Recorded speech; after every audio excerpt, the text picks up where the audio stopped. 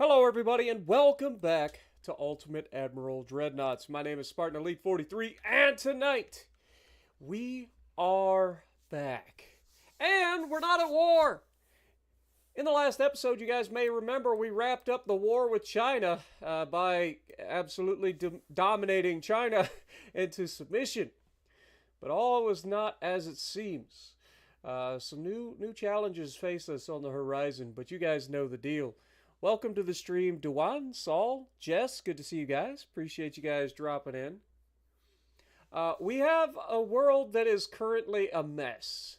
And some of that is our fault, but a lot of it isn't our fault. But we have a lot of work to do to get into it. But before we get started, you guys know the deal. I have put together a little bit of a recap that I'm going to read off for you guys. A little narrative for you guys. What up, Nathan, Jay, Windless, Hot Dog, Jordan, good to see you guys. Welcome. Let's get this party started, shall we? The cost of victory. Lessons learned in the battle for China. Admiral Spartan's victory over China was hard-earned and bittersweet. After months of intense battles and staggering casualties, the once mighty Chinese Empire fell before the relentless forces of the United States. The war had tested the limits of Spartan's resolve as well as the strength of his fleet. But amidst the celebrations and well-earned rest, a more somber thought lingered in Spartan's mind.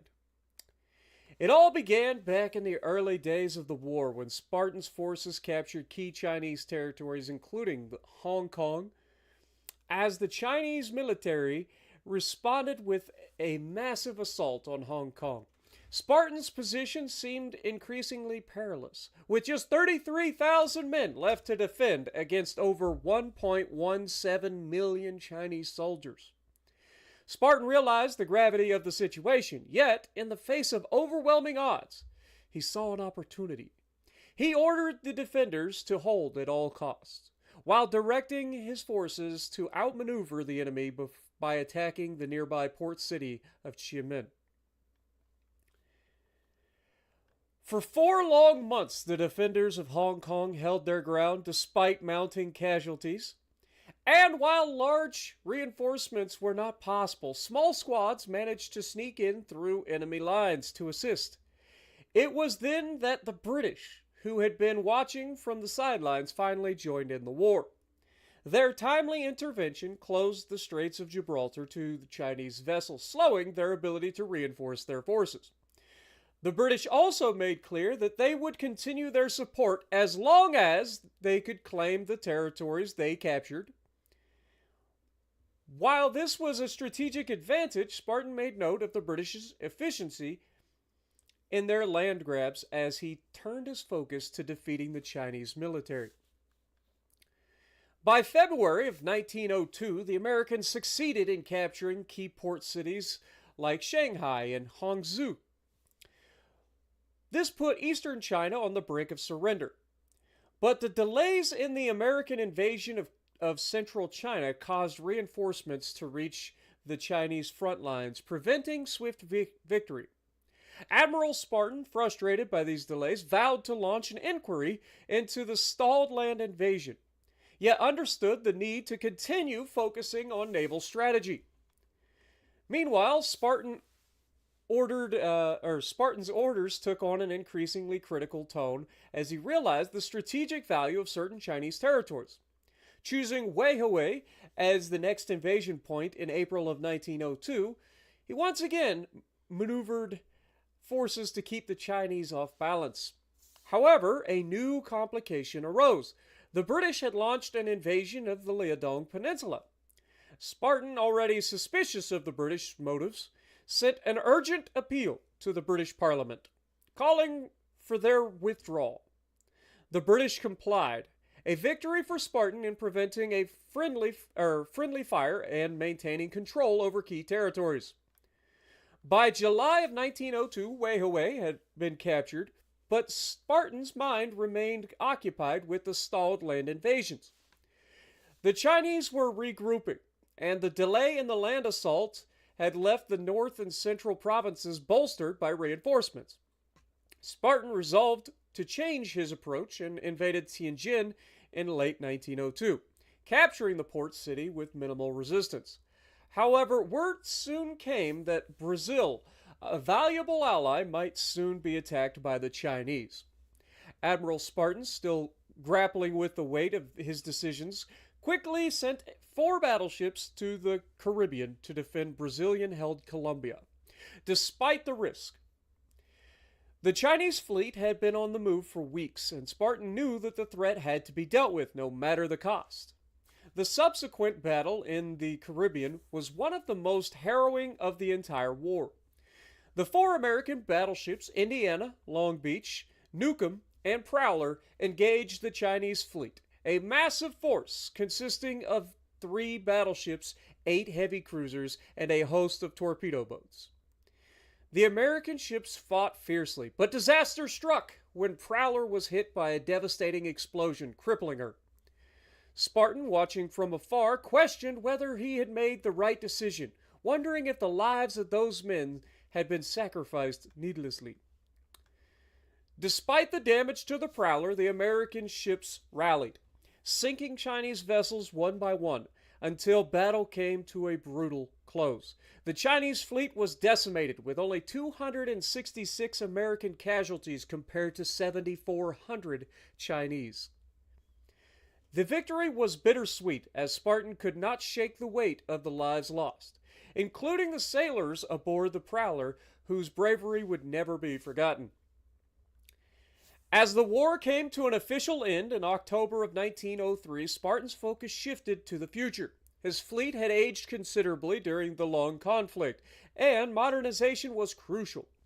However, there was another bitter truth Spartan would have to face. His failure to protect the transport fleets had delayed the invasion of central China. Without secure supply lines, reinforcement had not reached their destination on time, and the Chinese had taken advantage of the vulnerability. Spartan, haunted by the realization that his logistical failure had cost lives, and asked himself, how many men died because I didn't safeguard our convoys?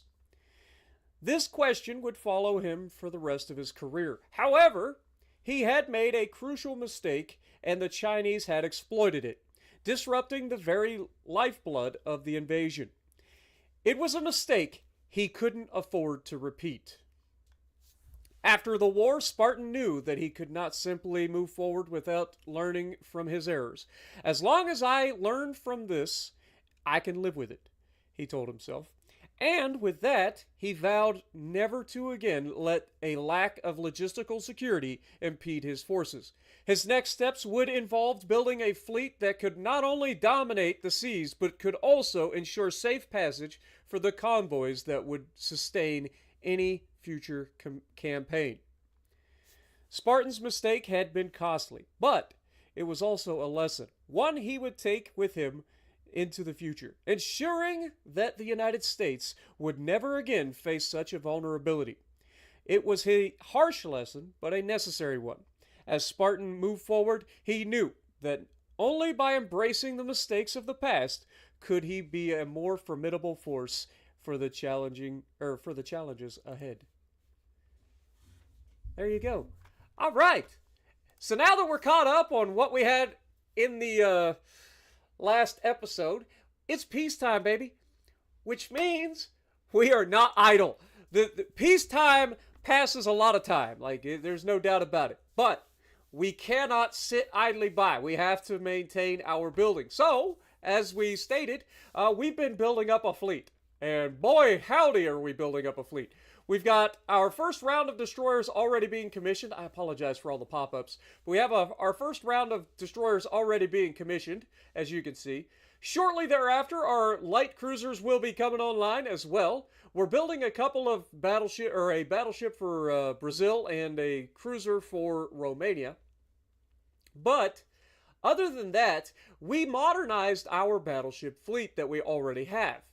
Now, these ships aren't going to be the best going forward, but they are going to be considerably better than they were. So that's going to be good for us. Meanwhile, we have our second batch of destroyers online, and they are heading out real soon. And you can see that we are setting these destroyers up in ports that are controlled by us so that we can protect our convoys going forward, because that is going to be crucial. One of the other things that we need to make sure that we do is that we have ships set up in strategic places around the globe so that we have a large force capable of reacting at any moment to any threat that decides to show its ugly face. We have lots of battleships, so we can have quite a bit of firepower in several different areas, including the Asian or Southeast Asia. So we're going to be over there. We have the west coast of the United States that we need to bolster. One of the ways that we've been kind of bolstering the west coast, though, is simply by reaching into Asia to combat threats there. We can kind of push everybody out of the west coast of the U.S. But we still have our work cut out for us, because we also faced some treachery in the last episode. And by treachery, I mean the British over here saying that they don't like the way that we are conducting business because we are too expansionist. Meanwhile, they had no problem joining in on our war as an ally so that they could take territory of their own.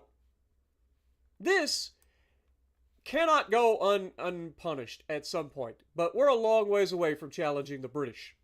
However, the French are a more immediate concern, because they stepped in with they're not even an ally, but they stepped in and stole territory right out from under our nose without doing anything to fight the Chinese. This cannot be left undone.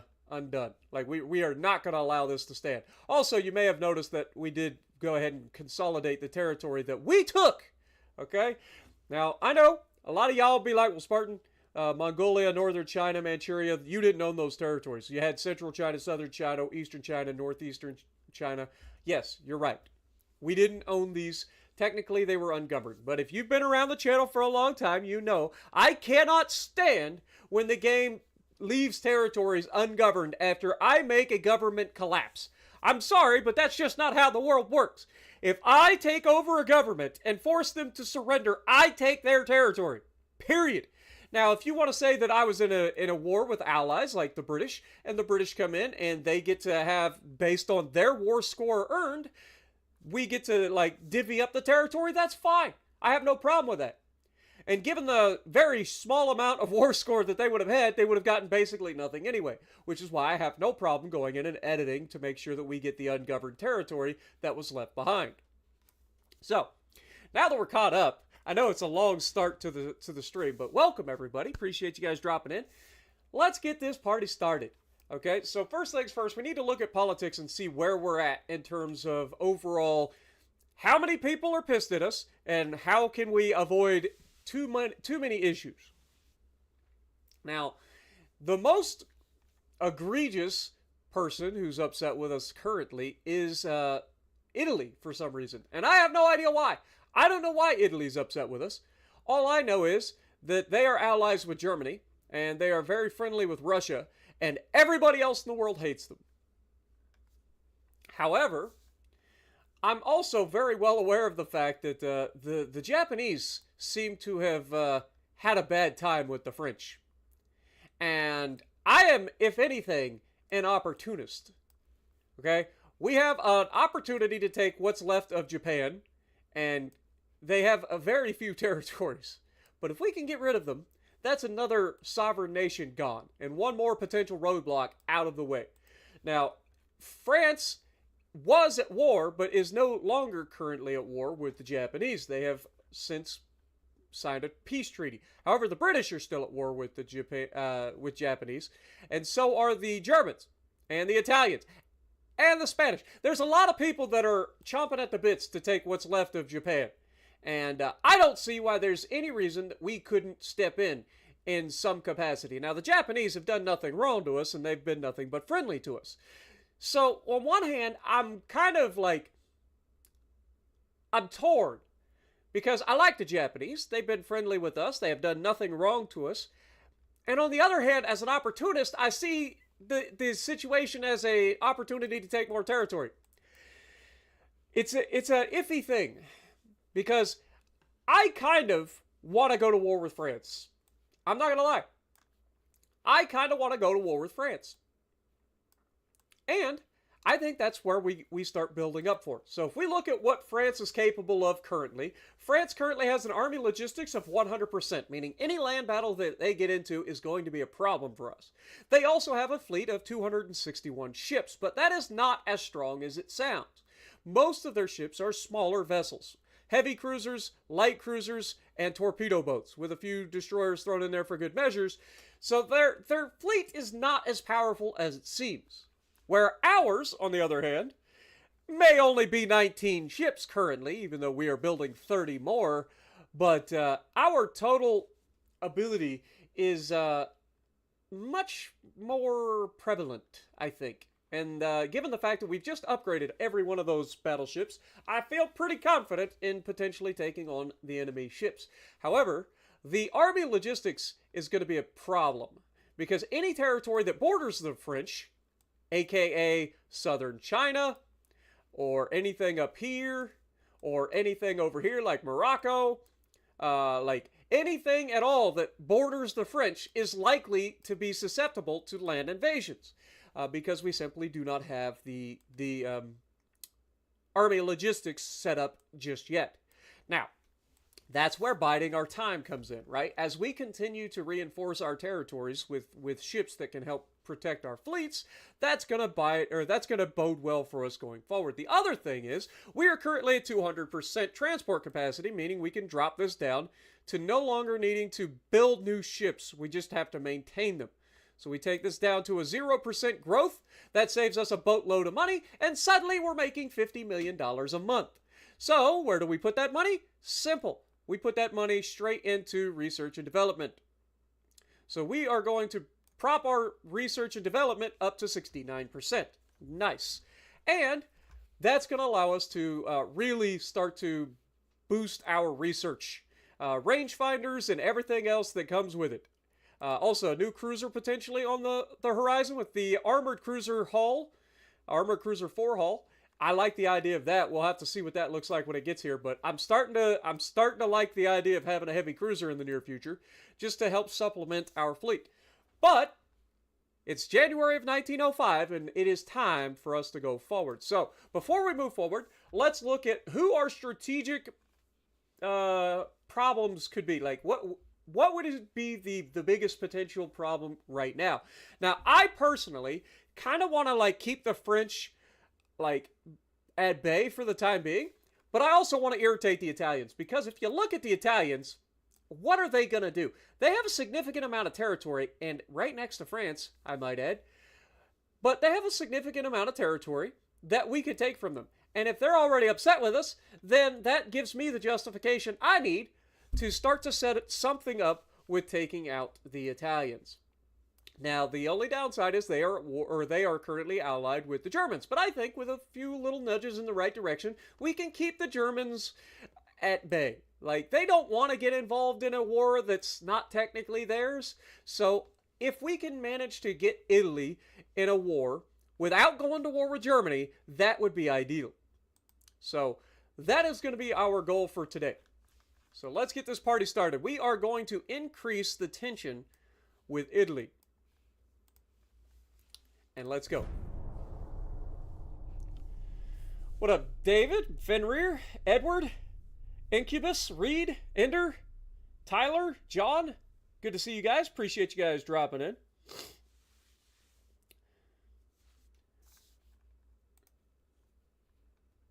All right, we officially have our 11,000-ton heavy cruiser. I want to take a look at that. Also, they would like to build a Dreadnought-class battleship. That is going to be a profit of only 59%. I feel like I could get a lot more money out of that. Especially considering how long it's going to take them. But I'll go ahead and give you this one, Brazil. You can have a Dreadnought, but you got to relax. Okay? Spain has taken territory again, so we're going to have to keep an eye on them. But I kind of want to look and see what the new cruiser or heavy cruiser 4 hull is, so that we can figure out whether or not we want to invest in a heavy cruiser. And now we're starting to get into my territory of the heavy cruiser hulls that I actually like. So yeah, I think now would be a potential time to go ahead and bring in a heavy cruiser. Now, we can build up to 11,000 tons, so that's what we're going to do. We'll go with maximum bulkheads. We can reduce the range a little bit to help change the cost a little bit. We will have forced or induced boilers. We're going to have the multiple expansion steam engine.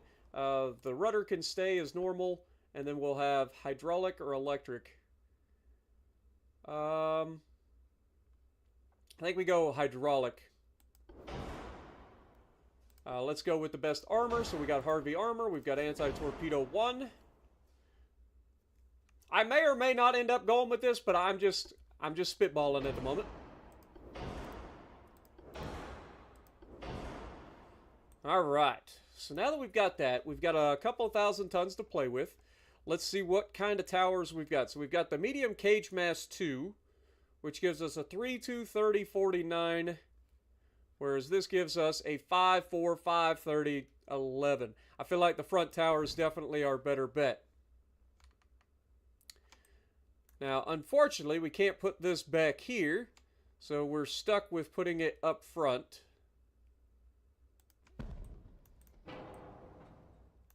So this is going to be another one of those awkward ones. We will go with the rear tower 5. Put that there. In terms of funnels, we should be able to get away with using standard funnels here.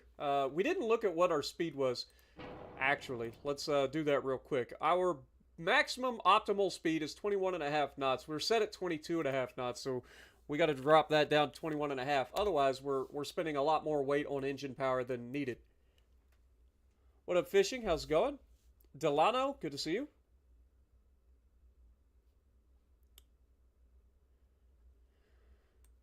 All right, so now that we've got that set up, how much are we looking at for one? So we would need four standard funnels if we wanted to go that route.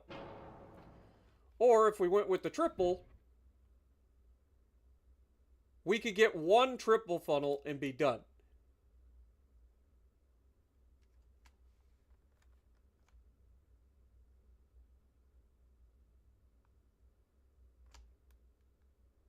Like, if we placed it further back, that would help with the 4-weight offset.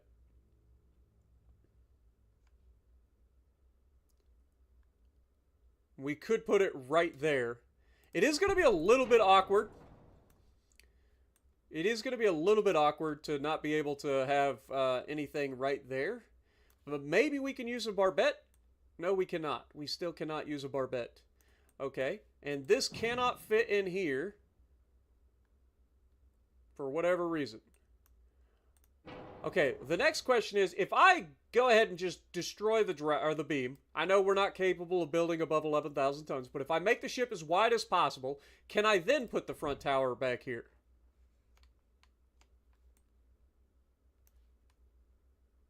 The answer is, unfortunately, no. Alright, well then, in that case, we go back to a regular beam of 0. Now, what we could do is we could drop the beam to make it a little bit more hydrodynamic, allowing it to cut through the water a little better. But that also affects its ability to take hits. So we would need a little bit more armor. But my thought process is, if we drop the beam, if we go like negative beam, that allows us to come up here and take this to 11,000. Again, allowing for a little bit longer ship that should be a little bit more able to cut through the water. I hate the fact that this is in the middle or in the back though. Like, I'm not gonna lie. You guys know I'm not a huge proponent. I like symmetry. I hate having like big open spaces like right in the middle of the ship especially.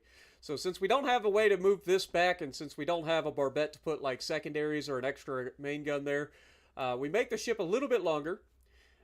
We can keep it at 21.5 knots to get the best speed that we can possibly get out of it. And then we can start to look at potentially setting up some guns. Now, what kind of guns should we go for on this thing? Let's go ahead and give ourselves stereoscopic 2 rangefinders. Give ourselves the best kind of rangefinders we can get for this thing. Main guns wise, like we've got the opportunity to put as small as a 6-inch gun on there, or as large of an 11-inch gun on there. Now, I like the idea of having something that's not battleship caliber guns, right? Like, so a 9-inch gun seems like the perfect size. And these are 9-inch Mark IIIs, by the way. We also have Mark III 10-inch guns. Okay, so this is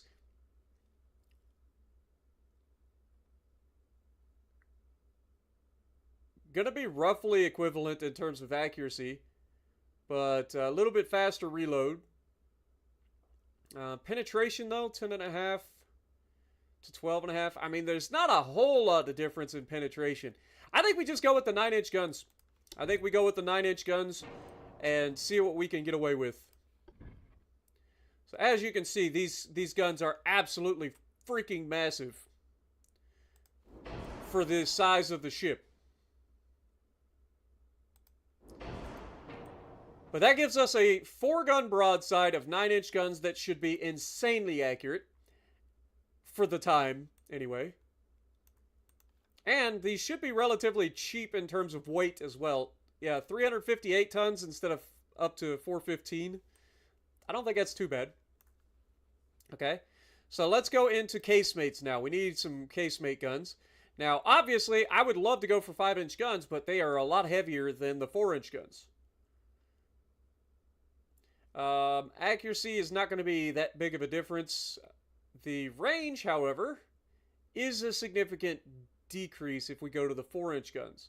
Now, these are 39s, these are 33s, so we could increase the barrel length if we wanted. Reload time of the 4-inch guns is 8.6. Reload time with these is 14.6, so not quite double the reload. Is it worth? See, penetration of HE and AP is 0.8 and 3.7 versus 0.5 and 2.5. So I think that the 5-inch guns is the better option. Just from penetration standpoint, we want these guns to hurt people. We're going to have a lot of them to make up the difference for the reload. You can see that is quite a few 5-inch guns. Let's go ahead and throw our Barbette 3 anti-flash protection in there. Make sure that we are as protected as we can possibly be. Now, these 9-inch guns are pretty heavy. We can drop the side plating down to 9 inches. That'll save a little bit of weight. Take the top armor down to 2 inches. And then take the barbette down to, let's go with 9 inches there as well. Casemates. I apologize if I'm not keeping up with you guys in the chat. What up, Mr. Monk? Gotta have the most marks on them guns. Yeah. All the marks. Lances, good to see you as well. Appreciate you dropping in. Ghost Knight. I appreciate everybody dropping in. I do apologize. When I get into the whole like building process, I tend to just start narrating instead of like watching chat, so I apologize. But you guys know the deal by now, I'm sure. In terms of casemates, we have 5-inch guns there with 8 inches of side armor on the casemates. I think that's probably a good strategy. Let's go with a 2-inch top armor though. And then the 9-inch gun caliber. I mean, these are already going to be long. 44 caliber guns. We could go with a 45 caliber gun, but I really don't want to increase the reload any further if we don't have to. So I think we just leave these as they are. I mean, we could absolutely go with a longer barrel. You know what? What does it go up to if we just max it out right now? It's only 7% longer barrels. It is going to take our reload up to 44.5 seconds. But we now have a 48 caliber gun that's capable of reaching out to 18.7 kilometers with high explosive and 18.2 kilometers with armor piercing.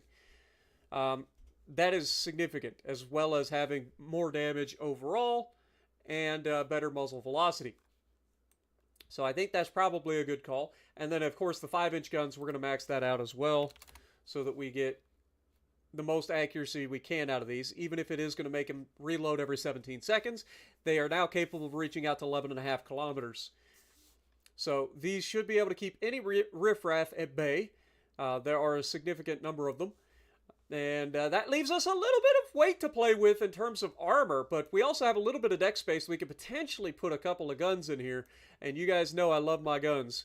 So do we go with some more 5-inch guns and have like a double barrel 5-inch gun on the top?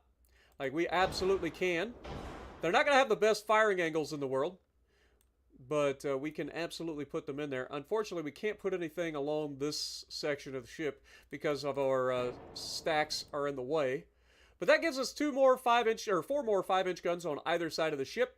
Again, these don't have the best firing angles on the planet, which is not ideal. Would I be better off? Like, this one's not as bad, but again, it can't turn this direction.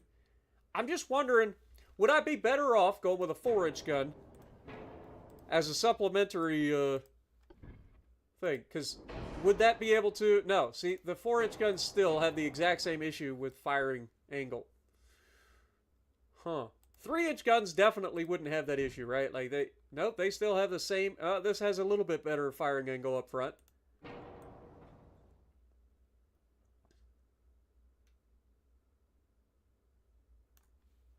What if we went back to having a wider ship? Let's go back to 0. Go back to have a wider ship. And then set this back to 11,000. Would that allow us to put those turrets in and have a better firing angle? Not really. The back is much better, but the front is still limited by the tower here. Maybe we can bump this forward a little bit, which would allow us to bump this forward a little bit. And then can we put the secondary there and have a better firing angle? Little bit, but it's still struggling. Is it because of the funnel there? No, like there's plenty of room here. Oh, it's this. It's the like lifeboat area that shouldn't exist anymore because there's no lifeboat there. Got it. So that's what's keeping us from going forward. It's not the tower itself, which is great because now I can bump this back. And I can pull this back. Good lord, I can't see. Put that there. Go with the 5-inch gun. Yeah. So we're not going to get any better firing angle out of that. We do get a little bit better firing angle back here. But again, I think these lifeboat cranes, or whatever you want to call them, are the limiting factor for our rotation. But that should give us a much better firing angle over the rear at least. So that's at least some good news. That also gives us 4 extra 5-inch guns on the ship, which should also keep the riffraff, which we know that we're going to be going up against, at bay. We still have a 102% engine efficiency, which is good. And we actually managed to get a little bit better weight somehow. Or no. We were at like 10,100. Now we're at like 11 or 10,700. So we did gain a little bit of weight in engine due to going back to a wider design. Interesting. Looks like the Omaha a little bit. I guess kind of. Not really. I could see why you would say that just because it's got guns everywhere. But yeah, I mean, Omaha is a light cruiser. First of all, this would be a heavy cruiser. But yeah, multi-stacks, guns sticking out every which way. I could see where you could come up with that. Plus, you have wing turrets here, which are secondaries. I get it. Okay, well, I think that's about as good as we're going to get in terms of armament. I think the next thing is protection, right? So let's figure out how we can protect this thing. I want to go with 2 inches of superstructure if we can. Now, obviously, our pitch and roll is not ideal in this situation. Let's go with 8-inch conning tower. That's fine. We could probably drop the conning tower armor back, to be honest. That'll save us a little bit of weight as well up high, which will help with the balance potentially. It's not a huge amount, but I want to have at least a 9-inch belt because we have a 9-inch main gun. So let's go with 9-inch main belt. Okay, we can't even do that. We are stuck at 7.5 inches. Okay, well, fair enough, I guess. 2-inch main deck, I think, is probably good. So if we can get 2 inches everywhere. Okay, we get away with that. And then, of course, our fore and aft belt we need to try to adjust as well. Now, we have a massive forward offset currently, which is not ideal, but it's not a problem at the moment, per se. So, I guess I'm sure we can't max this out, but like if we go to 3 inches on both of these, that gives us a forward offset of just under 15%. We could go with maxing out our Citadel armor, which is only 1.2 inches, but that is weight down here, so that helps offset this a little bit. We could drop the 5-inch turret armor down a little bit. We already adjusted these. Now, we didn't change this. Let's go ahead and change that to 7% as well. Okay. So now that we have all of that, we're 90 tons to play with, roughly. 89 tons to play with. And I think all of that has to go into belt armor, because we're going to be up close and personal more often than not, so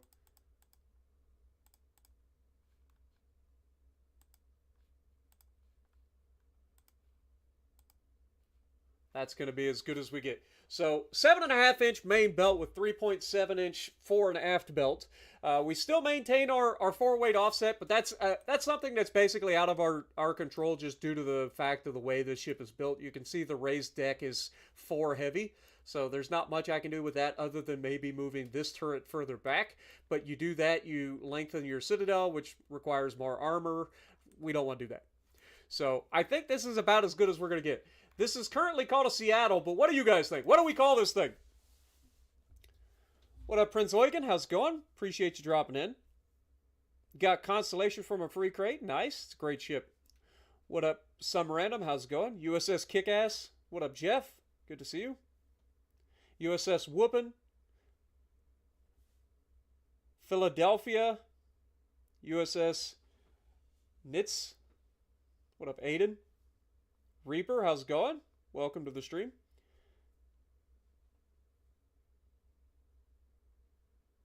The Ohio, the Whoop'em, the Macon. Ooh, instead of Macon, what about Mako? As in a shark. What about that? Like a Mako shark. I mean, a shark seems like a great, and the best part is we could, come up with different sharks for our heavy cruiser name. Maybe that's what we could do. Like, for our heavy cruisers, we come up with a naming convention of each class of heavy cruiser is a different shark, right?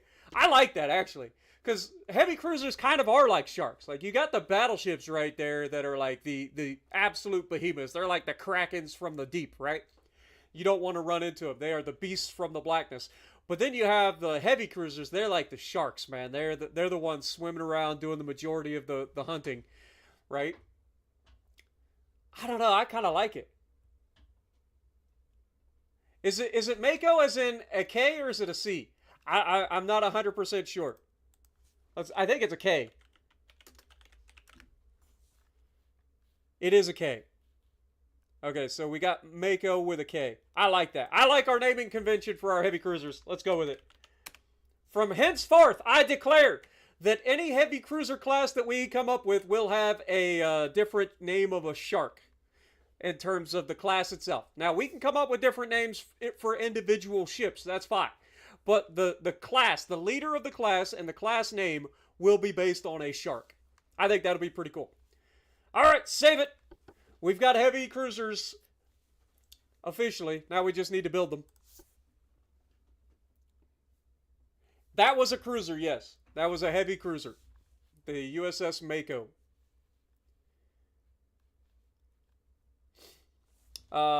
Displacement of only 11,000 tons. Or 10,999 tons. But it's going to take 14 months to build them. But overall, it should be a pretty good ship for us. Should be a good ship for us. They're going to cost $34 million to build. To put that into perspective, our oldest battleships that we currently have in our fleet is the Tortoise, and the Tortoise class is actually cheaper to build than our Mako, or actually almost as cheap to build as our Mako. So kind of funny there. All right, well, how much do we have in terms of... Okay, so we only have about 60,000 tons of build capacity currently. Is anything about to finish? We've got a couple of months until all these light cruisers come online, so that's good. Those will finish up pretty quickly, and then we'll be able to build even more of these. So that's perfect. Perfect! We'll be able to build a few of these. All right, how many tons did we say it was? 11,000? 11,000 tons apiece, give or take, with flaws. So we could build, what, 3 of them at a time? We've got just under 60,000, so we could potentially build 6 of these right now. We'll call it 5. Let's build 5 of them.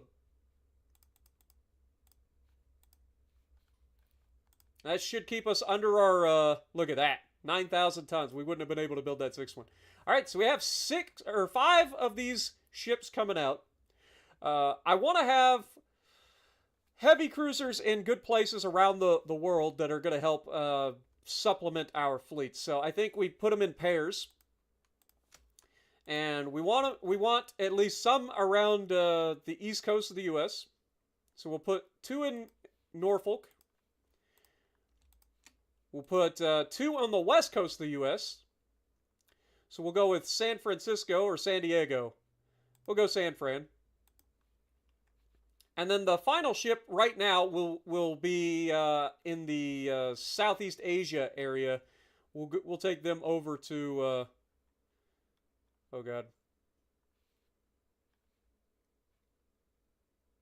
Let's put them in Xiamen, southern China. Seems like a good place for them. All right, and would anybody like to name one of the 4 battleships that are left? We've got the Mako already named, so we have 4 names available for heavy cruisers. Anybody want to take a name? What up, Alexis? How's it going? You feel like the Mako is a name for a Japanese boat? Why is that? It's a shark.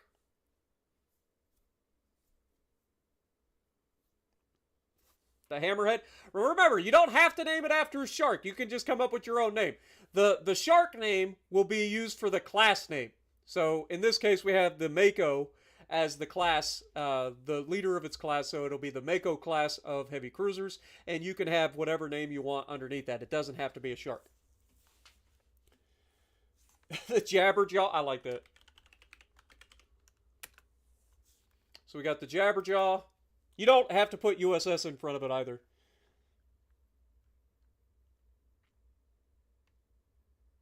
The Amazon, I got you.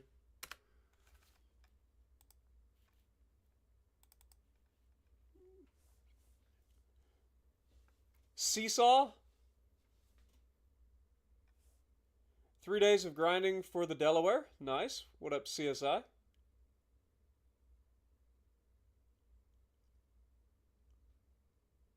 Scorpion.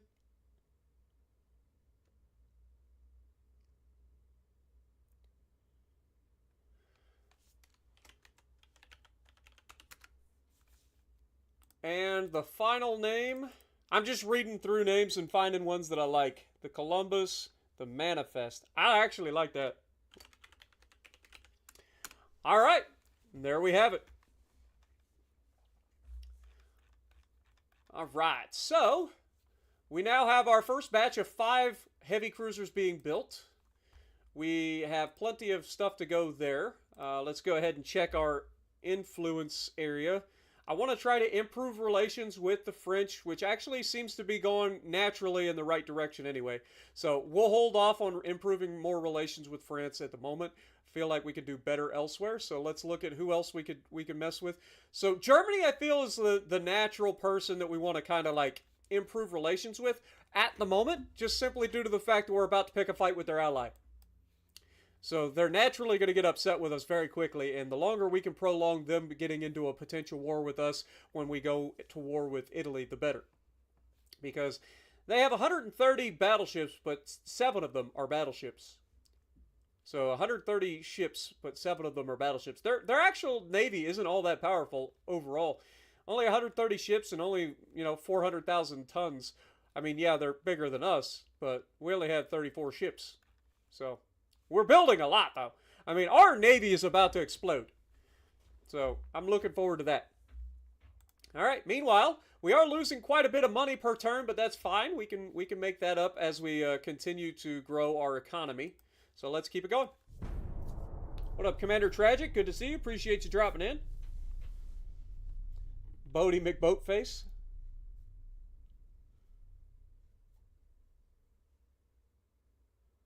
Yeah, we about to manifest our destiny. Exactly.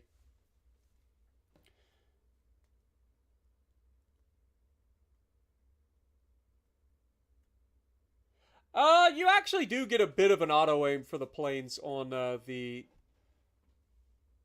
thing, unless you're talking about like PC version doesn't have the auto aim, in which case, yeah.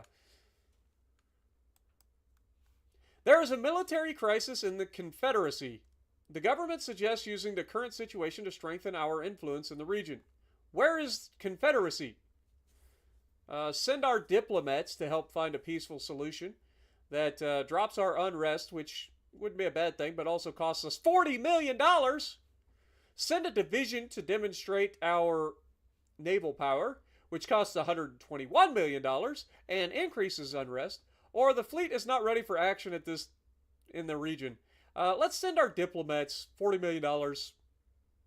Lowers unrest a little bit. Not that our unrest is a problem. We're only at 4, so it's not too bad. During a state dinner in the Soviet Union, there was a heated discussion between our ambassador and members of the Soviet Union's government. Shocker. The Prime Minister asks how we could best handle this embarrassing situation. I think our ambassador was trying to defend our country's rights. That decreases unrest and destroys relations with the Soviet Union by 5, which isn't too bad. Immediately recall the ambassador for consultation, which would essentially be like us putting our ambassador on the spot saying that they were in the wrong. Or apologize through diplomatic channels and provide some compensation. That is not going to happen. I think our ambassador is probably trying to defend our country rights. So we're gonna stand behind our ambassador. If the Soviets don't like it, what are they gonna do? They can't even stop the Germans. What are they gonna do with me? Anti-flooding 2 has been picked up. That's actually big, especially given the fact that we're going to be starting to have more and more torpedoes become a threat. Mine hunters are also becoming a thing. Okay. Okay, we didn't manage to improve relations with the Germans. That's fine. All we can do is try, but we're also going to continue putting pressure on the Italians because they wanted it. So we're going to increase tension with the Italians. We're at a minus 80 there. If we can get the Italians to break their alliance, or the Germans to break their alliance with the Italians beforehand, that would be amazing. That would be preferable, some would say. All right, so what is the next big thing that's coming online for us? We've got turret mechanisms. What do we got here? Small gun barrels. Okay, so don't really care about that, to be perfectly honest. Torpedo Protection 2 will be coming up in 18 months. Got some new boiler tech, but it's nothing new other than just better funnels. What do we got over here? Advanced propeller shafts. Okay, so that'll be a little bit better, more efficient propellers. We got, Anti-Submarine Early Theory 5 coming up. I believe there are 7 anti-submarines and 7 submarine experiments, so probably ought to get on that relatively soon as well. Yeah, we still don't have submarines yet, so that's good. We don't have to worry about them yet, but they're starting to become a potential problem over the next 5 to 10 years, I think, is when they start coming in. So something to consider. Let's keep it going. You enjoyed the Italian playthrough? I'm glad you enjoyed.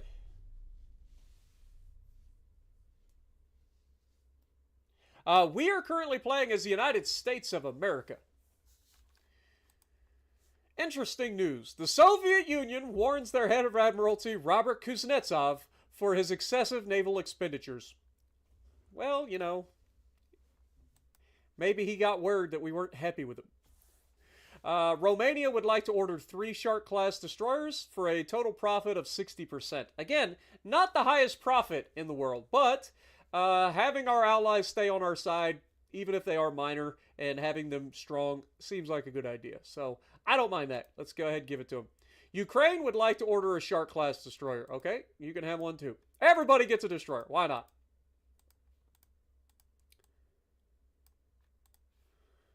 All right, in the meantime, we're still losing $24 million a month, so we're going to have to keep that in mind. Research-wise, I don't think anything new's come up. It's just the same stuff we just talked about, so we're good there.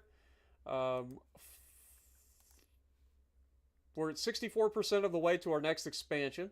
We currently have a shipbuilding capacity of 200,000, and we have a little bit of room there. So let's go ahead and come up with our next... Okay, what did we say about 50,000? Not quite 50,000, so yeah.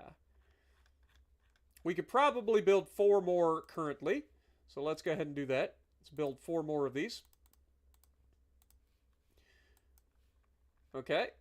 If anybody would like to name another heavy cruiser, we'll go ahead and bring these out. One of these has to go towards being at Xiamen with the other one. And then I'm probably going to put 2 of these. Let's go Bangkok. Probably be a good place. Where's Bangkok? Hello?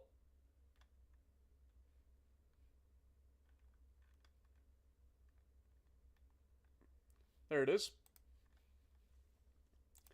2 of them at Bangkok. And then the last one should be at... probably have somebody in the Caroline Islands, I would imagine. Let's go Palilu. Seems like a good idea. Just trying to shore up our territorial waters as best we can anyway. Alright, so let's see what you guys got. We got the McQueen. Alright, I'm just going to go by the stuff that I see first. We've got McQueen and Micmac. Why is everything Mick? The Bend Over? Really?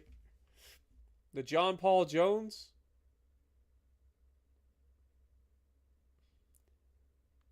You know what? I'll give you Bend Over. How about that? Gotta have at least one meme name in here somewheres. Spearhead.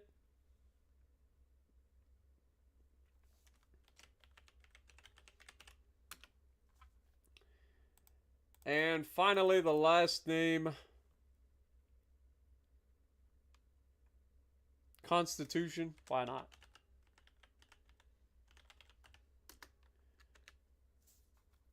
There we go. All right. So that's going to have us up to, what, 9 of them total once they're all built. The destroyers that are currently being built will be finished in 4 months. So that'll free up a little bit more room. Our battleships that are currently being built somewheres. Yep, we've got these guys currently being built. We got 2 of them currently, both in Norfolk. So remind me to try to get some more of these guys getting built in the near future. We got 8 months until these guys come online. Then we've got to try to get some more battleships printing. We are losing $34 million per month, so we are going to have to drop our finances back just a teeny bit. I want to try to keep that expenditures within reason. I'm hoping that we can get our finances up. The other thing I want to look at is under politics.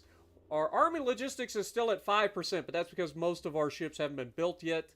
But we are starting to get there. 15 destroyers are officially out, so that's good.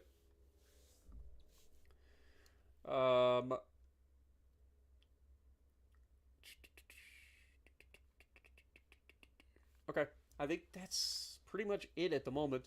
We currently have a GDP of $149 billion, which should be up there in terms of the best in the world. There's only France and Britain above us currently. So we're going to quickly pass everybody. Italy is the next one in line after us. So, yep. Trying to get that under control would probably be a good thing. Politics, let's keep trying to poke the Italians. I cannot. So, Germans, let's try to improve relations with them. Again, the reason we're doing that is just because we plan on getting into a fight with the Italians, and being able to not go to war with the Italians and the Germans would be a good idea.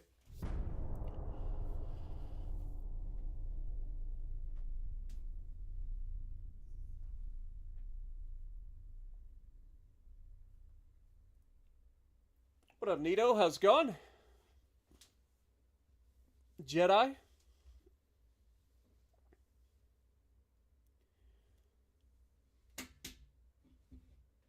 And don't forget, if you guys don't get your names taken this time, just stick around. There's a good chance that by the next time that you'll get something taken.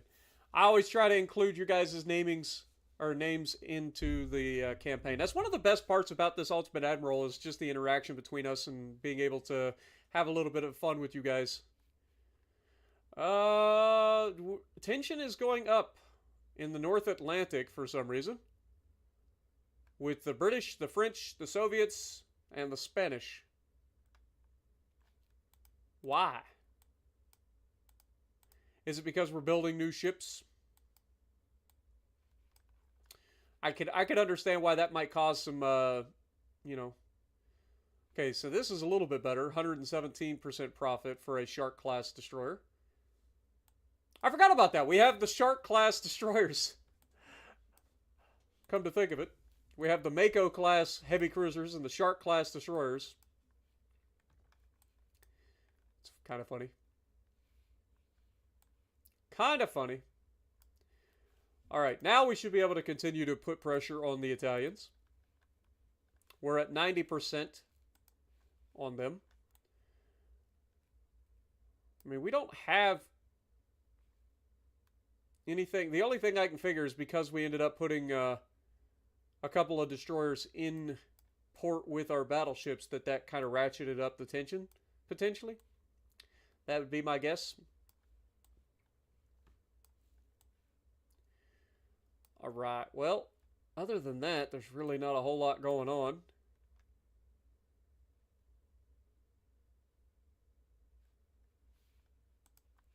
We're at 68% on building our next shipbuilding, or shipyard. We are losing only $2.3 million per month. And we're up to a 7% bonus to Army logistics. We need to get that up as much as possible. All right. Keep it rolling. All right, Monk. Appreciate you, man. Have a good night. Glad you enjoy, man.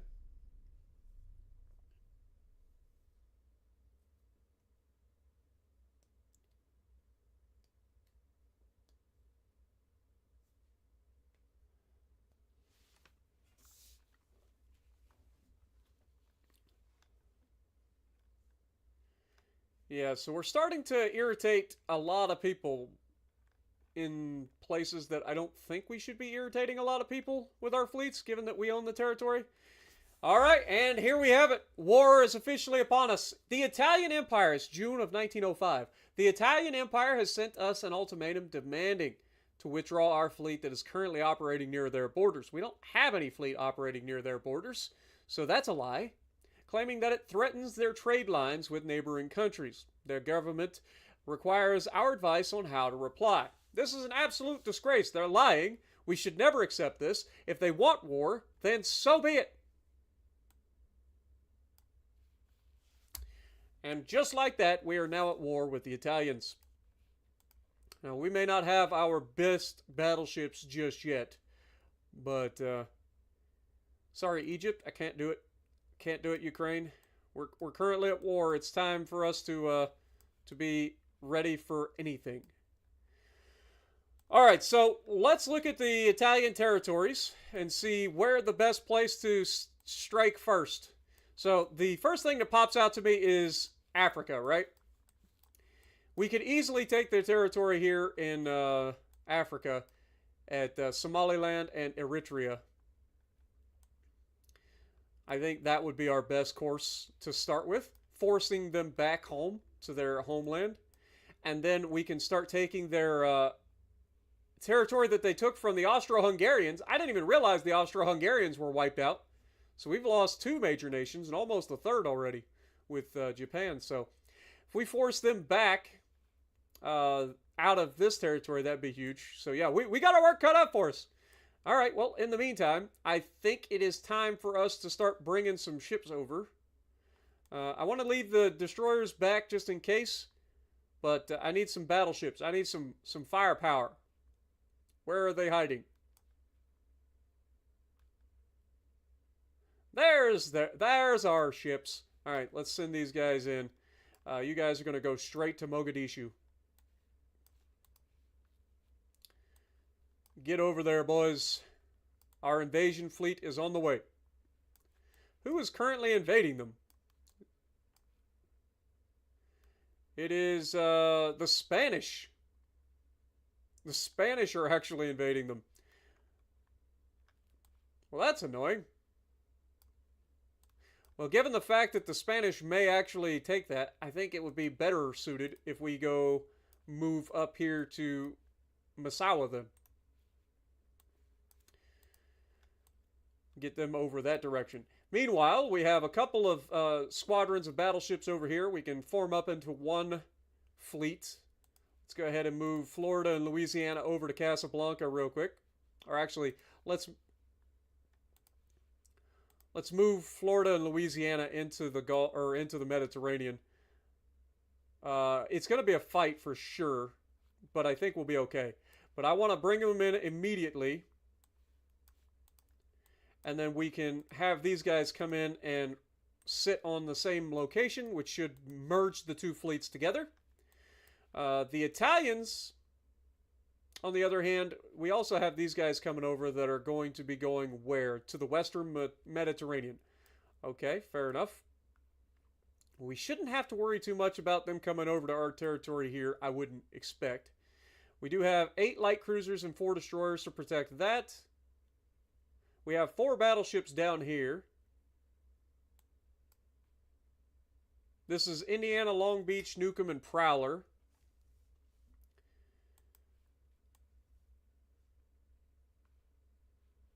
I think it would be best for us to go ahead and start moving these guys over. At least to have them nearby in the North Atlantic. So that we keep our power here. So that these guys aren't just obliterating our transports over here. But once we get into their territory, they're going to start pulling everything back. And when they do that, we should be able to systematically annihilate them. That's our goal. That is our goal. But they don't own any other territories. It's just a little bit of territory here in Africa. And then they own all of the Austro-Hungarian Empire and their own territory. So shouldn't be that bad to take them down, in theory. But now we need to start looking at the stuff that we're up against. And that is that the Germans do not like us. And they are currently an ally of the Italians. So I'm going to continue to try to butter up the Germans just to keep them out of the war. If we can just stop the Germans from joining the war, I like our odds a lot more. I like our odds a lot more.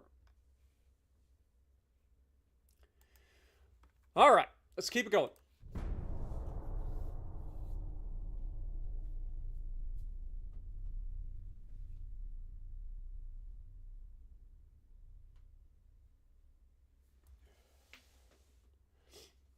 What do I think of Jinan? I don't think anything yet. Once I get my hands on it, I'll know more. I mean, the Pan-Asian cruisers aren't anything new. So, the idea that that thing can drop 40 torpedoes with the reload booster is kind of crazy.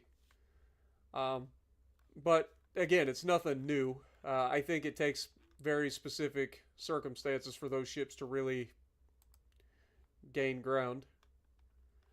They're very easy to counter a lot of the times. Egypt would like, no, sorry Egypt, I can't.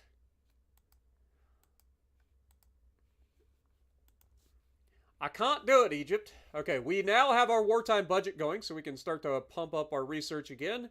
Let's also increase our crew budgets. We're also going to need to increase this.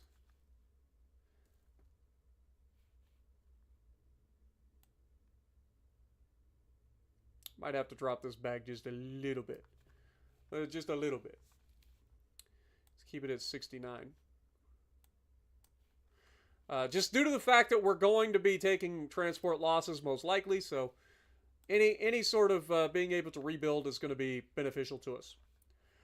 We do have a whole bunch of new destroyers on their way. We have our heavy cruisers that will be coming out shortly after, about 10 months. And then, of course, our battleships, our brand new dreadnoughts, will be coming to Norfolk in 5 months. So that'll be big for us. Get those first dreadnoughts into battle. But I would assume that the Italians are going to take the opportunity before we can consolidate our power to come against them. They're going to try to attack back. That would be my guess. That would be the smart thing for them.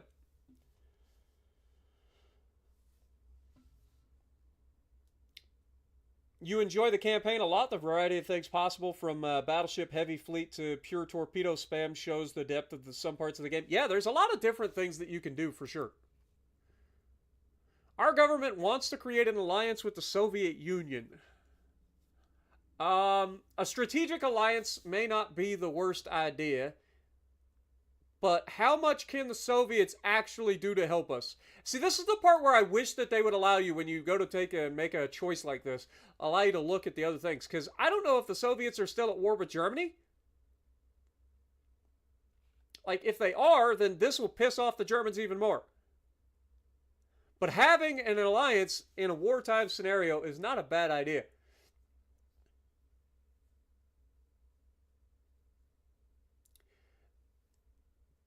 You know what?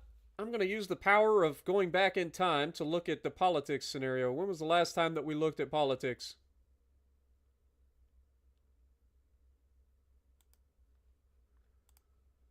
I need to look at the USSR. I apologize if you guys are hearing this. I hope you ain't. Come on, scroll down, Spartan. Crap.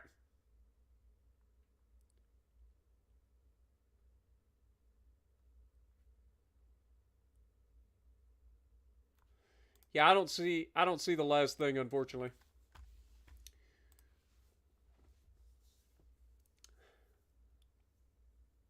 Yeah, the Soviets do share a land border with them. You're not wrong.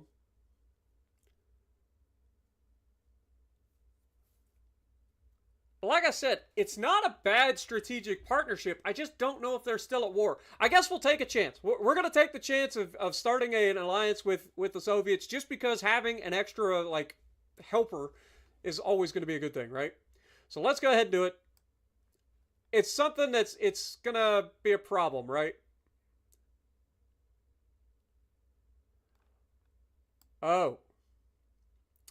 So the Soviet Union understands the problems of the United States, but if they do not have the money to support their Navy, how can they be valuable to us? We should not accept. Is that really how you feel, Russia? This wasn't about money.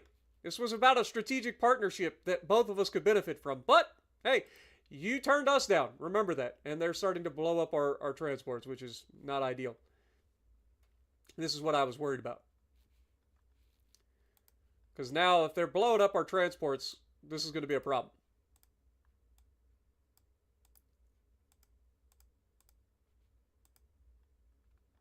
The Korean Empire's new leader was found to support armed terrorists. I mean, we need at least 55,000 total tonnage. God darn it, man. Why doesn't this stuff ever pop up when we're at peace? I would have loved to have done this while we were at peace. But right now, I just moved all my guys out of there, and it's not a thing. We're going to have to say no. Dude, we just moved everything. Wait, these motherfuckers are attacking us? Are you on crack? North Korea, I'm going to whoop your ass. Oh, you asking for trouble. I should have accepted. I'll turn these boats around. But I already have orders for these guys to come down here. I'm not even that far away either. I could have easily gotten back. Okay, well, it appears that the Italians did lose to the Spanish there. We're moving over to Misawa still. How much longer is this going to take? 5 months. 5 more months to get these guys over here. This is the problem with early model ships, man. They take so long to move. Oh, and this is going to be a problem. These little turd waffles are going to move through and just start obliterating our transports again. We know how this begins, right?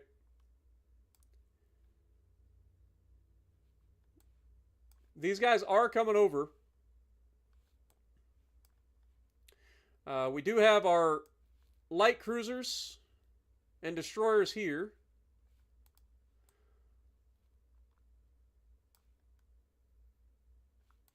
Shoot. We're not going to have a choice. We're going to have to send these guys down here. And these guys are going to have to be backtracked. We got to defend our territories down here in the Caribbean. Let's get down here, try to beat these guys here if we can. These guys are just going to have to bide our time for the time being. Come back out here, defend our territorial waters. Wait, what? Did they just shut the freaking Straits of Gibraltar to us? Or is it because there's a freaking fleet here? There's an Italian fleet there. You know what? Here's what I say to your fleet. Okay, they did not shut the Straits of Gibraltar. I was going to say, the British are really testing my patience. No, there's a fleet right here. We're going to engage this fleet directly. If we can.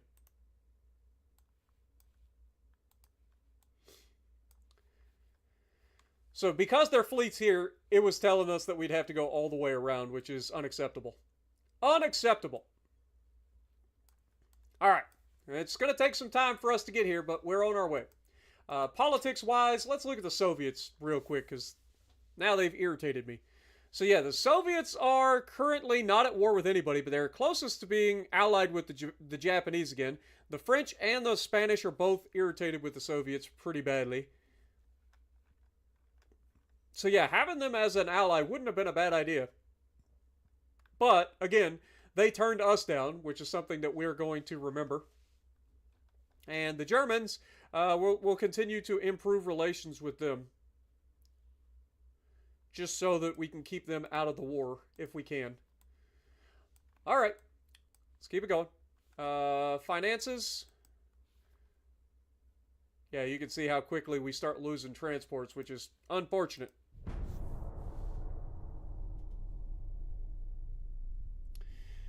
Also, don't forget, if you guys do enjoy the video, or if you enjoy the stream, punch that like button for me. Helps the channel out a ton. I appreciate you guys. What up, Uncle Breda?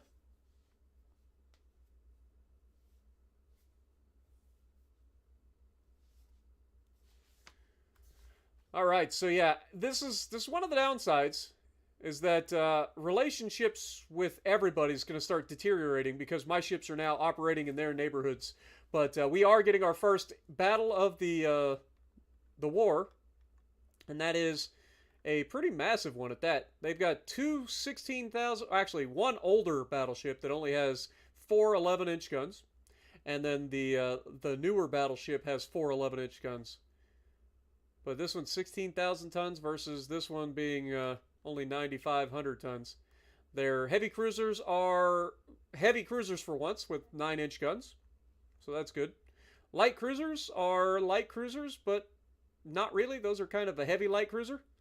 Okay, and then destroyers, I mean, you'd expect, they all have torpedoes, right? Yeah, everybody's got torpedoes. They actually have mines and stuff too.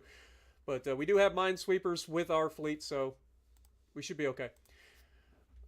Initially, we're going to send our destroyers away because I don't want them damaged.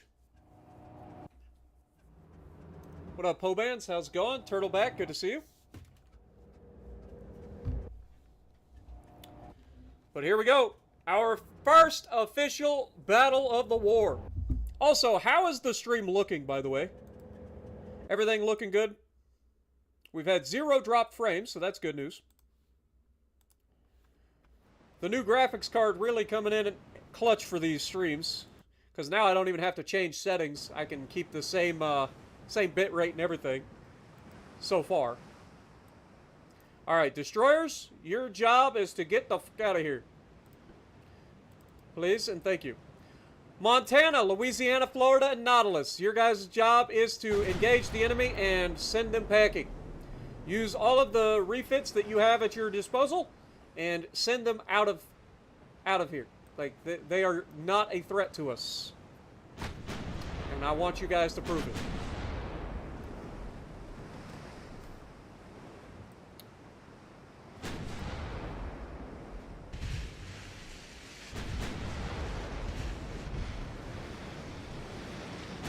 Look at the new upgraded guns. Gotta love it. Mark IIIs. These are our glorified heavy cruisers, by the way. Don't forget. So we don't have the biggest guns in the world. But these are Mark III guns, which should be more than capable of dealing with most of the threats that we come up against.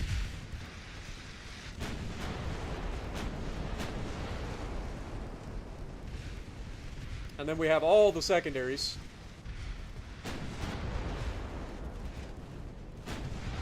Now, one of the things I want to do is go ahead and pause real quick. I want to look at the torpedo ranges of these ships. So, torpedo range of 0.9 kilometers on the light cruisers and 1.2 kilometers on their destroyers. So, that's good to know.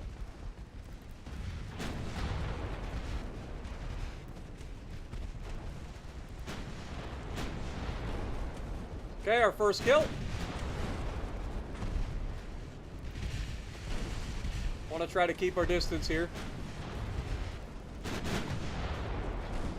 There we go. Big hits.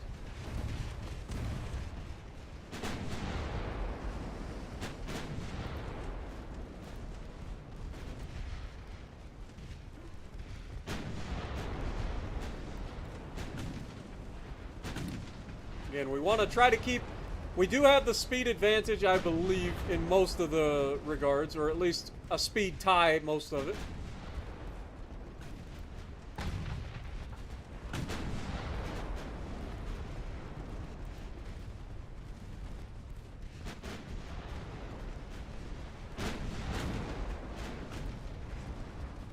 Huge hits.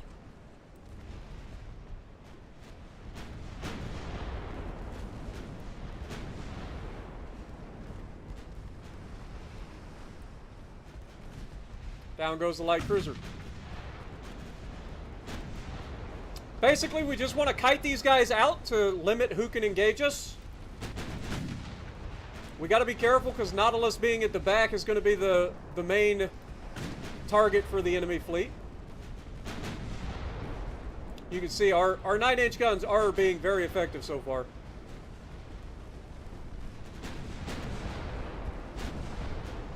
Which is a big relief, because prior we struggled.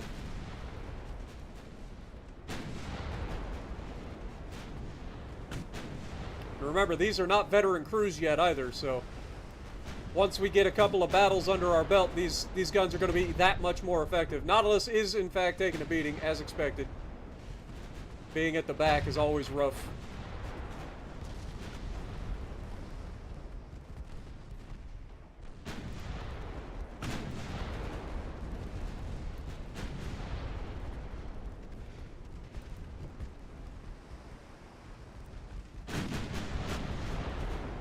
Massive hits and torpedo detonations.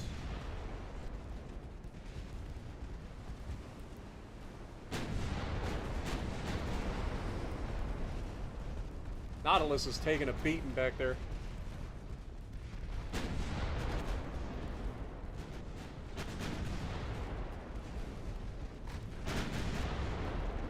The sooner we can get rid of these heavy cruisers, the better I'll feel about it. Because the lighter stuff isn't going to be a problem. The battleships could be a potential problem, but I think with the concentrated firepower we'll be fine. But right now, these heavy cruisers, because they have so many of them, at this range, Nautilus is just getting torn up. Alright, let's go ahead and detach Nautilus while we can. I want you to turn away.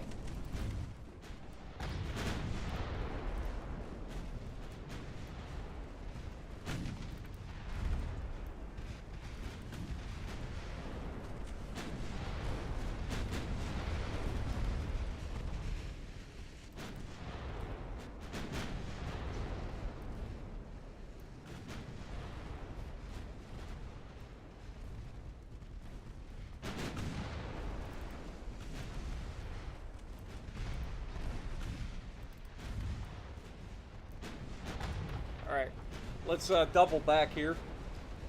Try to re-engage with these guys. Give Nautilus a little bit of a break.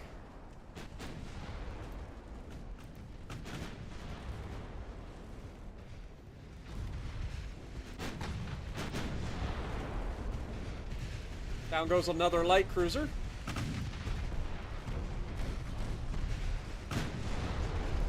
Montana is putting himself in some danger here, but it's necessary.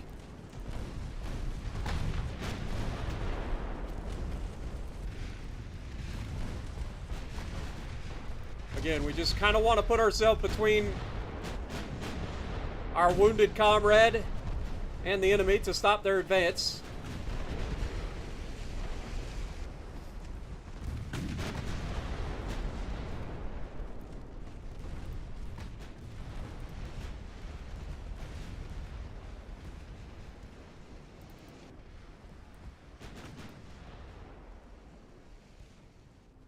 Alright, now we should be able to have you go ahead and follow again.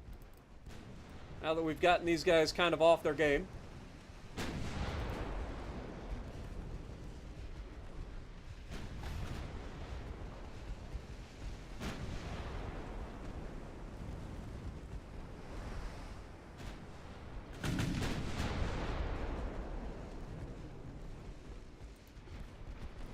I'm worried about the amount of ammo that we have. I don't think we have enough ammo to kill everything, especially the battleships after we take on all these cruisers. I could be wrong though if they manage to get some good ones. Oh, we got a Spartan space program. A couple more of those and we won't have a problem with ammo.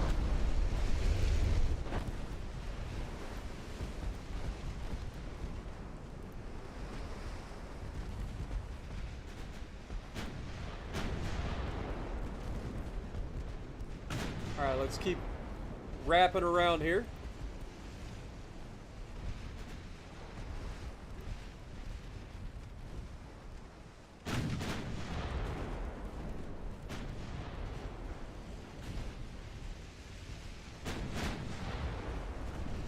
Another good flood. This should be the end of that heavy cruiser, you'd think.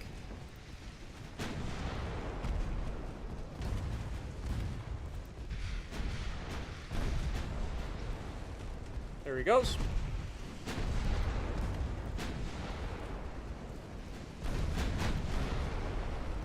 Big hit.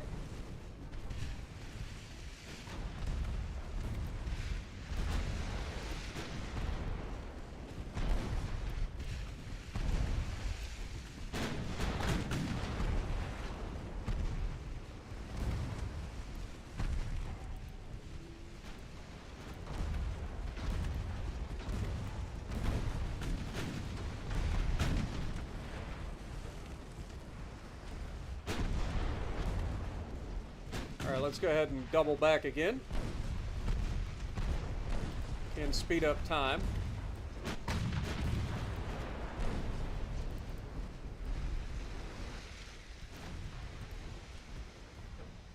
Have Nautilus go ahead and start his turn. Another heavy cruiser goes down.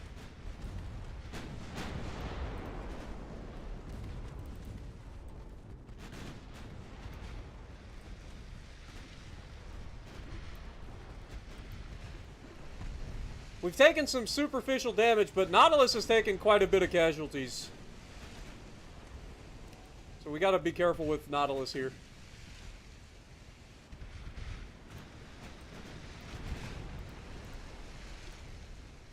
As a matter of fact, I might just have Nautilus sail off into the distance for now. How's everybody else looking in terms of crew losses? Everybody else is fine. Good. Down goes another heavy cruiser.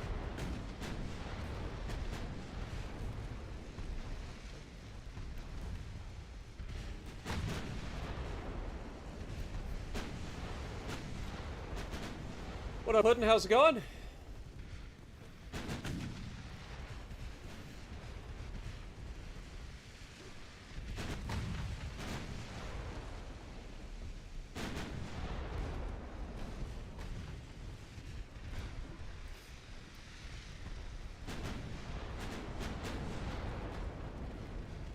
Got a flood. That is a very significant flood. Hopefully that's the end of that guy. Beautiful. Massive hit, torpedo detonation, and the end of another heavy cruiser. Beautiful. Absolutely beautiful.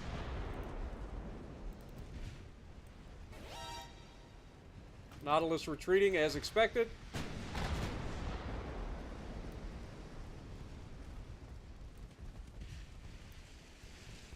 Got a huge hit and a flood on the backside. Ruggiero.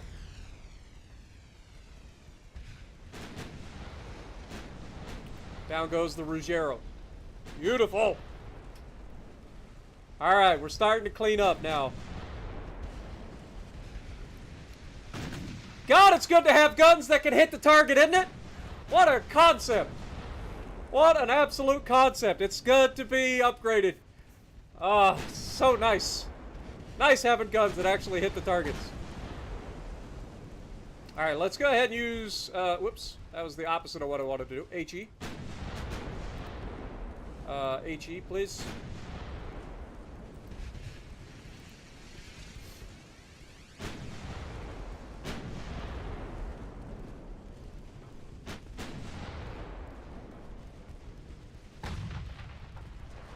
Actually, let's go ahead and turn the main guns off. We're going to need those shells for the battleships.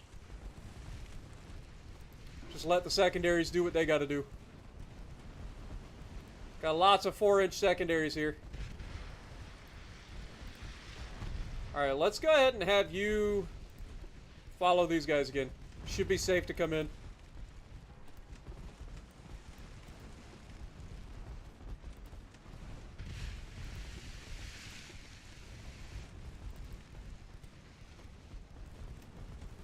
Our secondaries should have no trouble dealing with this riffraff here. I mean, that is what they're for. I want to save our main guns so that we have plenty of ammunition for the battleships.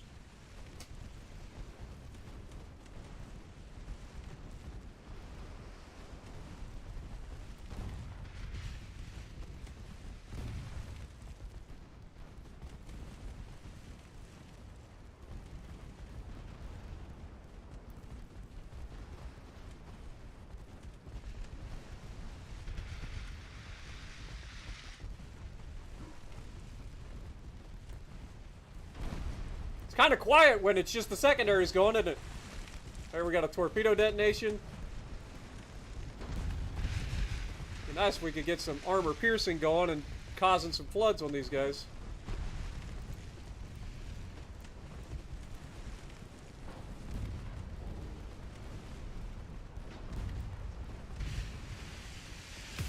Yo, Golden coming in with the 10 euros. Name the next battleship class after you. Well, I appreciate it, but it might be a little bit before we name a new battleship class. Much appreciated.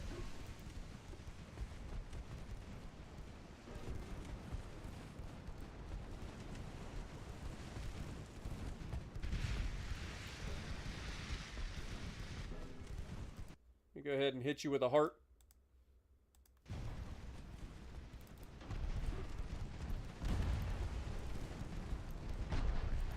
Alright, now as we pull broadside, we should be unleashing all holy hell with the secondaries on everything that's over here.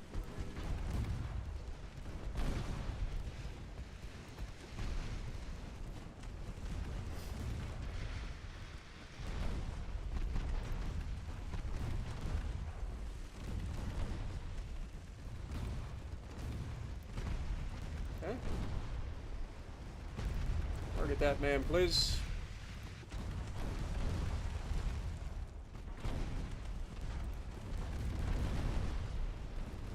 Taking quite a bit of damage here, but most of it's superficial.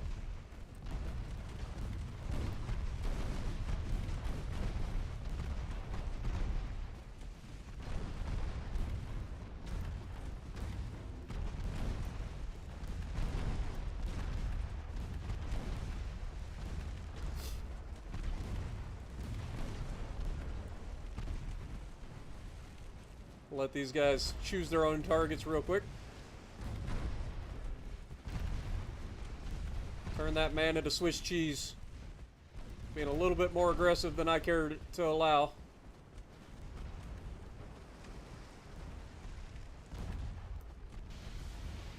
There we go. Love to see torpedo detonations, I ain't gonna lie. It's my favorite thing in the world when these little turd waffles have their torpedoes exploding.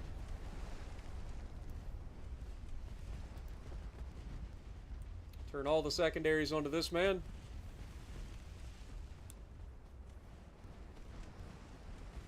He's very close to being able to launch torps. I don't like that.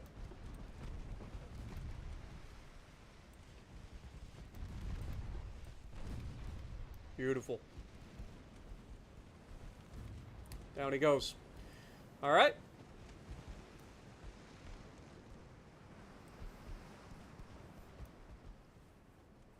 Getting low on ammo, but we still have a lot of 4-inch guns, so we should still be fine. Let's go ahead and speed up time. I think the enemy's trying to retreat. They are now firing at our battleship, buddy. So we're going to, once again, get back into position to put ourselves between the bad guys and him. And we'll kill anybody that gets in our way.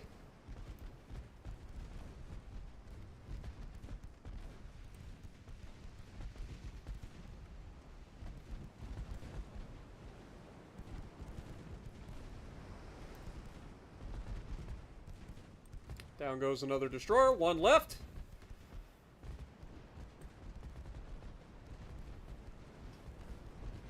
Shouldn't take too long to get rid of.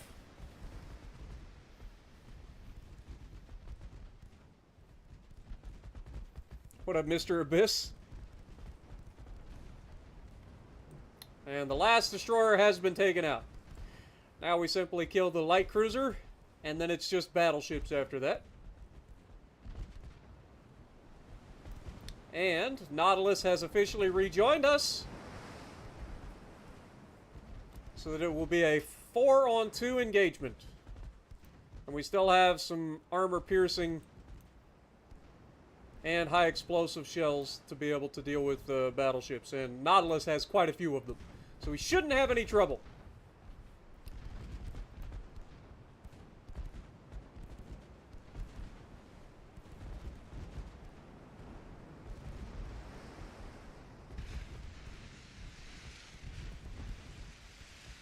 I want to close the distance a little bit more.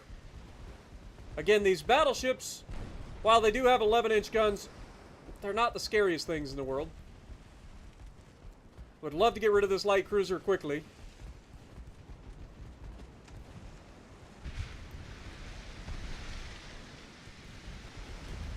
We're almost in range to start using the main guns on... Alright, I think it's time. Let's go ahead and unleash...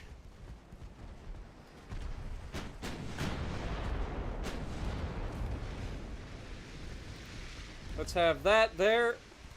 Secondaries can fire at the light cruiser.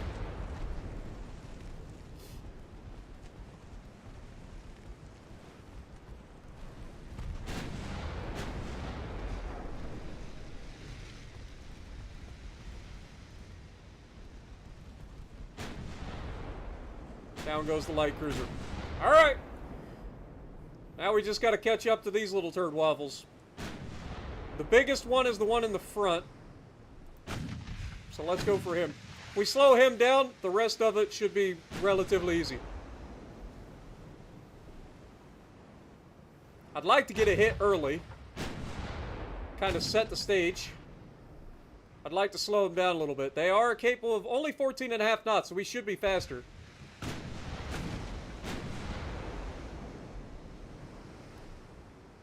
We only got a 6% chance. You know what? Let's hold for now. Hold fire. Let's get within secondary range of these guys. Our secondaries are capable of reaching out to 10.8 kilometers, so it won't be too long we'll be in range. Let's go ahead and try to close a little bit quicker. Currently capable of closing about at a rate of 3 knots. Nautilus falls behind a little bit, but not too badly. How much AP do they have left? They have no HE left, and they have 94 AP shells left. The other one has 124 AP and 72 rounds of HE. Okay, the 4-inch guns are officially starting to fire. Oh my god, Whiskey Creek! What up, my dude? Coming in, dropping a $10 bomb with 10 gifted. Thank you so much, man. Why are they running? Uncle Breda, if you were part of a massive fleet and you just watched that entire fleet get yeeted into oblivion, would you want to fight when there was only 2 of you left?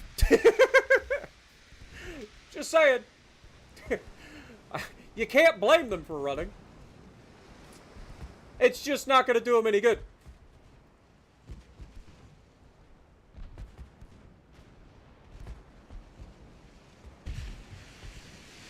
All right, we're at 8.8 from the rear guy, 9.3 from the front guy.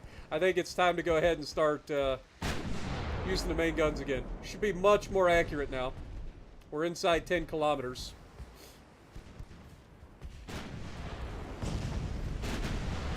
Okay, we just took a 9.8-inch hit. But secondaries are starting fires, which is what we wanted.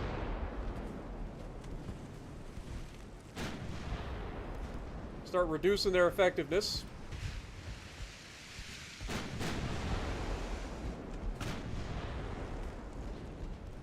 Getting some damage with the HE from the mains.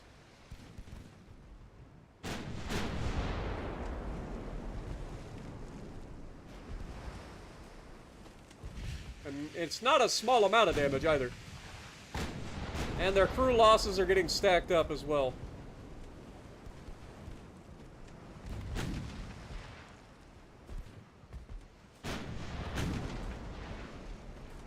You can see as we land more and more hits, it's just going to get worse for them.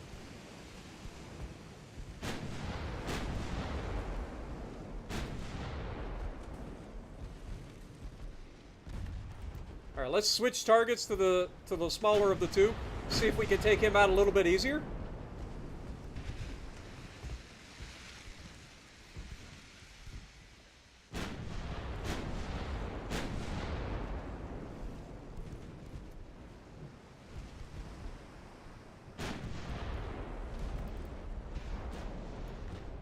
What the heck is this guy doing?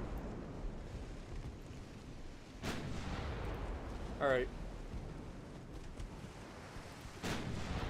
Armor piercing.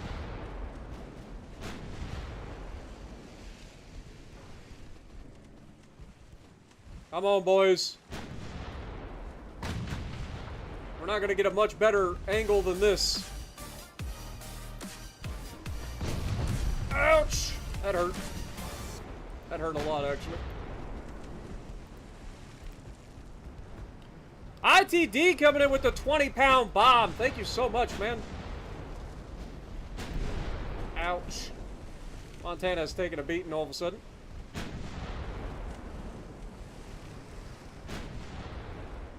Turn out we have taken a little bit of damage. Commander has been wounded. Got some flooding with the secondaries. That's big.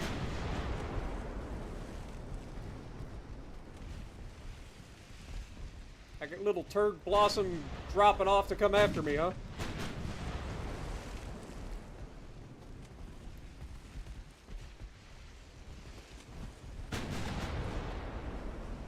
He has lost a significant portion of his crew, so he's not going to be as effective. Alright. And I don't even know if he's capable of firing back at us at the moment. Seems to be struggling. But he has taken a lot of hits from a lot of different angles now.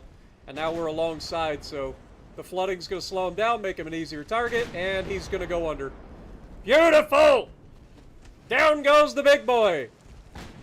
And then there was one.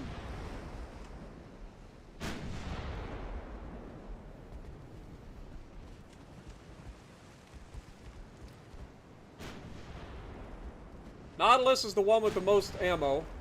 The rest of us are a little bit lacking in ammo. But if we can get a couple of decent hits on this guy at range, we could slow him down.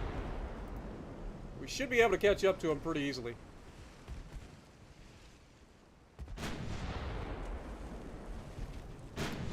But thank you so much, ITG. Appreciate you, man.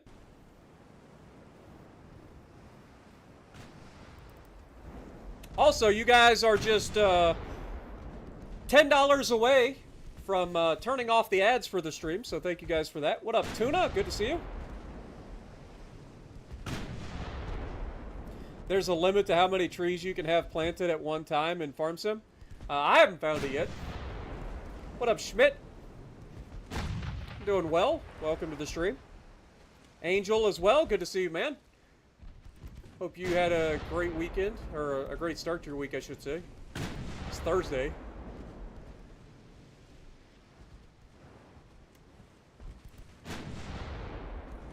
would be nice if we could get a little bit more speed out of Nautilus, but I don't think that's going to happen. Getting very low on ammo for the main guns, which is mildly concerning. But once we get close enough, our secondary should be able to do enough. Yo, Rambo coming in, dropping the $10 bomb to say, get rid of the ads. Thank you so much, man. All right, ads are officially gone for the rest of the stream. Thank you guys so much.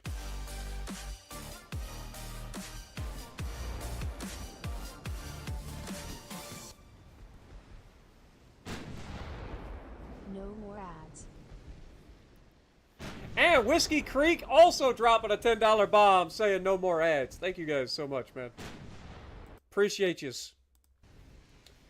You guys are always so generous, man. Thank you guys so much. But I hope you guys are enjoying the stream so far. We're having a good time. As always, enforcing the will upon the enemy. Limiting the amount of damage that we have taken. Doing what we gotta do. Actually, what we could do is go ahead and grab Louisiana and detach. Grab Florida. Detach Florida. Florida should join Louisiana. Let them take the lead. Montana can maintain course, and Nautilus can join Montana. You guys will be the second line of defense. But this will allow us to close the distance a little bit quicker.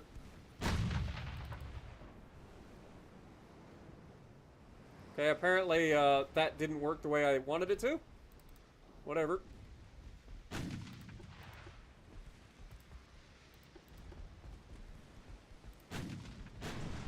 There we go. There's a good hit for a flood. And we have a crash. Montana has decided to run right into the bow of Florida.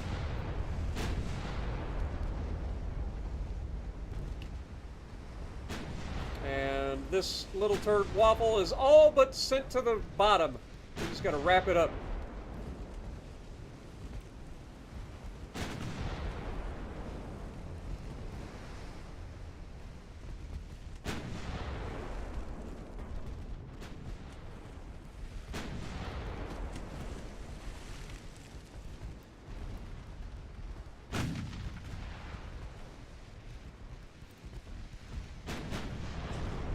There we go.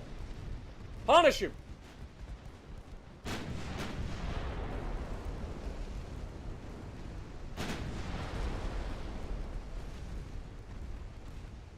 Down he goes! Alright! Overall, I'd say that's a success! Tuna coming in with the $2 bombs! I hate ads, but I'm poor. Lol. Yeah, you're poor. You're real poor, Tuna! But appreciate you, my dude. Thank you for the $2 bomb. Let's get me to Llama next year, dude. I would love to, but I just don't think I'm gonna be able to afford it. I'm just being 100 with you guys. Like I barely get by each month, so to try to put that much money back to go out of the country for a week potentially is a lot. I mean, you're talking probably $2,000 to $2,500 for a week away, somewhere in that neighborhood, with the round trip flight and everything. But our first fight went pretty well for us. They did gain 1,100 victory points. We have gained 6,000 in our first fight, so we'll take that. The Germans are starting to come around, so that's good news for us as well. As long as we can keep the Germans from joining the war, we'll be happy. Netherlands' new leader was found to support armed terrorists. Would need total of 13,000 tons. I mean, I could do that pretty quickly. Honestly. You know what? Why not? Let's take the Netherlands. France is not happy with that, apparently. Apparently it was a lie. It was all a lie. Let's check in on our issue over here. They are initially pushing against us, which is not ideal.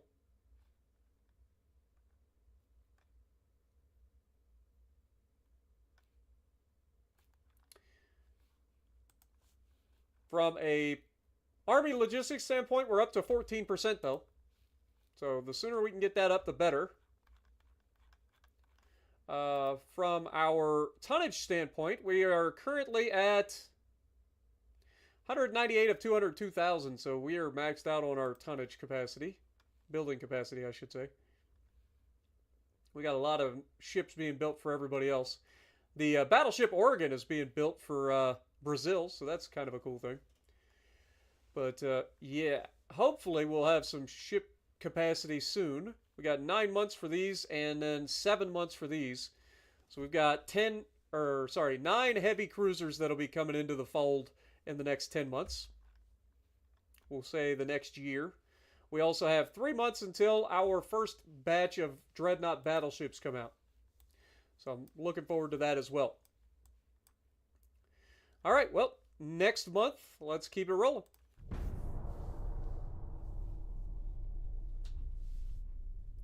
What up, Matt? How's it going?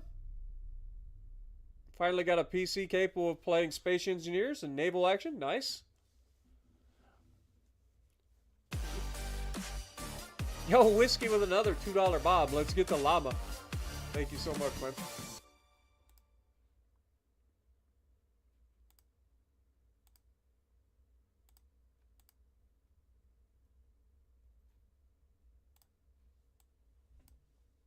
France and Britain are not happy with that. And it's, once again, failed. Like, it's not actually a thing.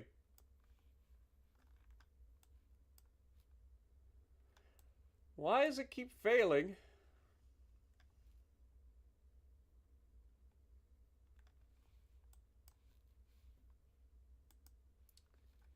And then I still get charged for the, like, negative consequences.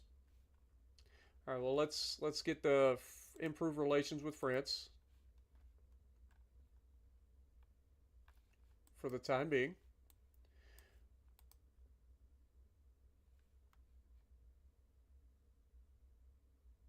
Oh.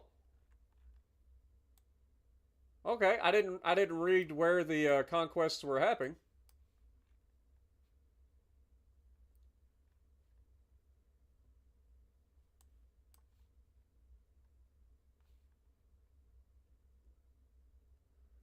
So we need 20,000 tons over here.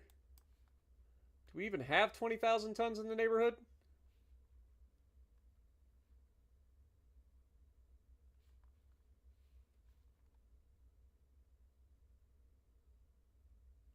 $1,500 tons. Yeah, I don't think we have that much tonnage left over here. Because we rolled everybody out to come over here, which we're getting closer to. So I think we fail this one, most likely.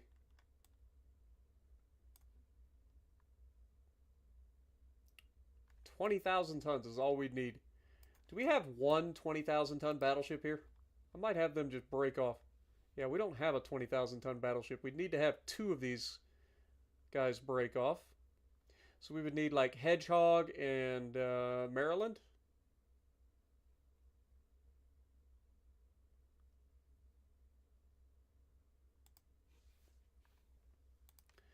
All right, if we move from there over to here, Hedgehog and Maryland, that is a total of 20,991 tons, and it would take us 3 turns to get there. So I think we will do that. That'll guarantee that we take that. Now, what do we got over here, and how much do we need? We need only 13,000 tons here. We do have this fleet right here, so we'll just move them down here. That's easy enough. Easy enough. Also, I need you guys to go ahead and protect our shipping in the area. Because we do have a couple of fleets moving into the area that we're going to have to deal with. All right, and now that we managed to take these guys down, there is another fleet here. Thought we just got rid of them. How did they get another battleship fleet there? Politics. Italians, we have 4 battleships left. They're building 57 new ships.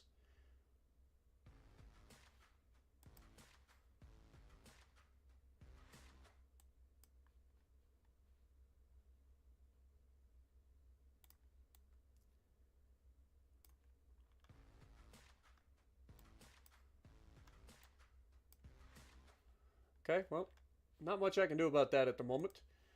We've already chosen to do that. We are only losing 19 million per turn now. We're at 195% transport capacity.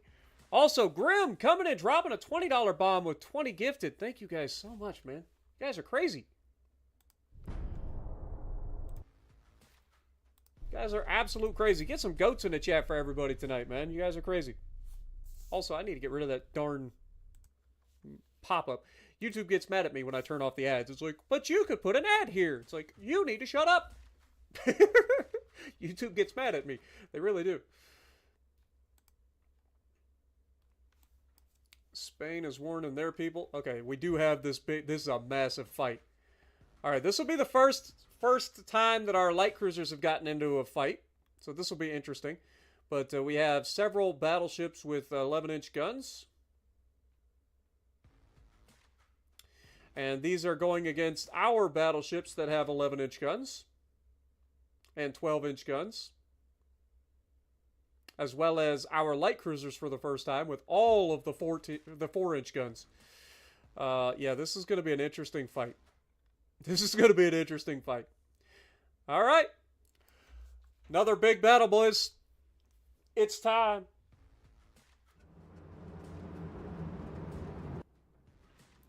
The Netherlands has decided that they don't want us to be there.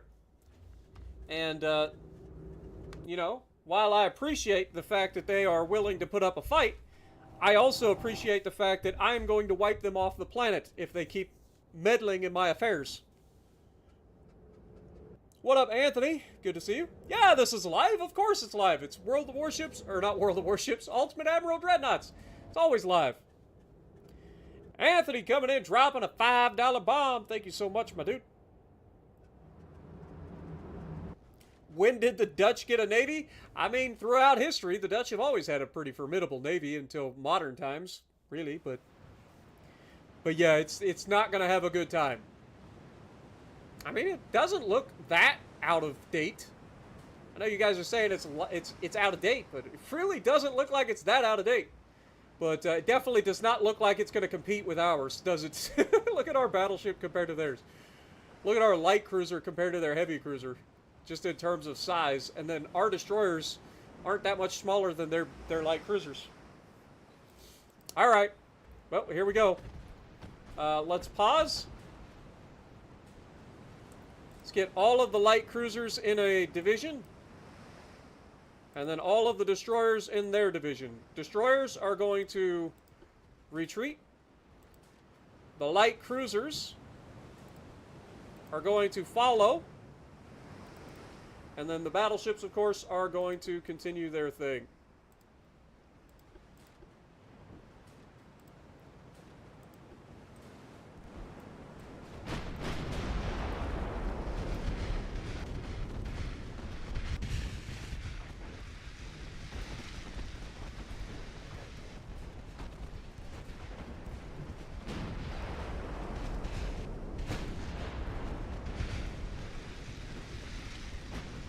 We've already got flash fires going on enemy ships. That's a good sign.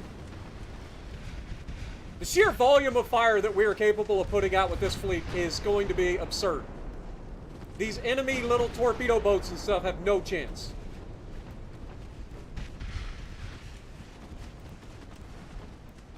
Also, we have seasoned crews in this fleet as well.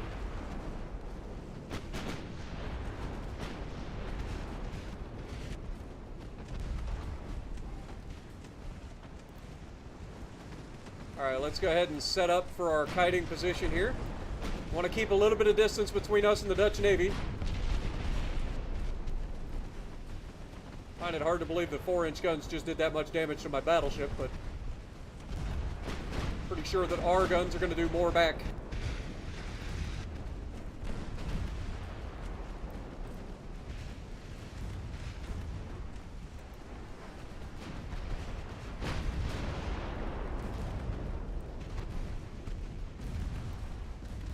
There's a lot of shells coming in on both sides. For sure.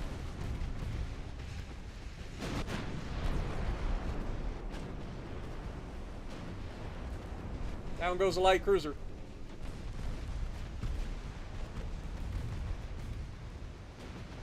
Keep our distance, boys.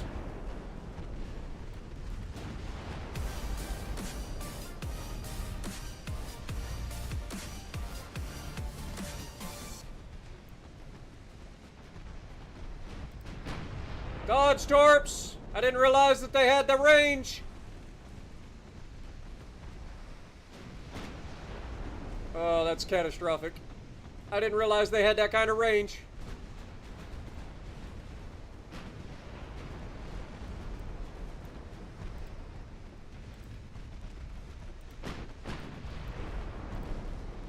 Well, in that case, we need to set these guys to be able to dodge torps too. Automatic. Just in case.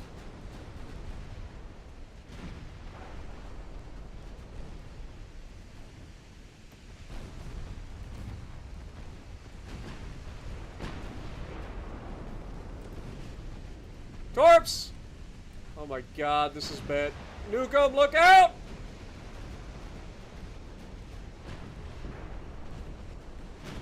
Nuke 'em just got hit in the back after taking one in the bow. It's really bad.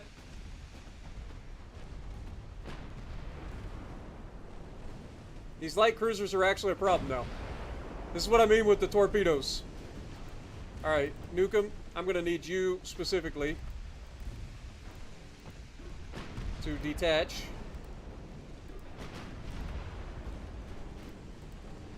Nuke 'em! God dang it! Follow orders, man! Detach.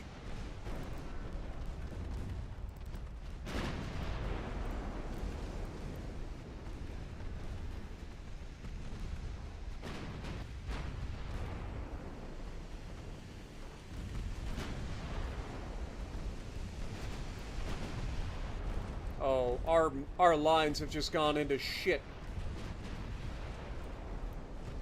This is how things get real bad for us real quick. So many torpedoes.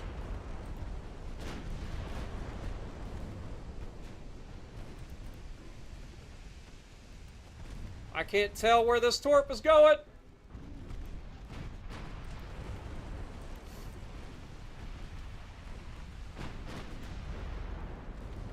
We've got a mess on our hands, boys. The Dutch are not playing around.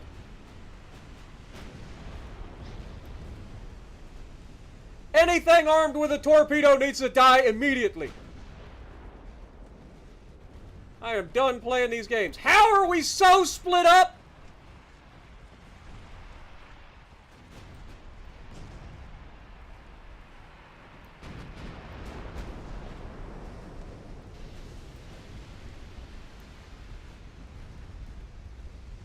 Concord just took a nasty hit.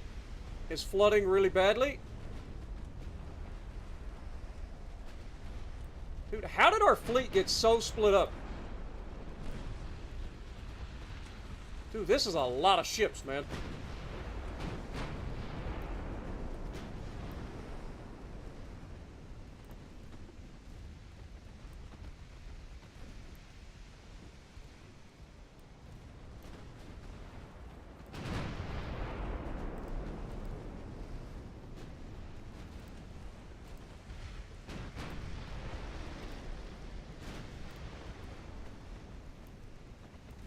Alright, I think we've got the majority of this under control. I need to figure out what is going on in the back.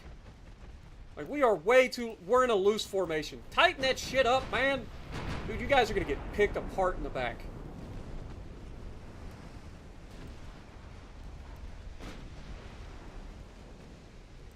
Dude, we've got a mess. Oh, we've got a hell of a mess. We need to double back. We need to double back and put ourselves between those light cruisers, or we're going to lose every one of these light cruisers at the back. Have I told you guys how much I hate the fleet management in this game? Between all the misclicks and just the sheer obnoxiousness of it.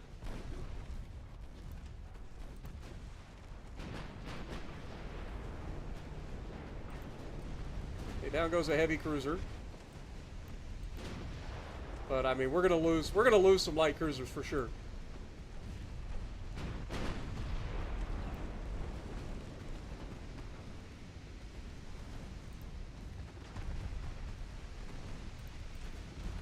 Getting YOLO rushed by all these freaking light cruisers with their freaking torp.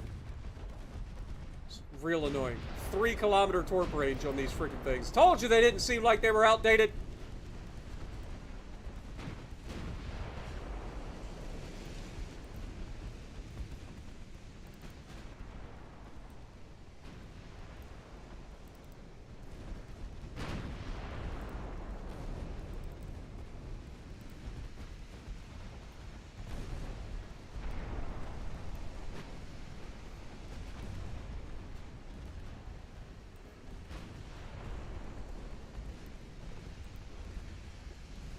Taking a lot of damage in this fight.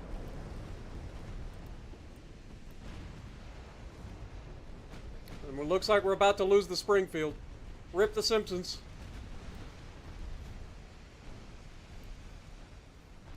Anthony, thank you for the $5 bomb with the 5 gifted and the $2 bomb.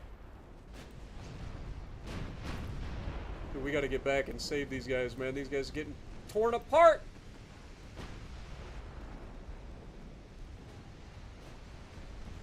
Flint dodges. Okay, they dodged the torps.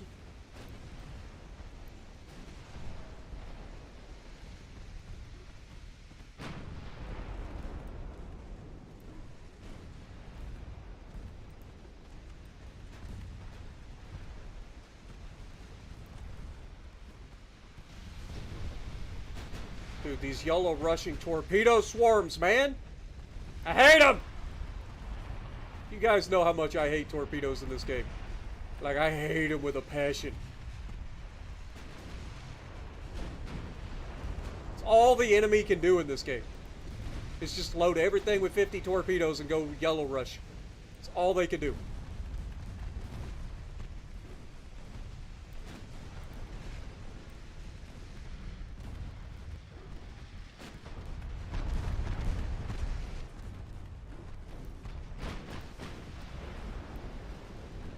That's a double torpedo launch, and there ain't no dodging that from this range.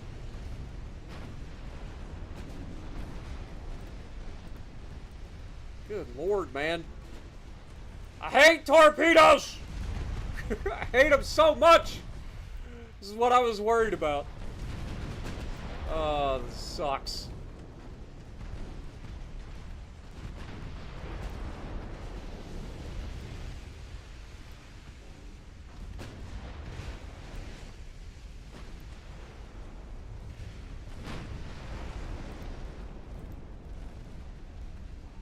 Well, one thing's for sure, a fight has occurred.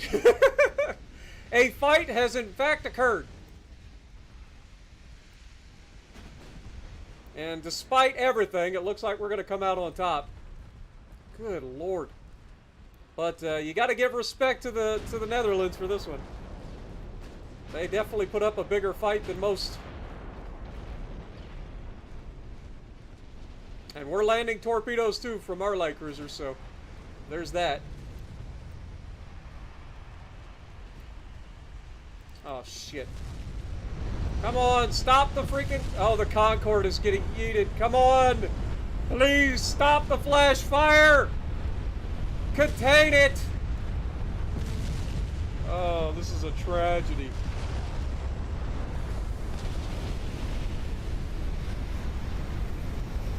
Rip the Concorde.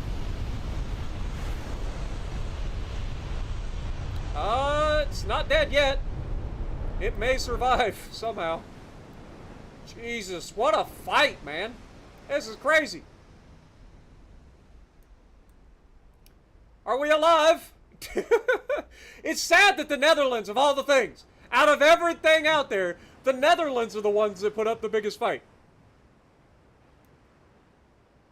I think we just go ahead and end the battle there. Holy mother of God. We lost 722 men in this fight, but we took out 6,000 men. They kept all of their battleships, but they lost all of their heavy cruisers, all of their light cruisers, all their torpedo boats, and destroyers. We lost one total ship, the Springfield. Took a lot of damage, but we really only lost... I don't know how we only lost one ship. I'll be real honest. The fact that we walked out of that only losing one ship is a goddamn miracle. It's a goddamn miracle. But that was a fight. Oh boy.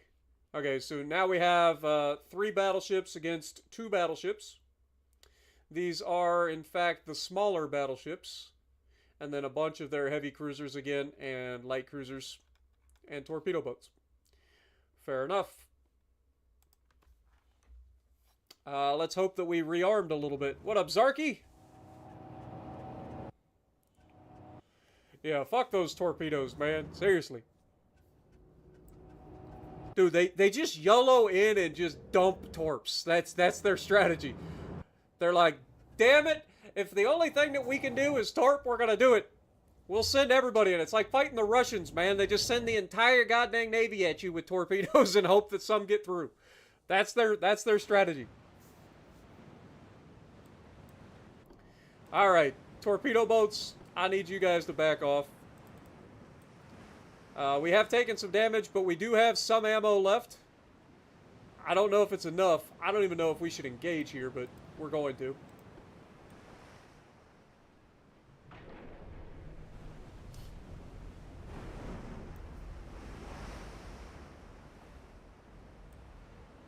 We're probably not going to end up taking down the entire fleet, but if we can take down a good chunk of them, that would be ideal.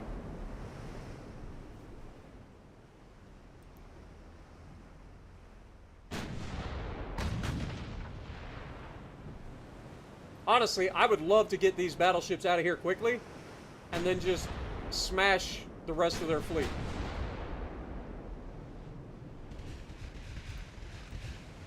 Problem is, those battleships aren't going to be the things that are the problem. It's everybody else. So we're going to end up in a situation where we're surrounded again.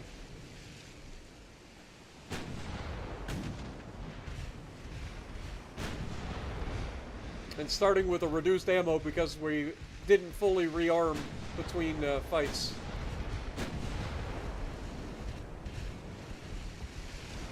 Yeah, look at all those little bastards. Yeah, I think we keep our distance here.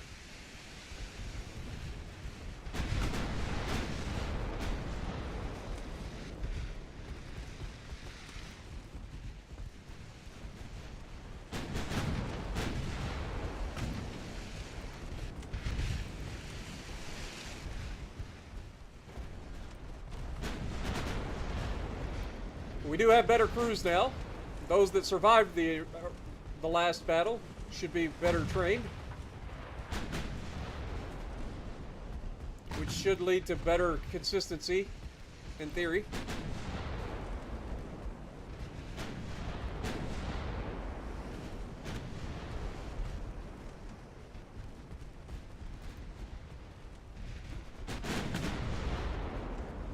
I say, better consistency in theory. There you go.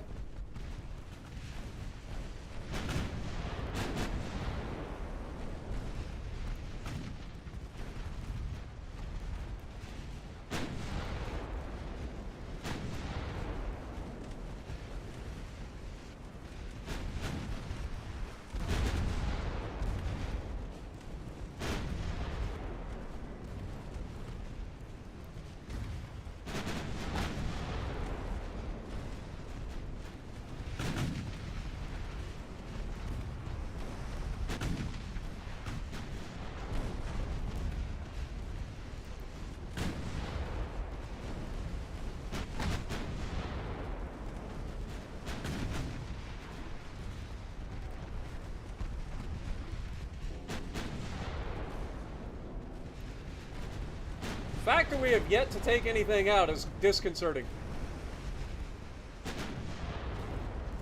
We have fired a lot of ammunition and we don't have a lot left.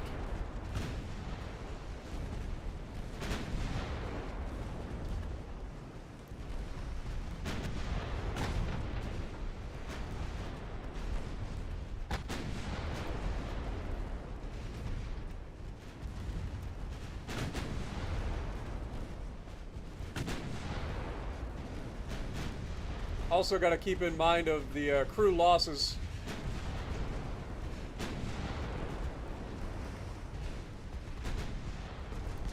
Alright, let's wrap back around here.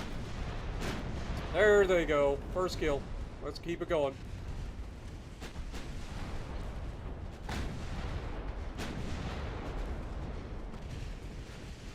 If we can get rid of some of these heavy cruisers, that would be ideal.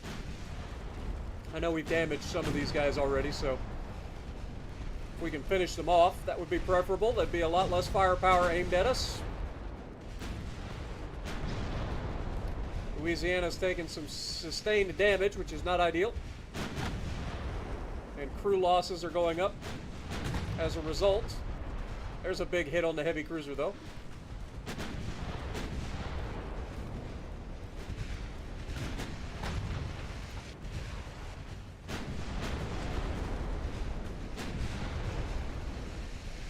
Take advantage of a little bit of stacking on the enemy team.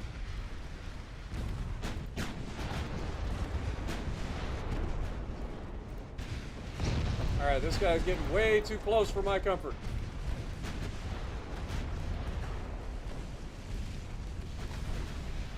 Torpedo detonation, love to see that. Take those torpedoes they like to use and turn them into liabilities. Anthony, thank you for another gifted membership. I'll get you hearted after the battle here.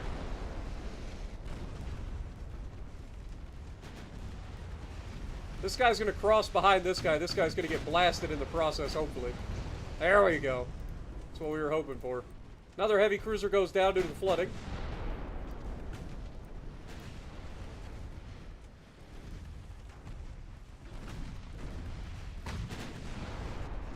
God, I love the crossfires that they create by trying to fall back. When it's the enemy that does it, it's great. When it's my guys, it's not ideal. Oh, we got a flash fire.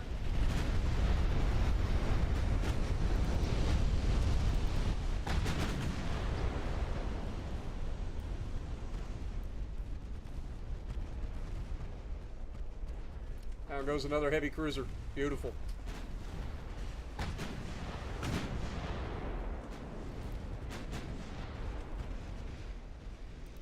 Okay, we're getting very low on main ammo.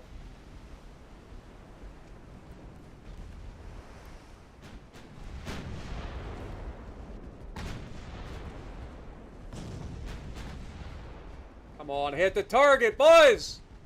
What are we doing out here?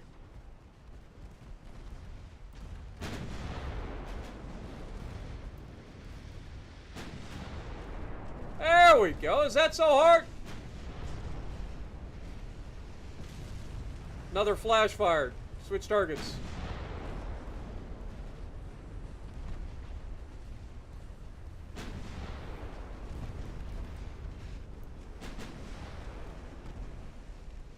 Losses are still manageable. We're okay. Wait, this little turd blossom survived? Oh, hell no. Take him down. One flood will do it.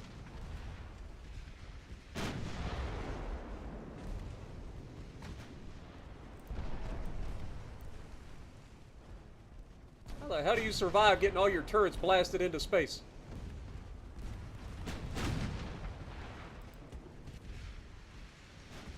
I mean, sure, we did, but still. This guy's going to cross in between and get slapped for it. There's a flood. That's big. He goes down. Let's rotate back around here. We want to get this heavy cruiser.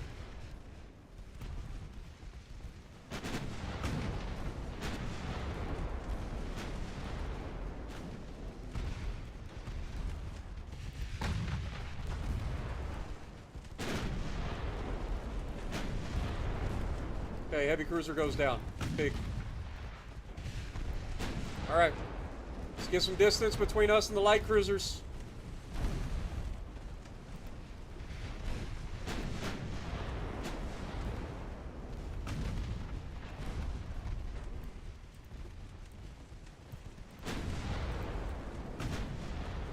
Secondaries should be more than capable of taking out these light cruisers as well.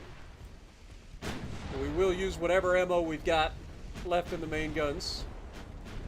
We're not going to be able to engage the battleships at this time.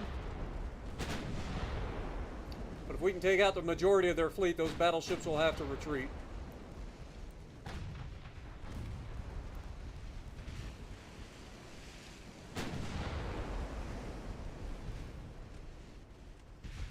Louisiana's at 31% of their crew lost. That's not ideal. Down goes one of the light cruisers, the Marsala. Have a good one, Aiden. Appreciate you dropping in. What up, ME? Good to see you.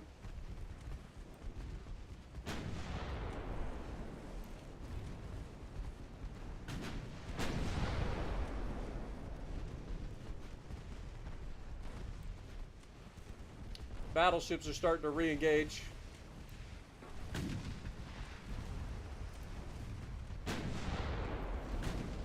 Alright, let's turn away.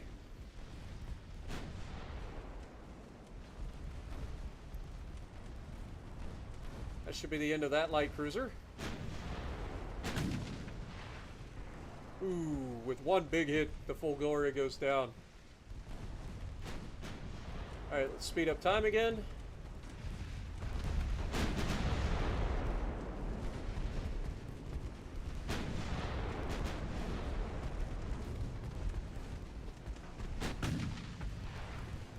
We're officially out of main gun ammo for the Montana. Very low on the other two. So it's just down to secondaries at this point.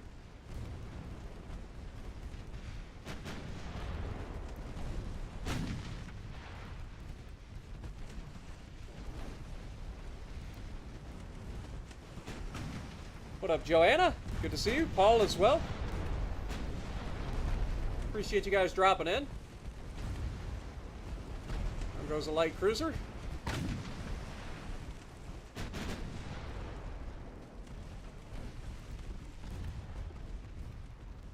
don't think we have any main guns left anyways, but put them on hold for the time being. Just let the secondaries do what they got to do.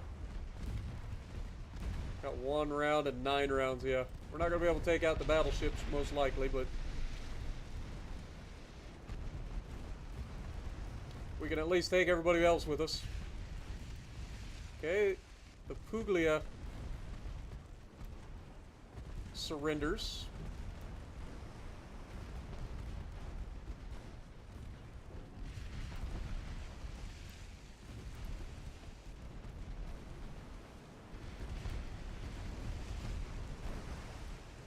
Down goes the Mozambano.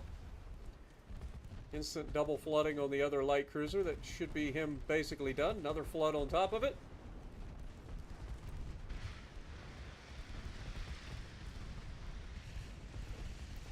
Okay, what is our maximum speed? We have been reduced to 15 knots.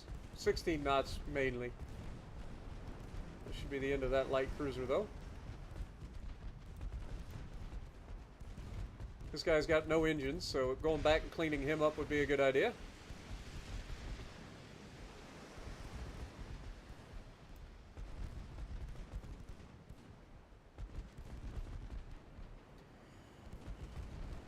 Starting to get low on ammunition for our secondaries as well, so maybe looking for a way out of the battle seemed like a good idea. What is their speed of their battleships? Actually, their battleships we may not be able to disengage from those battleships. We may not have the speed necessary to disengage.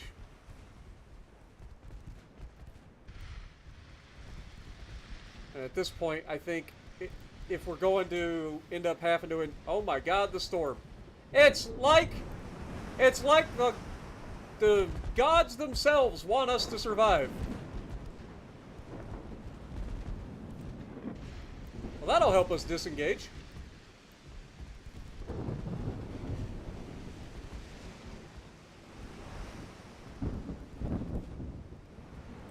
Well, that storm came out of nowhere. I've heard tale of Mediterranean storms that pop up out of nowhere, but this one was kind of ridiculous.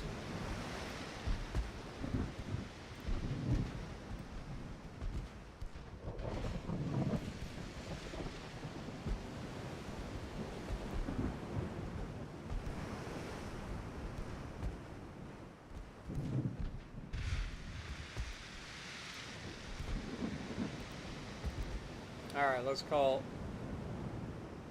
ceasefire on the mains and the secondaries.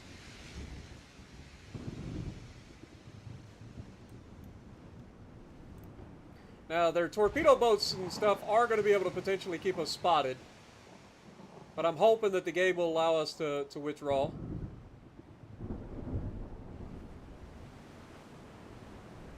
Poseidon is not very happy with us. Or maybe this is Poseidon's way of letting us get out of here.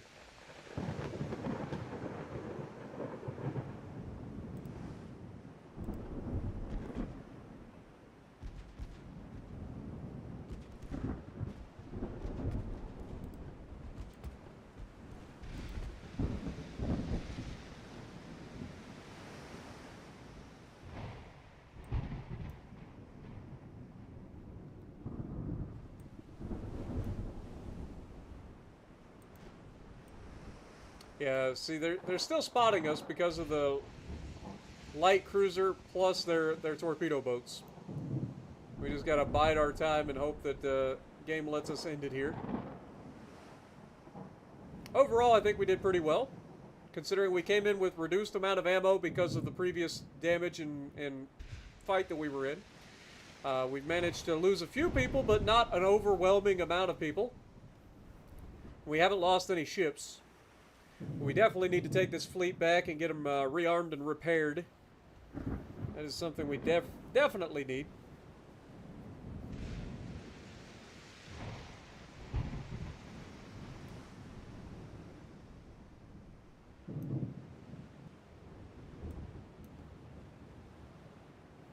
And now we've broken contact and we can end the battle.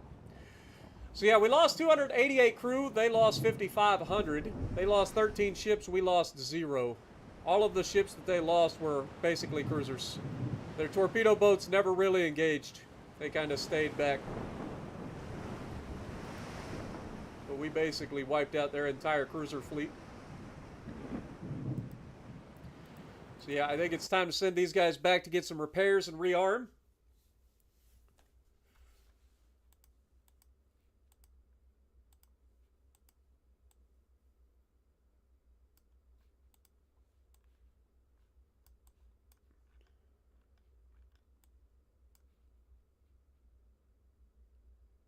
Okay, we got 3 more months until we take that from the Dutch after that massive battle. This fleet needs to back off if we can. See, they want us to go all the way around. This fucking fleet sitting right here is driving me crazy. How are we going to stop that? We've got 3 battleships right here, but they're all repairing. Louisiana, Montana, Nautilus. So they are actually repairing. That's good. So this is just the one battleship and 2 destroyers. So we're going to have to retreat from these guys if we can.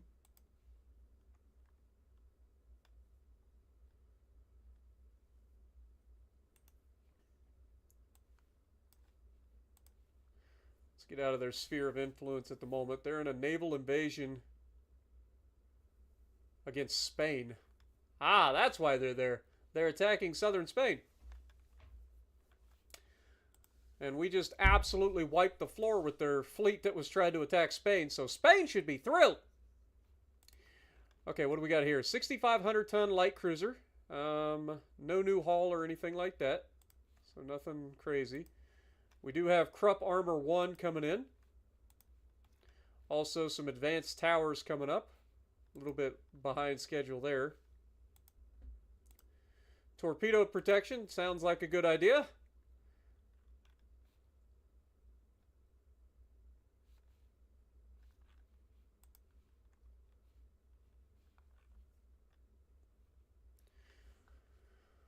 Okay, how are we looking though? We are over our limit in terms of tonnage, so we are going to have to drop that back a little bit.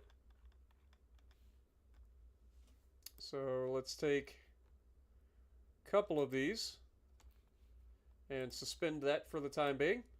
That'll put us underneath. No, we need at least one more. So suspend that for the time being as well. That gets everybody back to normal. Should allow them to repair a little bit quicker, including the dreadnoughts. One more month for the dreadnoughts to be built, and then a couple of months for them to actually come into service. And then the repairs are going to take a couple of months.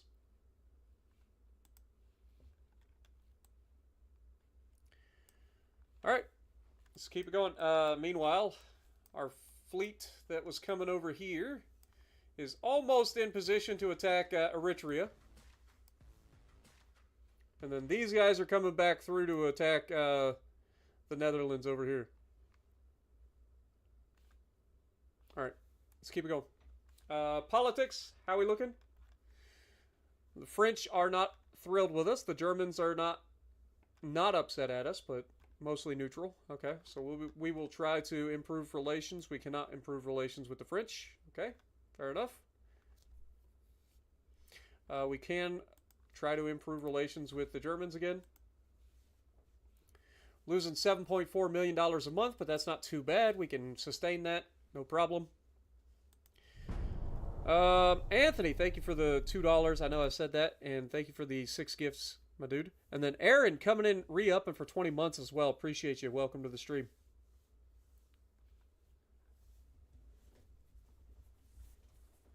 Yeah, Poseidon showed up and in force to help us get out of that one. I ain't gonna lie. All right, and now we get to attack some of their transports. That's huge. Mark II 11-inch guns as well. Egypt, sorry brothers, can't. Brazil, can't. Relationship with the Germans has improved, so that's good. Korean Empire attacks us. I mean, yes, attack back. Little turds want to cause problems. We're going to attack them back. We need 56,000 tons, though. We don't have that at all. Not yet, anyway.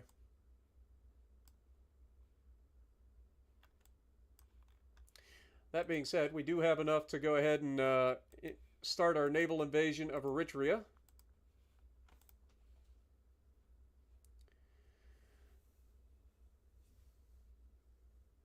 I am going to split this fleet. Let me go ahead and move a few of these guys up into the Mediterranean. So let's see. We've got Zelly. Zelly is a hedgehog class. So Zelly, Tennessee, New Jersey. You guys can move out. These guys are 12,500 tons apiece. The Tortoise are the oldest. And of course the Or no, the tortoise are the newer... No. The rhinos are the newer ones. The tortoise are the older ones. So maybe we take the tortoise with them, and then that leaves the 2 rhino-class battleships by themselves, which should be more than enough to hang.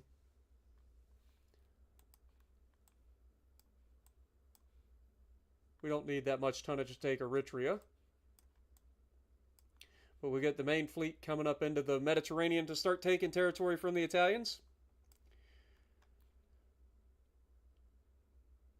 We have completely obliterated their naval invasion hopes. They have just a 5% chance to succeed now.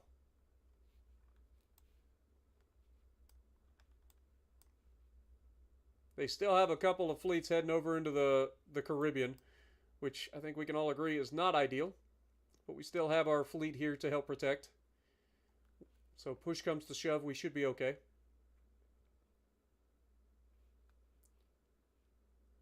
And then our new battleships, the dreadnoughts, will be coming very soon.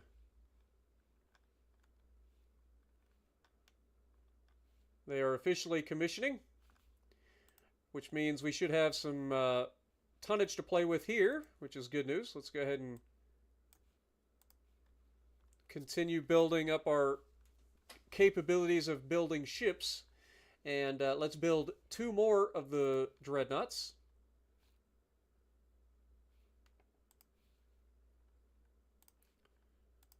Two of them. These guys are going to be in Asia, I believe. So let's take the 2 new. Go ahead and sort everything. These guys should be at like Hong Kong.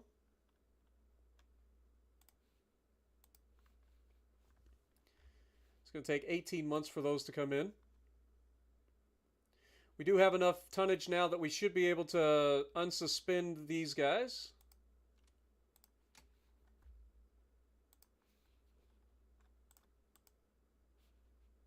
Perfect. All right. Politics-wise, the French, we cannot do anything to improve relations with them at this time.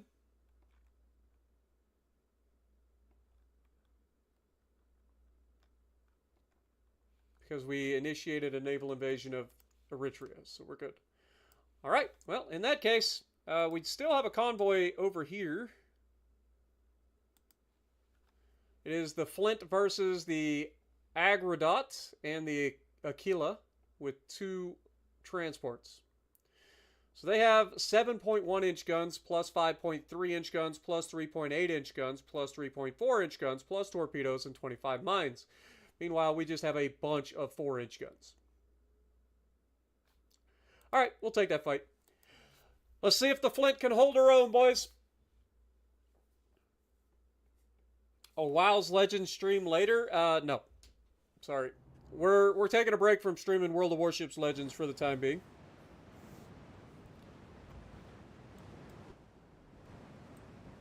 All right. USS Flint with lots of 4-inch guns.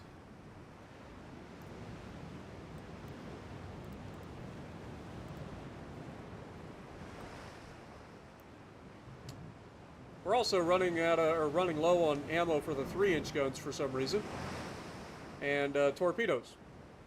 Oh yeah, Flint was part of the big battle that we had not that long ago, wasn't it? That makes sense. Enemy spotted to the southwest, so I guess we want to go this way. Okay, transports are the first thing spotted. Get our first hit. And they only have 2 transports, so we should be able to sink those transports real quickly. No idea where their escorts are. But if they're going to give up their transports this easily, that's good news for us. Oh, there's the escort.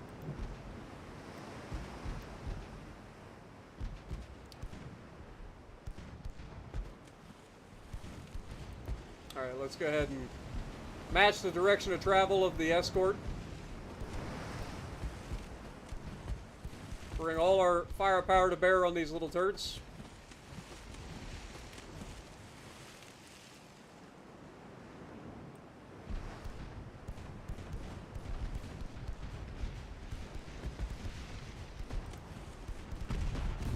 Okay, we just took a hit. Gotta be careful here.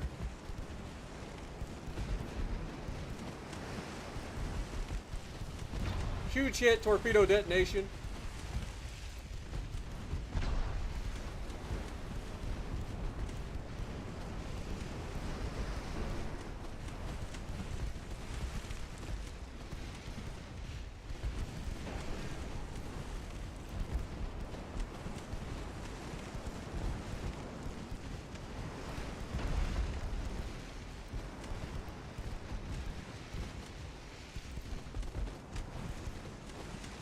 Come on, finish him off.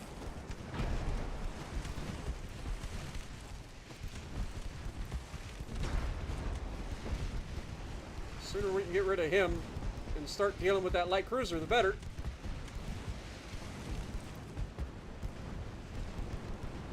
Alright, let's just switch focus. I think we got that destroyer.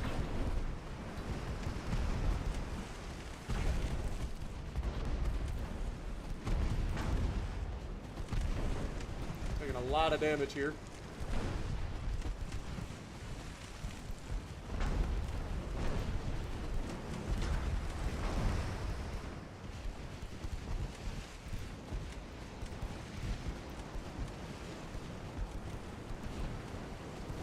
Alright, let's circle back and go for their transports if we can.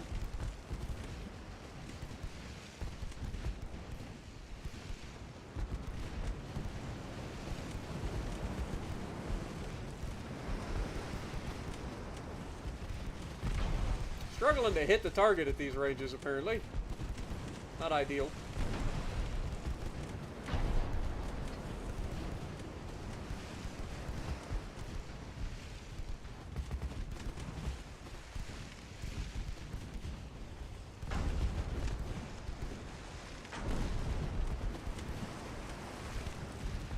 We may have more of them, but their little gun or their bigger guns are starting to become a problem.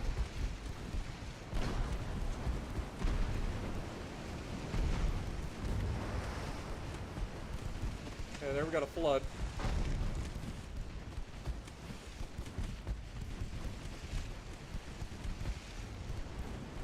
Now we got him. Basically got him dead in the water at this point.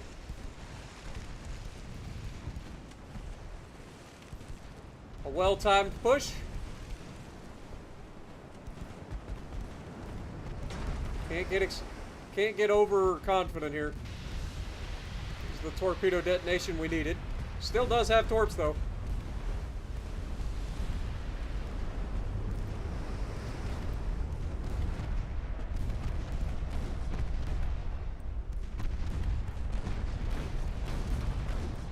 Beautiful.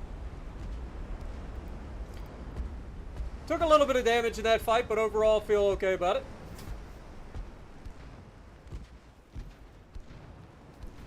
Do you want a World of Warships PC game or stream? What up, John? How's it going?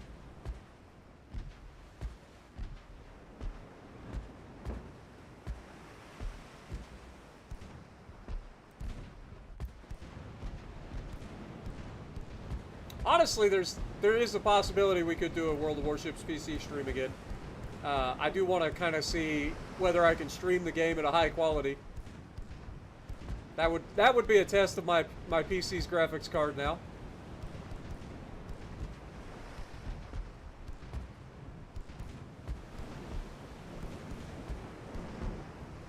Maybe we'll even get lucky and Zarkun would join us. I know he likes to play PC, and he's really good at it. Plus, I need somebody to carry my butt around.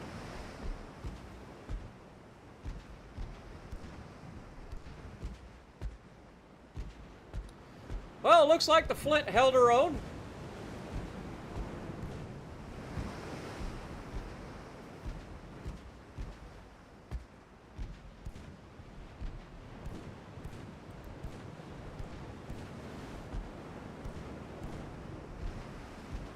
We're out of HE, though.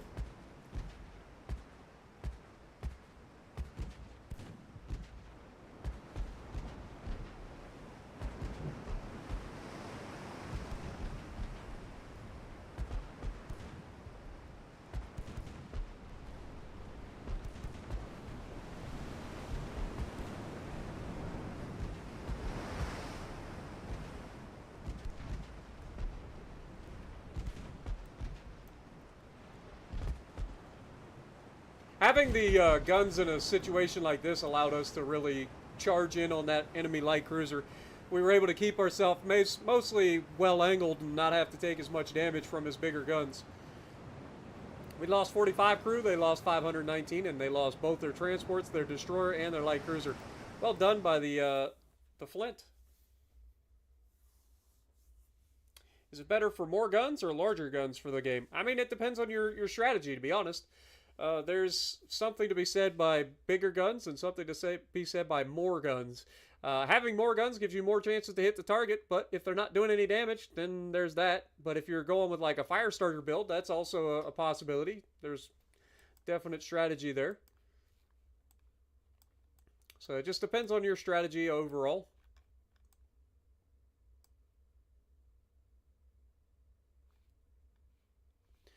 All right, so for the heavy cruisers and light cruisers and everybody, let's get everybody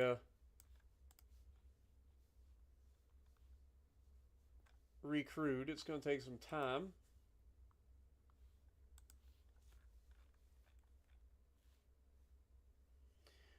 How big is this? This is 16,900 tons. If we go ahead and not enough crew in the crew pool. Oh yeah. That's a thing. I forgot about that. Forgot about that as well.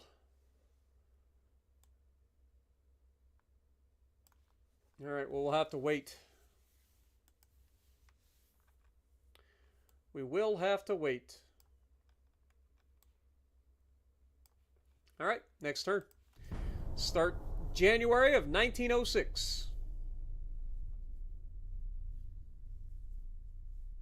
You have PC and Legend, so you can join. I generally try to keep it with other content creators. If I do join anybody, just simply due to the fact that it's a little bit more, I don't know, well established. I don't know. I don't know how to express what I'm saying, but it's just easier. I know what I'm getting. You know what I mean? I guess that's the easiest way to put it. Kearsarge and North Dakota are taking on the transports. Beautiful. Desperately asks us to sign a peace treaty. We're going to continue fighting. Sorry, Italy. Romania would like a Shark-class destroyer. We're already over our shipbuilding capacity, so I can't.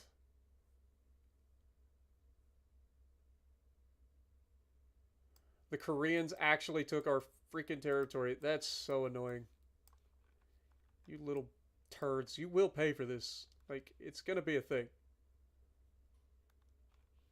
You're gonna pay for it.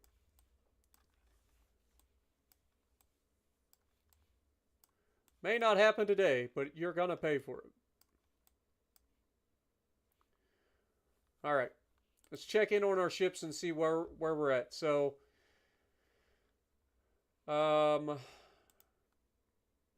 we're only 2,000 tons over the limit.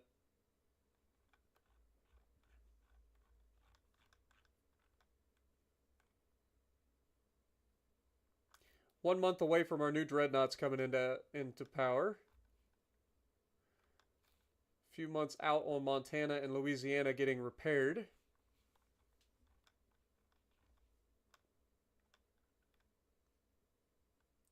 Five months for the Concorde.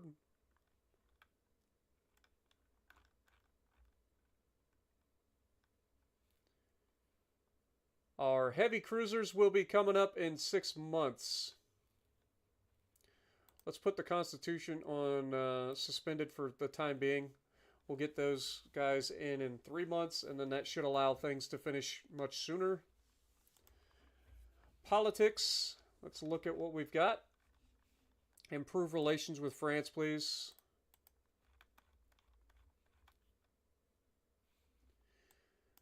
Financially, we're losing $53 million a month. So we are going to have to drop our tech budget down a little bit, I think.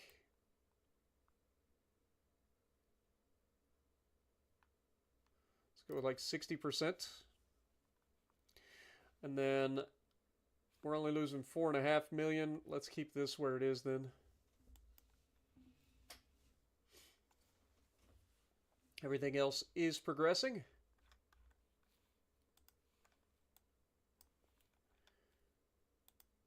Naval invasion, 100% success in 2 months. Beautiful. How's this naval invasion or this conquest going over here?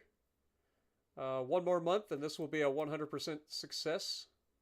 And then we've got 9 destroyers over here we're going to have to deal with.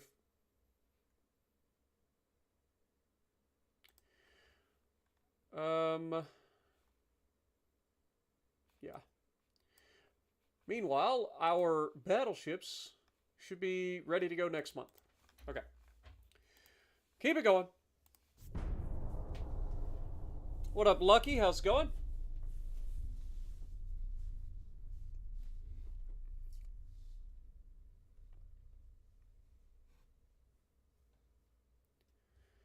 Also, don't forget, if you guys are just joining us and you enjoy what I do, make sure you slap that like button for me. Helps me out a whole bunch. Appreciate you guys. Oh my god, they're back. And they have an even bigger fleet. How do they have so many people? Like, who have they been buying these goddamn ships from, man?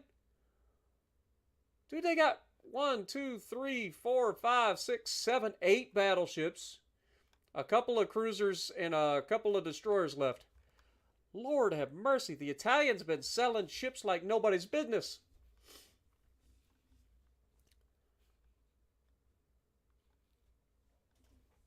I'm going to need you guys to chill.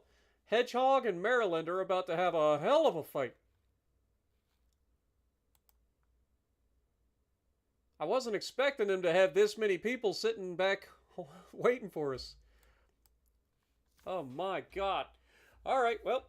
Hedgehog and Maryland about to fight their backsides off. Let's hope for the best.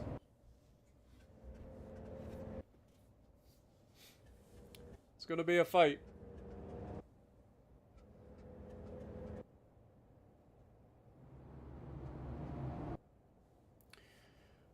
Man, I didn't expect the Netherlands to have so many ships, man. It's kind of crazy. Oh, and we are starting right in the thick of it already. Alright, well, we know that they have some, like, longer range torpedoes to potentially worry about, so we got to keep that in mind. So we are going to immediately turn out.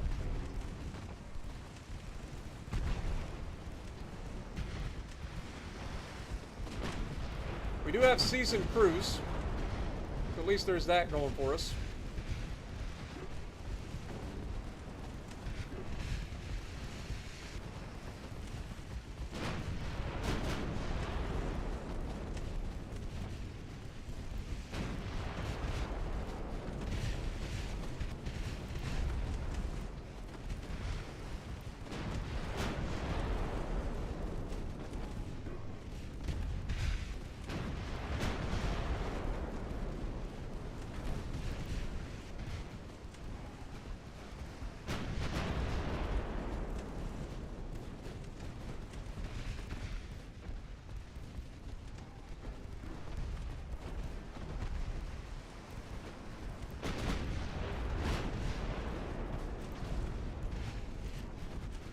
Alright, let's try to keep our distance.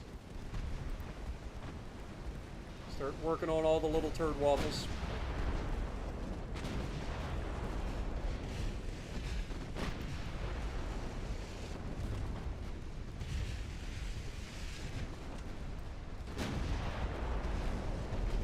Thank God we got so many 5-inch guns on this thing.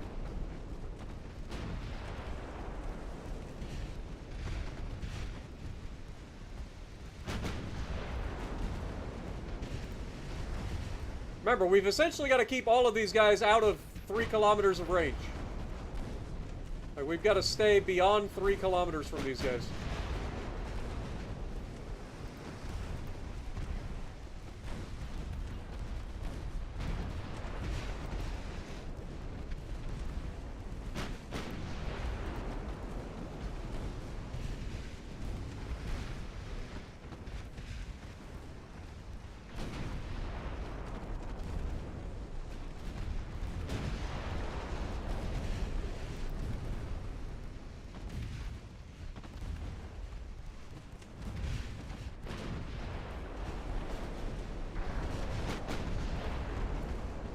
Come on, dodge the torp.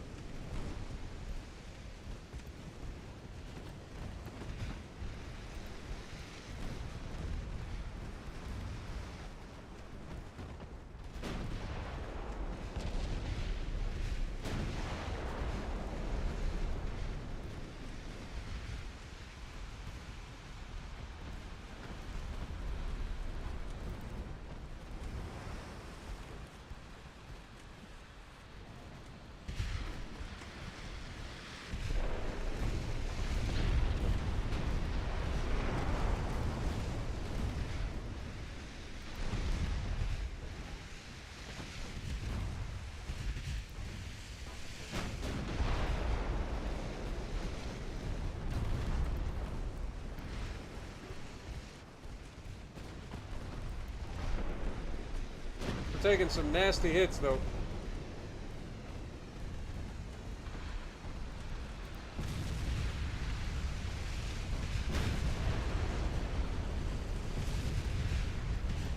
Ain't no way that's gonna hit.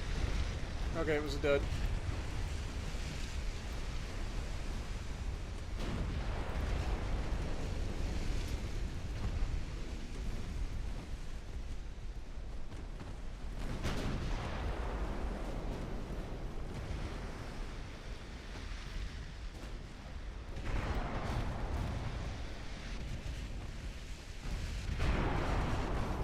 We're getting taken up pretty hard by their battleships. There's just so many battleships shooting at us while we're trying to maneuver from all this bull crap.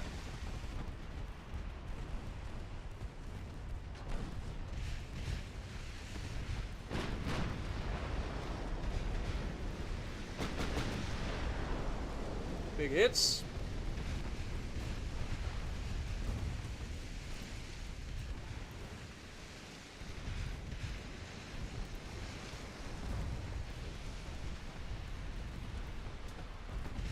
We may have fell for your torpedo shenanigans the first time we fought Dutch, but we're not doing it again.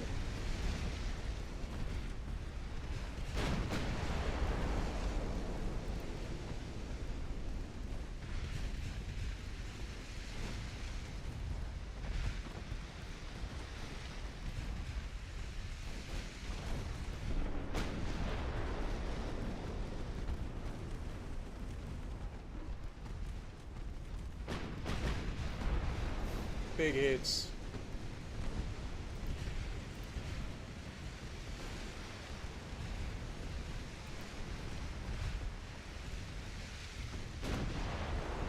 Huge hit.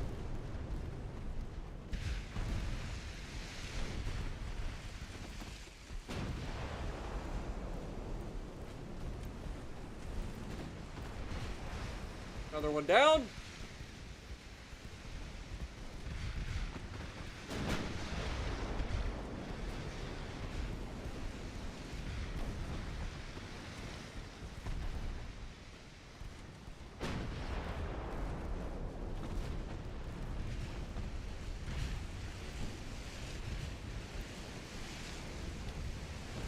Let's get rid of the heavy cruiser now.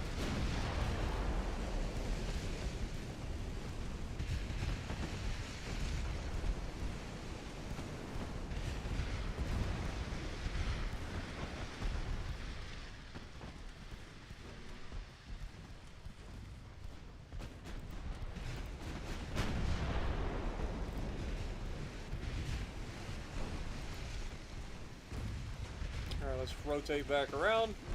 Maryland has been taking the majority of the punishment in this fight.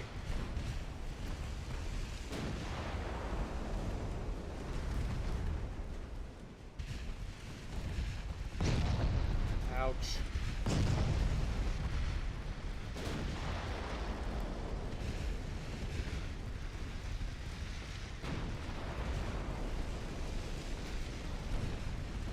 We gotta get rid of these freaking heavy cruisers, man.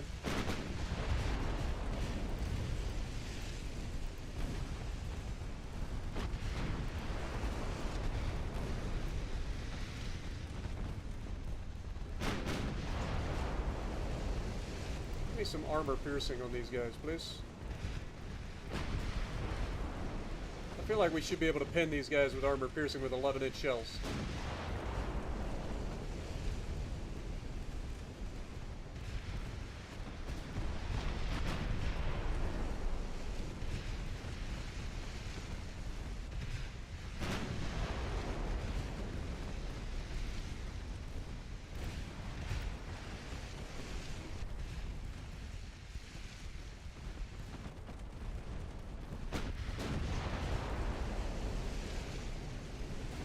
we've got them almost dead from fires. Just from the secondaries.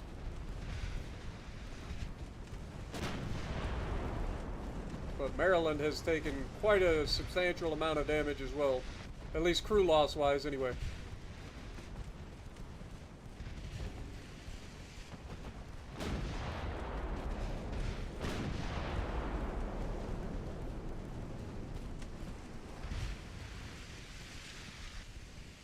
Alright, at this point I think we just start to disengage.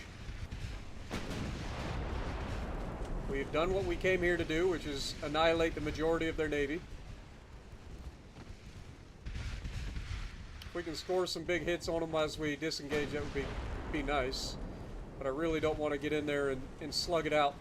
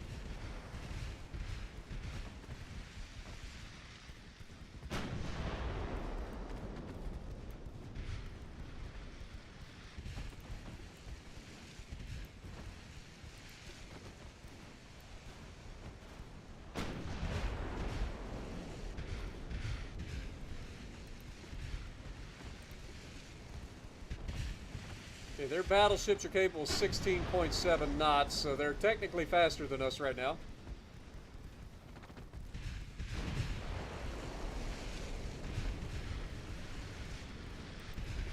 You know what? Hedgehog and Maryland, you guys have done a really great job up to this point, but I think it's time for us to engage, because we're not going to be able to disengage at this rate. And the closer we get, the more accurate we're going to be.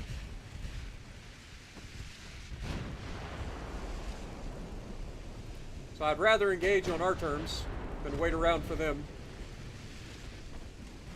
We've got 2 isolated battleships here that we could potentially take out quickly.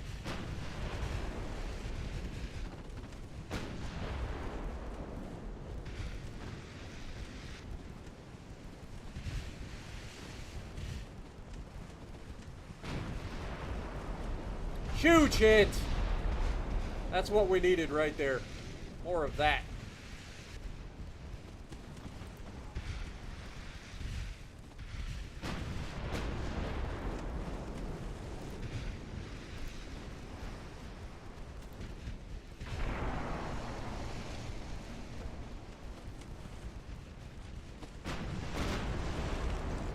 Massive hit and another flood.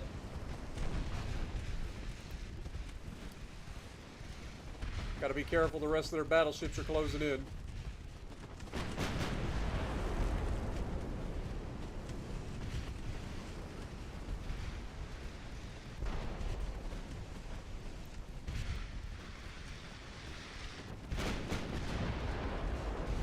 There we go, another big hit, another big flood. That one's further back.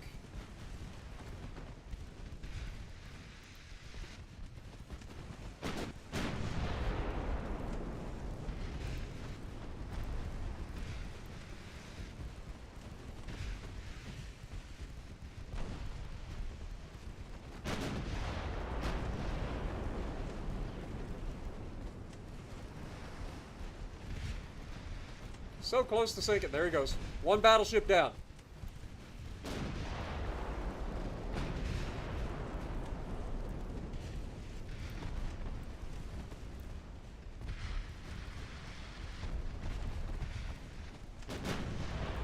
All right, let's detach. I want you to join Maryland. Maryland's going to take the lead because we need him out front. He's taken too much damage at this point. God darn it. Stop.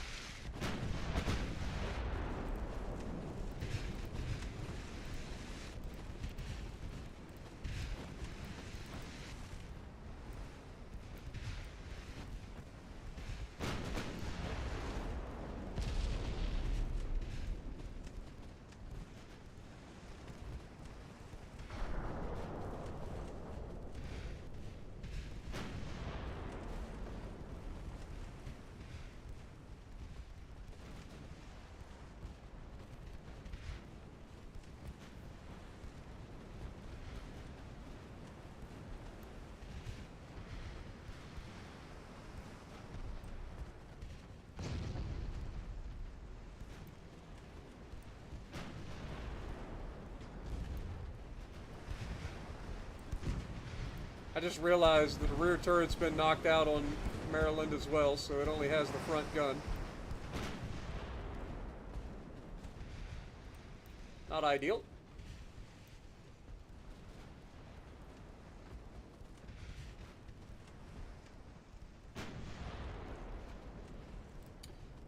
Maybe if we detach and have Maryland lead and then have this guy follow.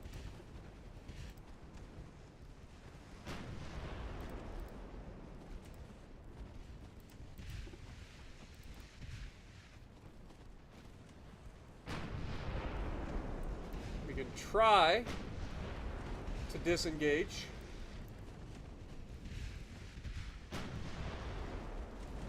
That'll allow these guys to fire at different targets as well, which allows Maryland's guns to continue to operate.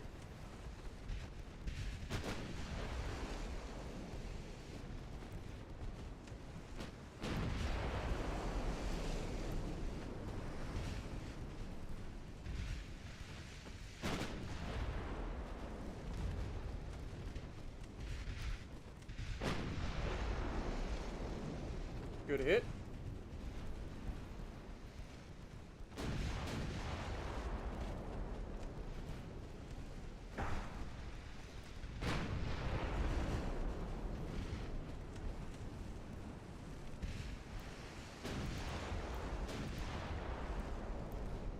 Huge hits and flooding.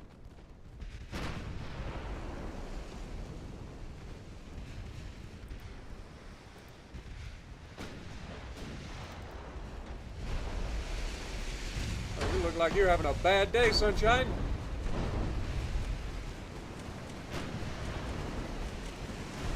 And he's flooding pretty badly, so he's probably going to go down.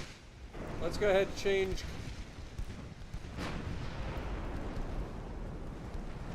targets to the next one.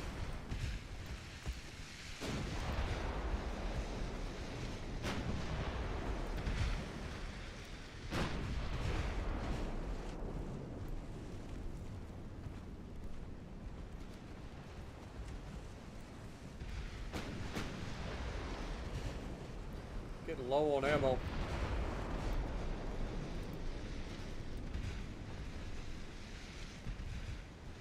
We definitely seem to have the advantage in long-range combat, which is good.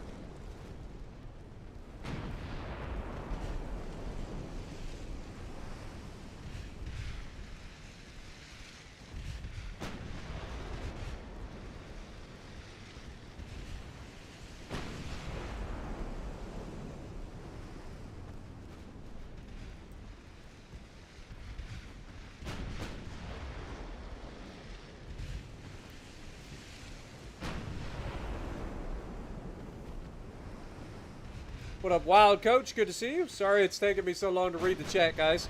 Stevie, good to see you as well. Appreciate you dropping in. I'm glad you enjoy.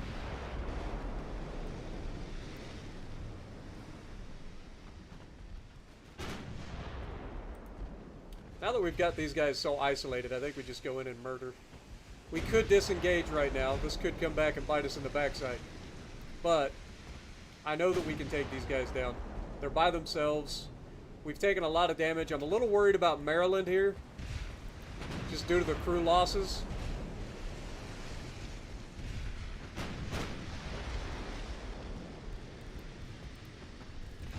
But I would like to take out a couple more of these guys if we can.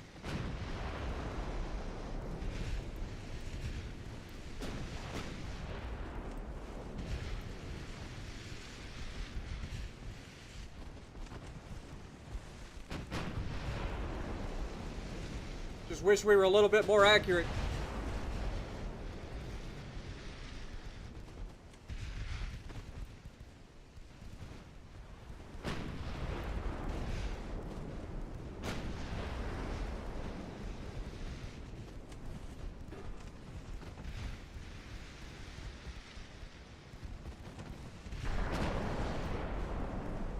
We just took a nasty hit.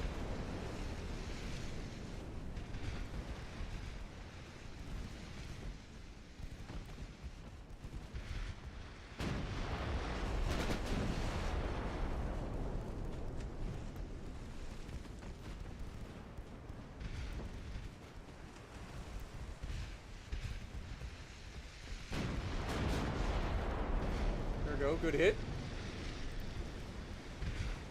Keep our distance. I don't want to be absorbing all these secondaries. We're already very low on crew for Maryland. Specifically Maryland.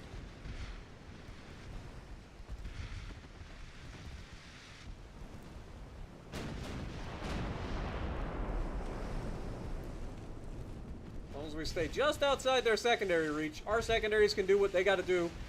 Our primaries will continue to sing, as long as we have ammo. And we seem to be having the advantage in the gunfight, so. Huge hits on the secondary, or on the second guy. Took a little bit of damage there. Sounded worse than it was.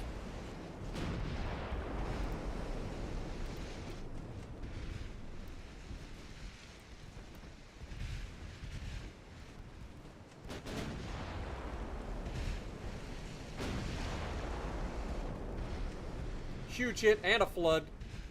That's gonna hurt.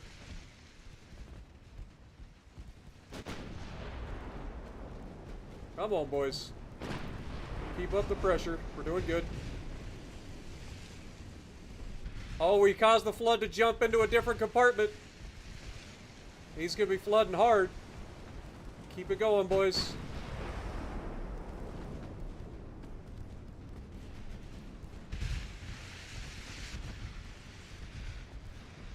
Looks like they may have gotten the flooding under control for the time being. They are one hit away from causing that flood to just be out of control and their ship to go down.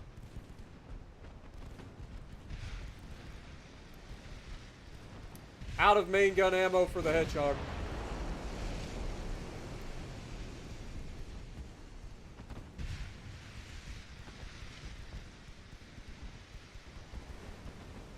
Now the question becomes, can we kill them with our secondaries? Meanwhile, we're still being shot from the guys behind us.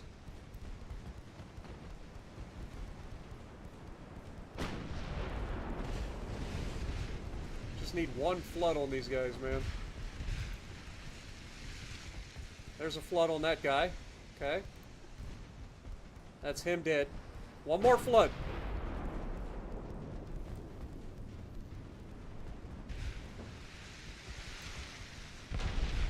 Ouch! Mother trucker. That hurt.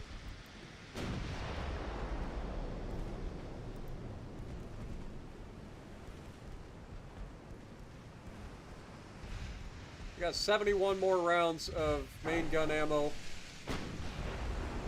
And I just need one flood, man. Just one flood. Cut them open, man.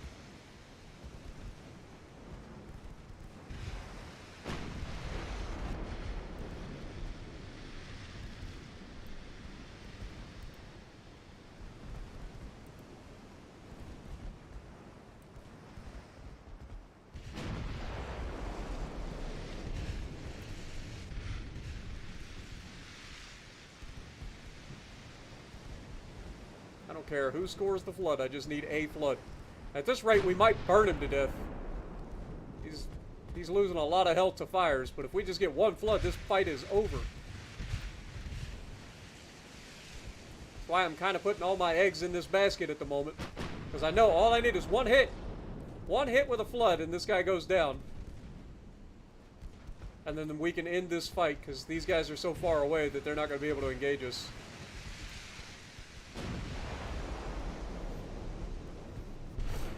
Ow! God, stop shooting my ship!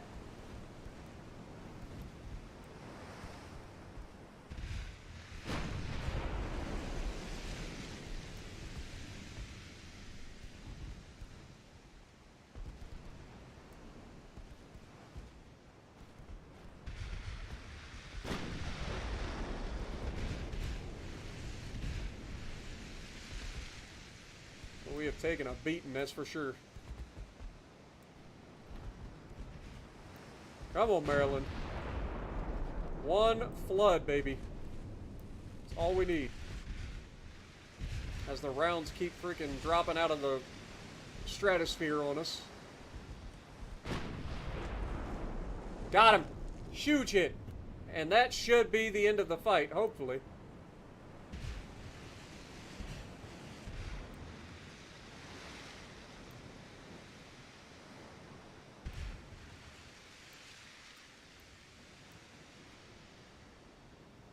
think it'll have to wait for this guy to sink.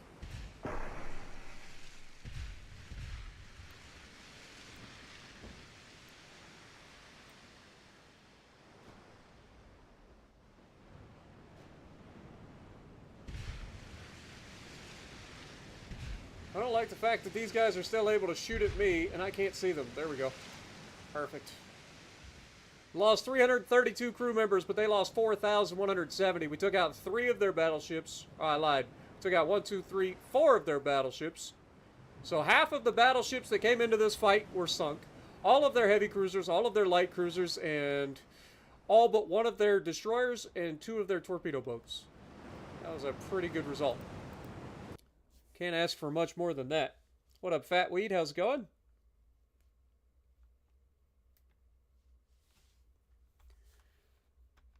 What a fight again. North Dakota and Kearsarge versus the torpedo boat Stella Polare and the transports. Well, that's not going to go well for these guys.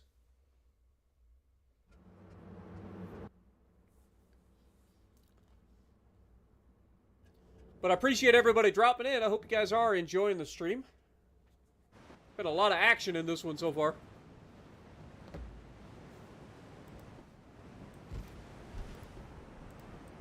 We're going to turn the mains off because we don't need them.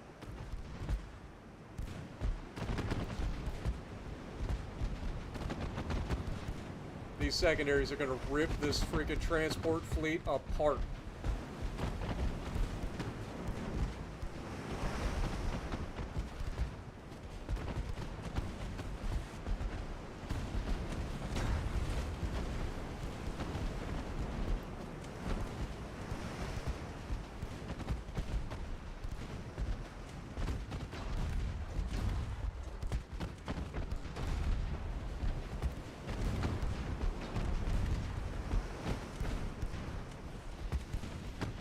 Goodbye to your torpedoes, sunshine.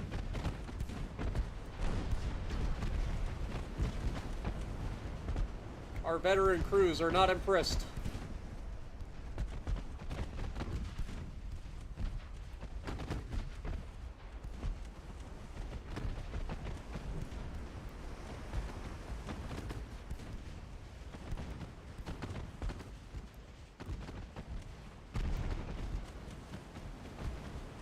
Would be nice if we'd kill him, though.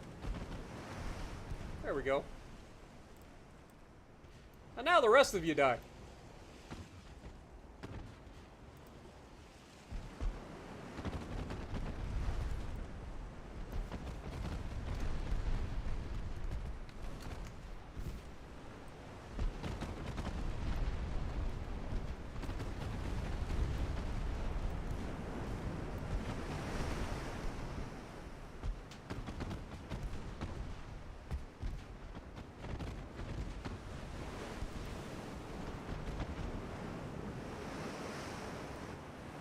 Beautiful. About as easy as a fight as you're gonna get. What up, Captain Brian? Just woke up, seen me streaming. Came to say hi. Well, I appreciate that. Also, what up, Thor? Jay, good to see you guys. Right.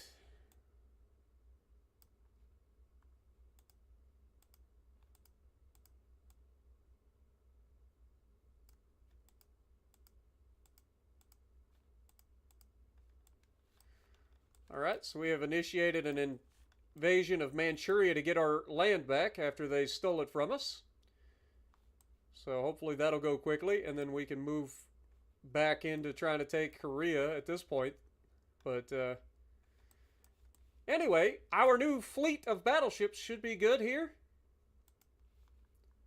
So I think it's time to send these guys into the Caribbean first and foremost. Let's get them down there. We also have 6 light cruisers and 4 destroyers that we can send over that direction. How long will it take these guys to get there? It's going to take them 1 turn. Okay, that's the beauty of having dreadnoughts, baby. It's about time we get some good ships. All right, so we need to move a couple of these guys And then that'll be like the Flint and Miami. And then we'll take Barney and Black. Move them over there. And then the rest of this fleet should be waiting on the battleships to come back.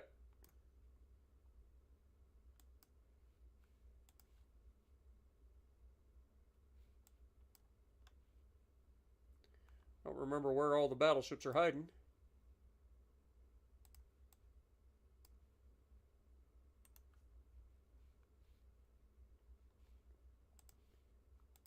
Take Rhino, move down there.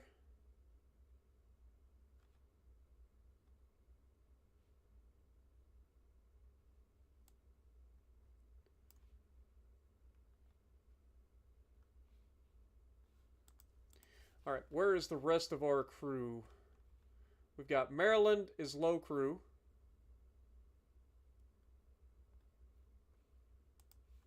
That's fine. She did her job. 90% chance, or 97% chance to win after that. So we'll just hold. Naval invasion in the Red Sea. How are we doing? 100% chance. One more month. Eritrea will be ours. Jess coming in with the $10 bomb.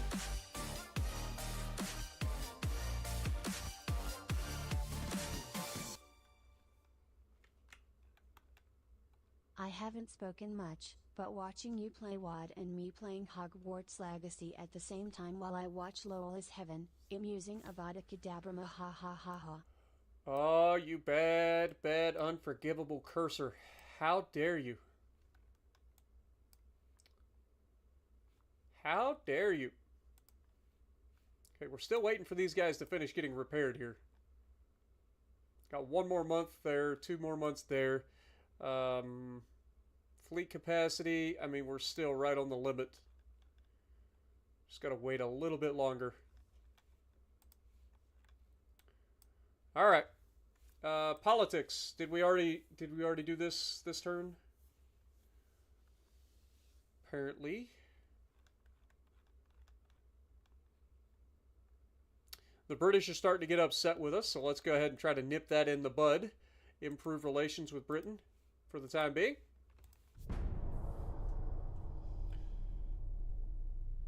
Yeah, Jess does seem like Slytherin House. You're not wrong. You're not wrong. Yeah, you're not Gryffindor. You're not Gryffindor. You can't fool us, you Avada Kedavra. How dare you?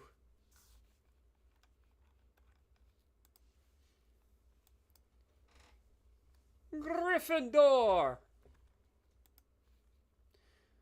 Alright, so we're taking out their transports. Beautiful. And we've got TNT-1. That's huge. That's going to go a long ways towards taking our ships and turning them from being yeeted, at least. Alright, so Eritrea is officially ours. Let's head up into the north. Regroup with these guys. Shouldn't take us too long to get there. How's the rest of our fleet doing? Everybody should be coming along.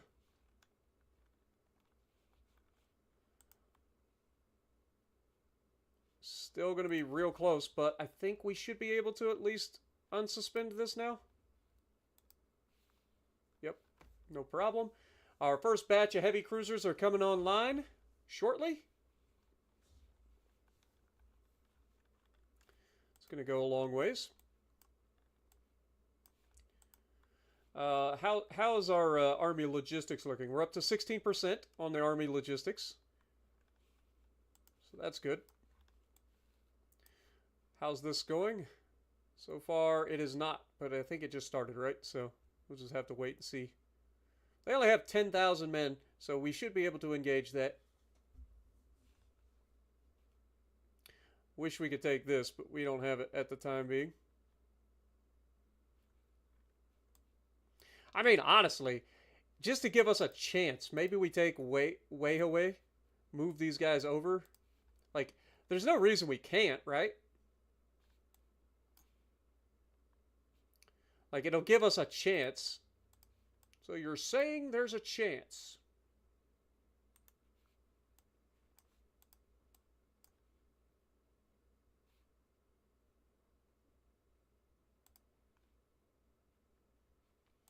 I don't want to take everybody.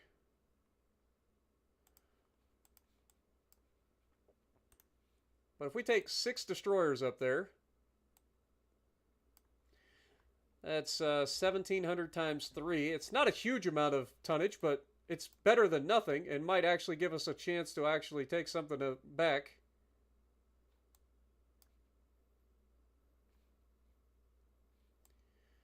You never know. Can't hurt.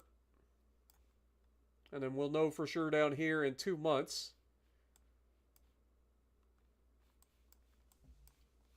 All right, politics. Did we already do the politics? I don't think we did. Improve relations with France again. Just try to keep this within arm's reach. Okay, they have officially moved their fleet. So now this guy should be able to recover back here.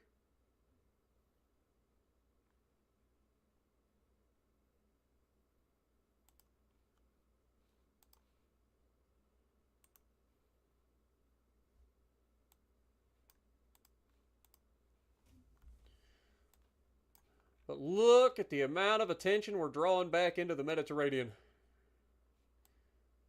As you'd expect. Okay, these guys will be on their way. These guys are already here. I think it's time to initiate. Let's look at their army logistics for them. Isn't that great? As you'd expect, we've been annihilating their transports and stuff too. So, like, if we can start to take, like, Albania and work our way through here, I think that'll go a long ways for us. So, let's move these guys over towards Aviona. See if we can't initiate a naval invasion. Okay, we have to wait. Okay, that's fine. I think we got to get into the Adriatic first. We're not quite there yet. Am I a Gryffindor? I think technically I played as a Gryffindor, but I think if I took the test, I'm either Hufflepuff or Ravenclaw. One or the other. But I'm definitely not Slytherin.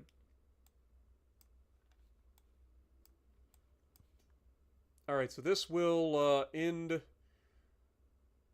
pretty soon. We've got 9 destroyers here.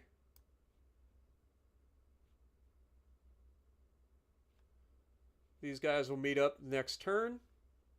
These guys are heading back out of here. Shocker. Your job is to maintain protection in the Caribbean, please. You've done your part. And then you guys, after you meet up, we're going to send you over here to the Mediterranean.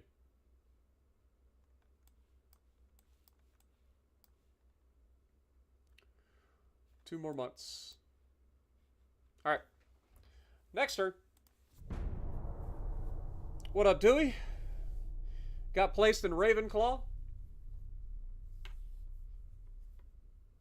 Is Amazon still afloat? I would assume so.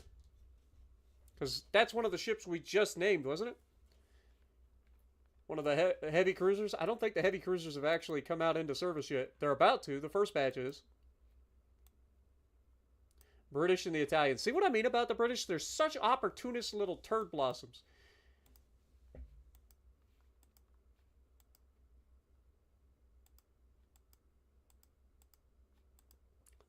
They always step in just trying to get a piece. All right. Let's get Albania first.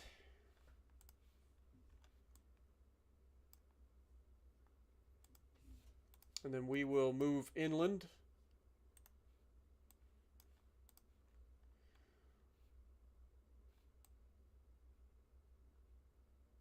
Got a battle over here of the French and Italian. Or no, it's us and the Italians. Okay. So Louisiana and Montana are going to battle against a single battleship and 2 light cruisers. Fair enough.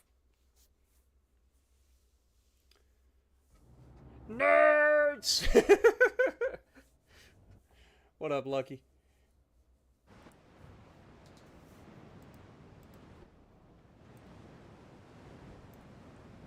Alright. Let's take you destroyers. What is our torp range on our destroyers?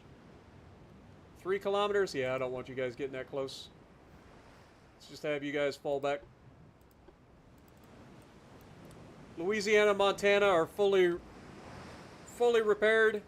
They are back to having cadets. At least the Louisiana has cadets on board. A lot of new crew.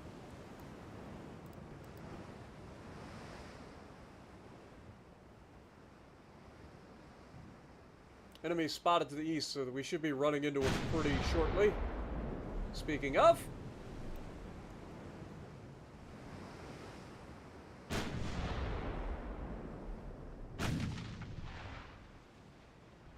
should be landing a hit pretty shortly.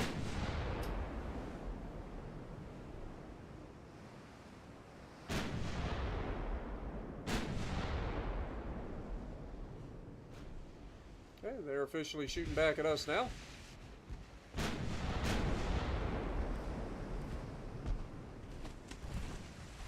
They've changed direction of travel, so we will as well. Secondary's doing what they gotta do. Little turd blossoms using their smoke screens, thinking that that's gonna save their battleship. But if they cross between me and that battleship, they're gonna have a bad day.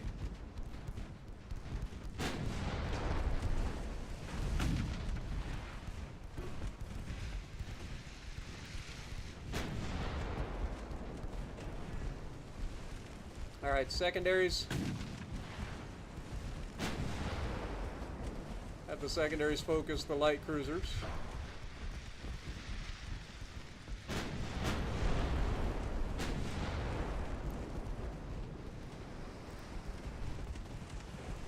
They do have 3-kilometer torpedoes. I'm gonna go ahead and change course real quick. Good hit. That was a 4-inch gun that did that.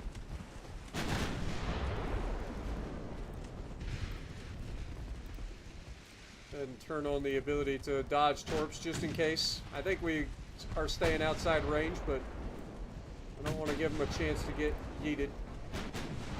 Oh god, we're right on the range of torps.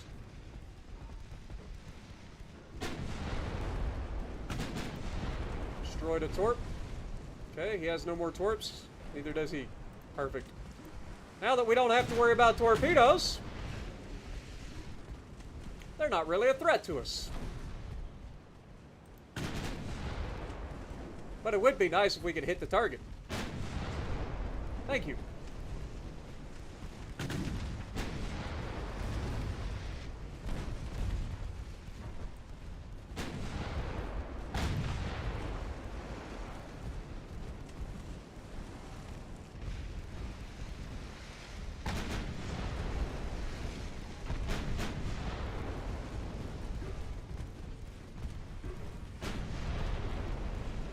Should be the end of him.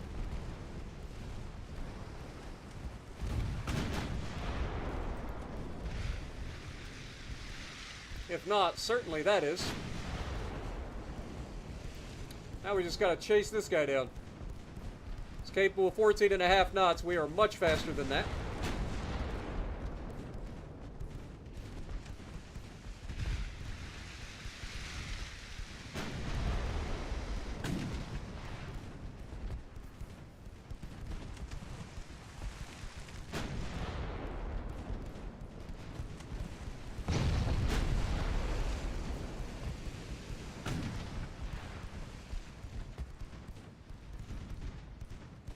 Am I able to invade Argentina? I mean, if the mission came up, possibly. But I can't directly invade it, no. Unless somebody that I'm up against in a major nation decided to take it first, then we could potentially take it from them.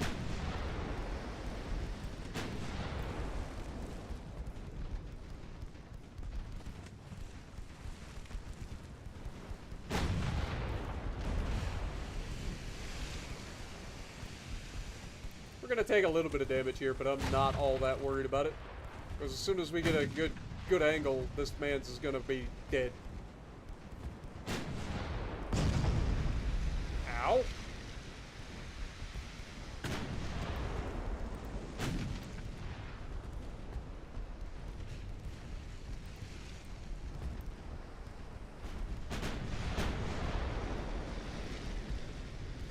Plus, we're torching him with the secondaries.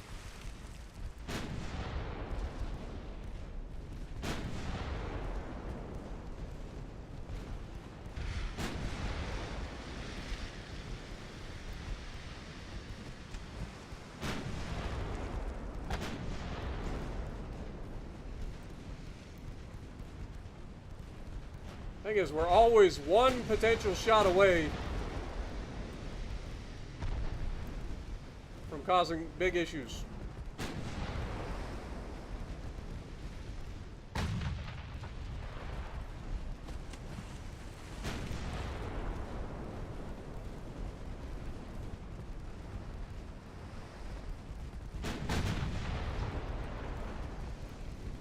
But as we continue to push the angle, we're going to be able to pin more shells.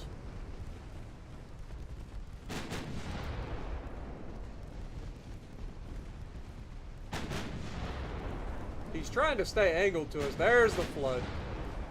It's just a matter of time. It was just a matter of time, and his damage control parties are already losing because, I mean, we've pretty much torched his entire ship up to this point, so it's going to struggle to get the flooding under control. And it's spreading. So yeah, I think he's done. I think he's done. Down he goes. What up, Corey?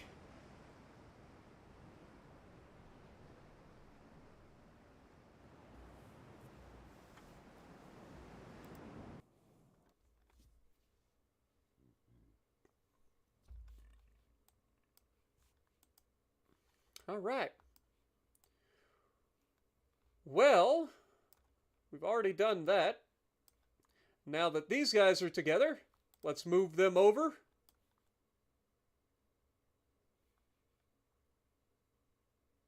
What is this guy?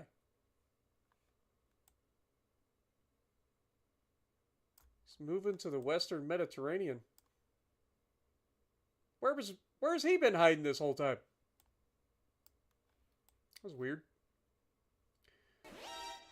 Alright, well, in that case, let's send these guys out. It's time to go hunting. We're going to head over to the Mediterranean. I think we're going to start with Sardinia over here. See if we can't invade them. Shouldn't take us too long to get there. We've got 62,000 tons. And we'll arrive in 3 turns. These guys are sitting back to defend. I do want to kind of split these guys up, though. We don't need this big old fleet. So let's split a couple of these guys up to protect our waters in the eastern North America. Rhino, Princeton, Savannah,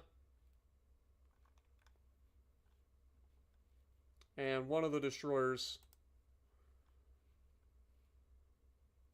We'll give you an extra one. We'll give you Vallejo as well. There you go. You guys can move up here, defend. Your goal is protect.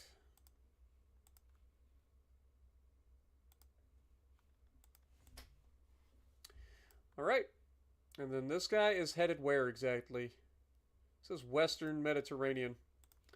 All right, well, let's check and see where everybody else is. I think we put him at, yeah, I was going to say, I think we put him at Rabat.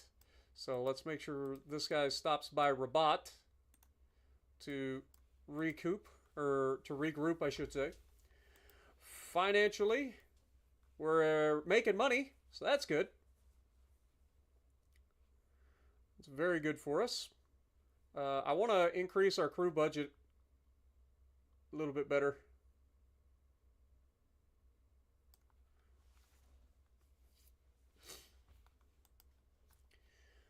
All right. Ship design, we don't need that at the moment. Finances, we are okay there. Just waiting for everything to come under. The new heavy cruisers are finally coming out. We've got 2 heavy cruisers at Norfolk coming in. 2 at San Fran, and then our Asian fleet will be coming up after that. Okay, fair enough. And then our battleships that are repairing at Rabat. So once they're repaired, they can move in and start doing their thing as well. Perfect. So now, I believe we've already set up the invasion. We did. So we just go forth. Let's see how this is going. 100% chance, 1 more month, we should take this. So Dutch New Guinea will be ours. That's a new chunk of land for us. What up, Matthew? Appreciate you dropping in. Jared as well. Argentina attacked the Falklands. Sent a quarter of your fleet down to stop it, but your ships were too slow. Well, that's no fun.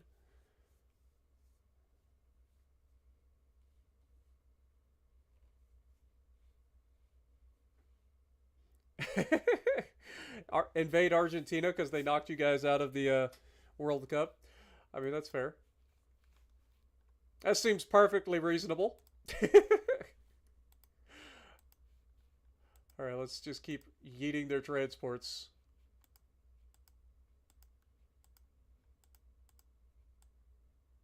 And we have taken control of Dutch New Guinea.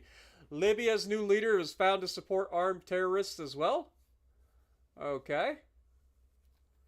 Need 11,500 tons. I mean, we could totally do that. I mean, we already got these guys coming over.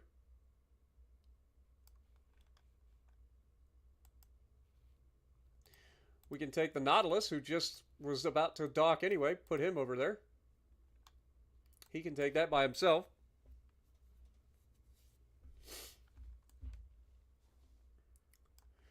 And how are we doing over here? We are absolutely doing just fine. What do you think you're doing? Romania is invading my freaking... Get out of here! God, what is it with everybody trying to be all like... Oh, wait, is that our ally? Romania is one of our allies, isn't it? Okay. That makes a little bit more sense then. Thank you, Romania. But you can't have it. It's mine. We'll be buddies. We'll be border buddies. That's how this works. Why is this guy all by himself? 2 battleships. Let's move you guys in here as well.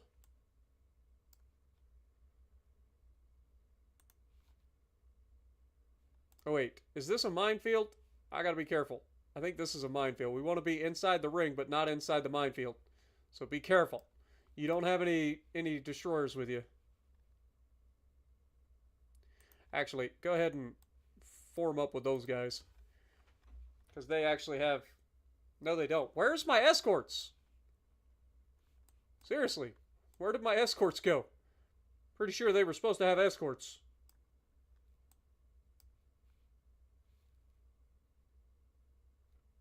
Two destroyers there.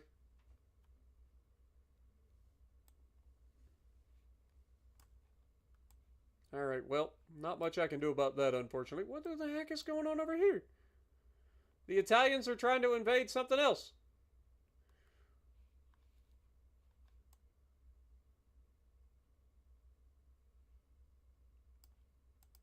Well, we got a fleet over here. We'll just put a stop to that. I'm not going to stand by and let them try to invade. This should be ending soon enough.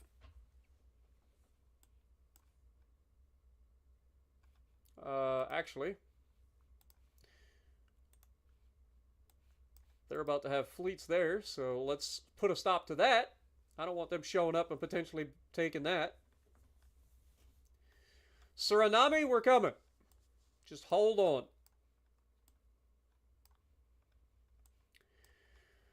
Okay, what is else going on here? If we go to finances, we have 200% of our transport capacity, so we're good there. We can reduce this a little bit. That should give us plenty of money. We can then bump this up a little bit.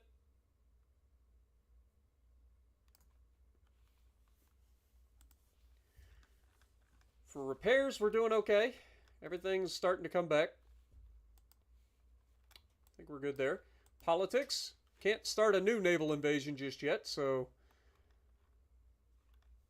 I think what we'll do is look at who's upset with us right now. The French are the most upset, and the British are getting there. So, again, we got to try to appeal to the French to kind of get them to relax. We're not after you, France. Relax. That'll come. But you got to wait your turn. Next.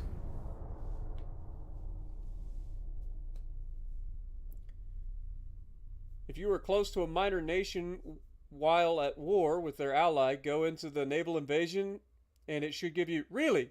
When did they add that? Also, what up, Big? How's it going? Welcome to the stream. When did they add the ability to directly invade minor nations? I had no idea that was a thing.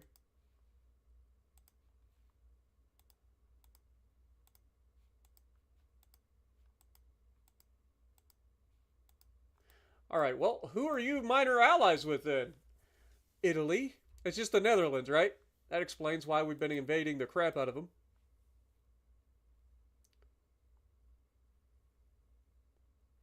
But I think we've taken all of the territory from the Netherlands.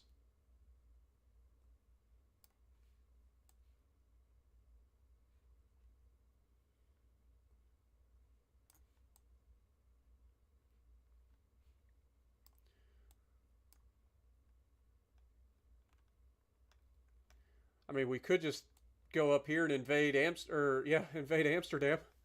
That'd be a thing we could do. I mean, they're currently invading freaking Belgium at the moment. Boy, the world is a mess right now, isn't it? It's just a mess. All right, how long before we have this? All right, one more month and we will have this. Let's see about another naval invasion. Want to go for... it should be Croatia next, right? No, Montenegro. Montenegro! Get that started. I mean, we're already here. Makes sense.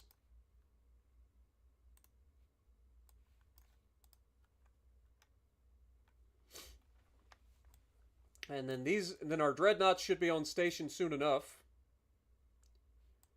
They're coming around the Santa Cruz Islands at the moment, or the Canary Islands at Santa Cruz. These guys have split off to go towards the north. So we have effectively saved the Suriname. Let's head to the north and stop them there as well.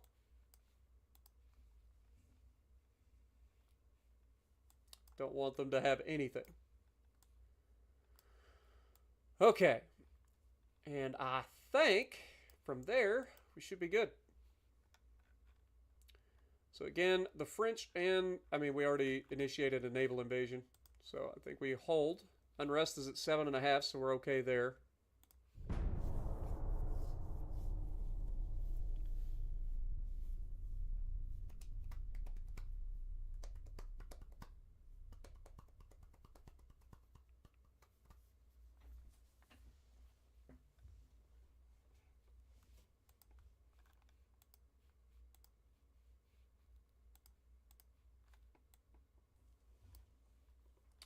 All right, now we have the big fleet battle that we were looking for in the Caribbean again.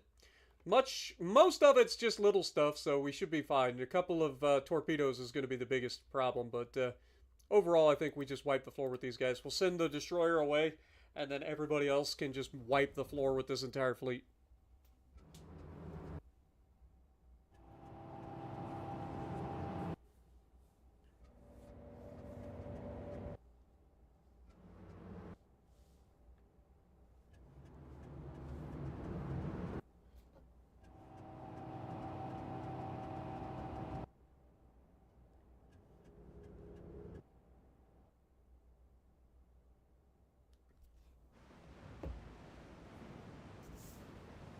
Right.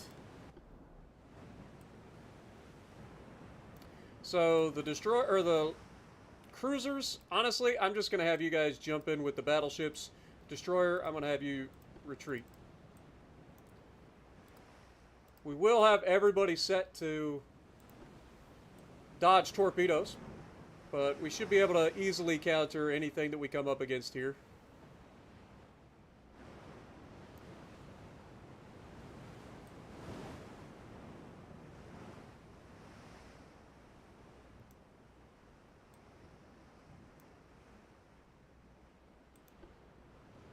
Looks like they're to the northeast, so we'll make a slight course correction. What up, Unknown? Good to see you, Device. Appreciate you dropping in, man. America, yeah, come to say, mother. God, dang! That is the most accurate first shot I've ever seen out of a heavy cruiser. It's the most accurate 2 shots I've ever seen out of a heavy cruiser. Oh. And then somebody just got yeeted back.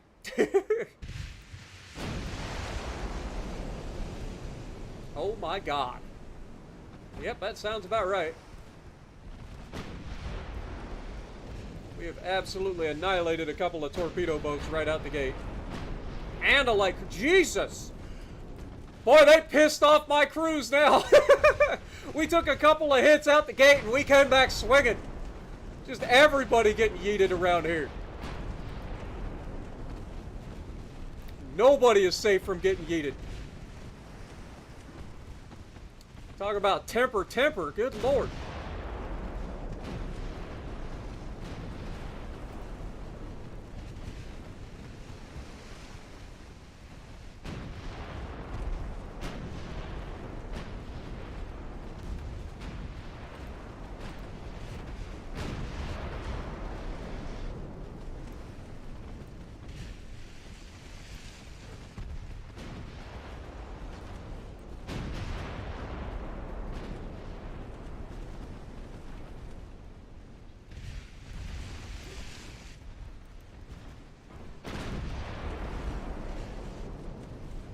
Try to make sure we get rid of this torpedo boat real freaking quick. I don't want him sneaking around behind us.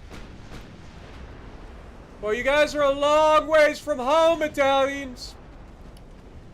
You've come a long way to die.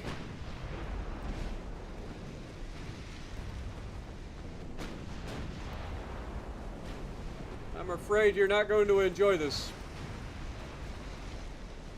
Not the welcome that you were hoping? Hmm? The Caribbean not quite as easy as you thought it was going to be?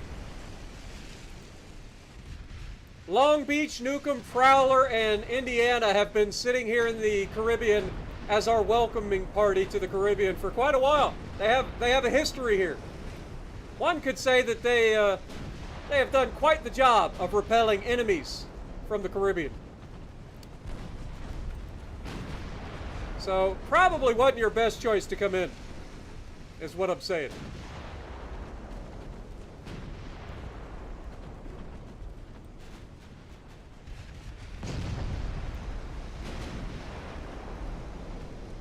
You guys think your little heavy cruisers pack a punch? All we got to do is hit.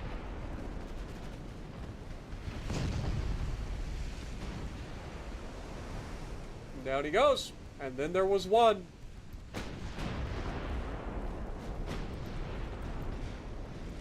You're as cold as ice, willing to sacrifice our love.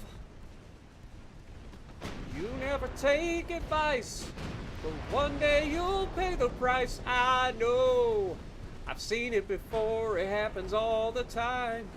Closing a door, you leave the world behind. You're digging for gold.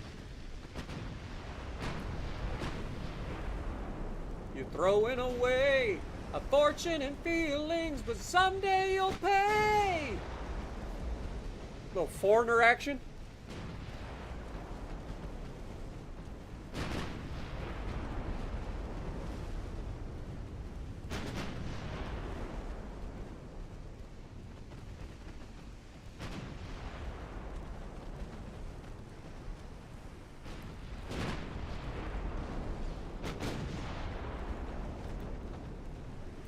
Alright, let's go finish him off. I think he's had enough. Imagine sailing all the way across the Atlantic just to get blown out of the water the moment that you arrive at your destination. What up, Jay? A voice of an angel? I wouldn't go that far. But I'm glad you guys enjoyed.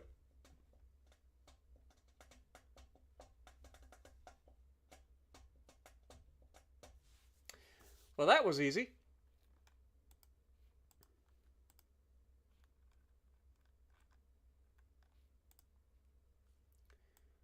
Ukraine would like 3 Shark-class destroyers. We got the ability to do that now, so let's go ahead and do that. God help anybody who attacks any of my allies. The amount of ships that we've sold people through the years, like especially like Brazil, for God's sakes, man. Brazil's got to have a bigger navy than half the freaking people in the world.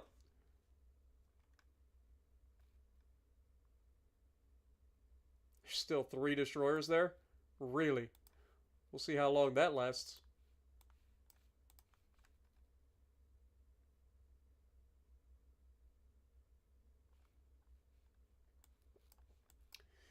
All right. These guys have arrived at their destination, so it is time to go ahead and initiate a naval invasion again. Okay, we can't. Fair enough. Let's keep trying to improve relations with France. France is not happy with us currently. You'd think they'd be thrilled. Like, we're both at war with the same people. They're getting an advantage out of this by invading while I'm invading. Like, why are they always so upset with us? I mean, the good news is 2 more months we'll have this. I mean, I know why they're upset. It's because our freaking ships are all within their territorial waters, all up in their business. But we got to. Like, we are at war with an enemy of theirs. They should be happy about it. They should understand. All right. Meanwhile, the invasion of Albania has finished, and now we are taking on Montenegro. Let's continue to move towards the next place, which should be Croatia. Of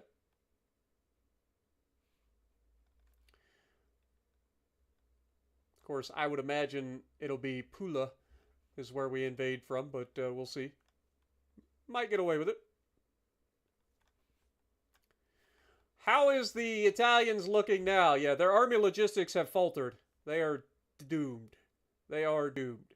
Their GDP is 55.9 million, or billion. Their active fleet is 26 ships and falling rapidly. We have crippled them.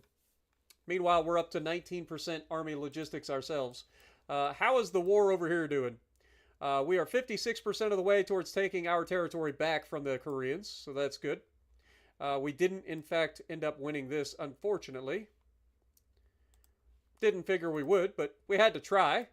We'll send these guys back over to Shanghai for the time being. We did finish this down here.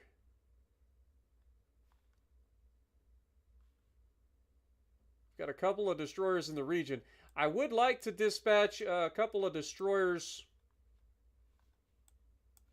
Let's send like 2 of these guys down here to defend Dutch New Guinea. We'll take Champlain and Hale. They'll come down here and defend that. Meanwhile, this fleet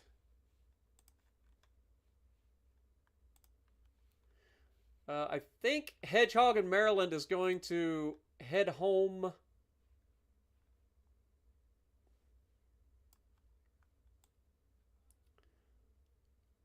Let's head to Hong Kong for the time being. Let's get you guys rearmed and repaired. I know we could just go into port here, but honestly, I'd rather get them back towards the main territory that we own in the region. And this, how are we doing? Everything seems to be going fine over here. The French are going to just walk right in and take territory out from under our nose again, which just adds to the lore of us disliking the French, if we're being honest. The French in this game and us have always been at odds. Like we have had so many issues with the French over the years. So many issues. All right, let's go ahead and bump up our transports again just a little bit. Don't want to get behind. Getting close to new battleship hulls potentially. Cruisers, we got a 12,000 ton heavy cruiser, but no new hull. So nothing new there. 950 ton destroyer, nothing new there. We are officially going to kerosene engines for submarines. This will be the 6th version of the submarine experiments.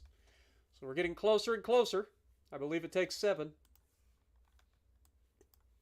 And then submarines start to become a problem. All right. Next. I don't think there's anything else we can do. So we just keep it going.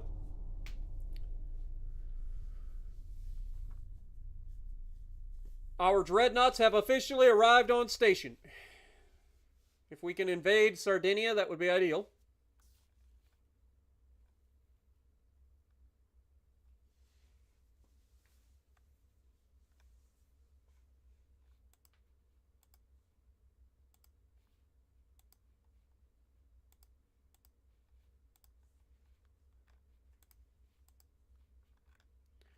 Okay, have we lost any? We have not. Perfect. Raven class light cruiser, sure. Let's keep Romania on our side. I don't even know where Romania is getting a freaking port. Like, seriously. Oh, I guess over this way? Yeah, they have ports in the Black Sea. Okay, that makes more sense. That makes more sense. Alright, well, in that case, naval invasion here should be done next month. That's beautiful. Romania is invading the Greeks at the Central Balkans. Interesting. Let's go ahead and initiate the naval invasion of Sardinia. Need 36,000 tons. We should have plenty of tonnage for that. Don't know which port we're going to end up attacking, so we'll just move around to like halfway. Should be there either way.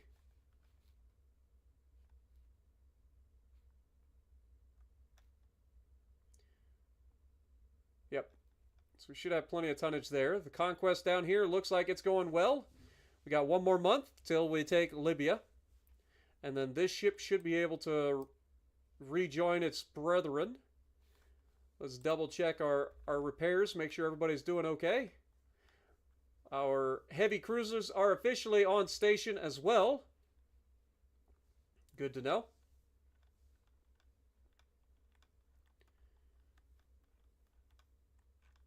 Perfect. Love to see it. All right, well, with all 3 of these battleships raring for action, we should be good to bring them into the fight as well. So let's take these guys over here. You guys are going to meet up with your brother or sister. Shouldn't take too long. We do have a battle over here. 2 battleships versus 1 battleship and a light cruiser. Kentucky and Maryland versus... Wait. Kentucky is a Hedgehog class from Egypt. So our allies stepping in to help us out here. That's good. Versus the battleship Forza. And the light cruiser Giovanni dalle Bandiniere. I have no idea what that means, but Maryland is also here. So we should be able to take these guys down pretty easily.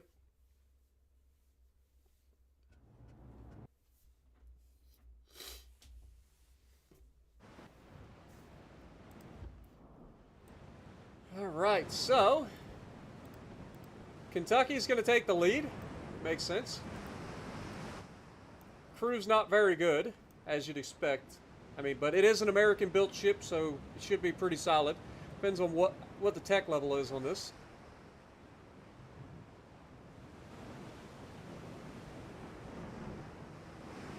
Yeah, it's not the highest tech level, so this is a pre-refit design, I think. Enemy spotted to the northwest, so we should be running into them any moment. Meanwhile, Maryland is also cadets. Not ideal. fine, though. It's only 2 ships. To the north, so they are off to our right.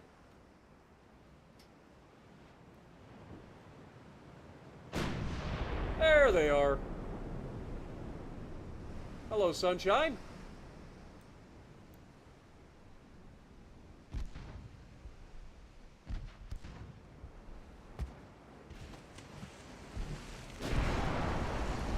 Kentucky already taking a pretty nasty hit.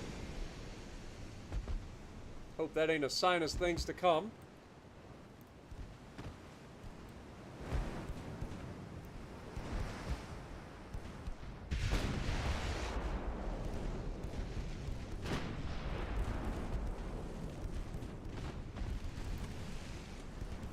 But our longtime ally in the Egyptians coming to our aid. Love to see that.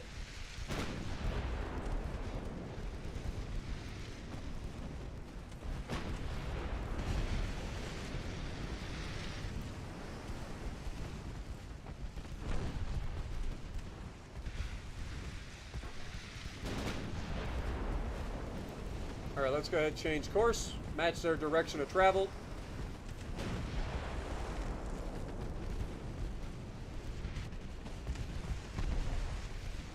Let's get rid of the light cruiser. He's the torpedo threat here.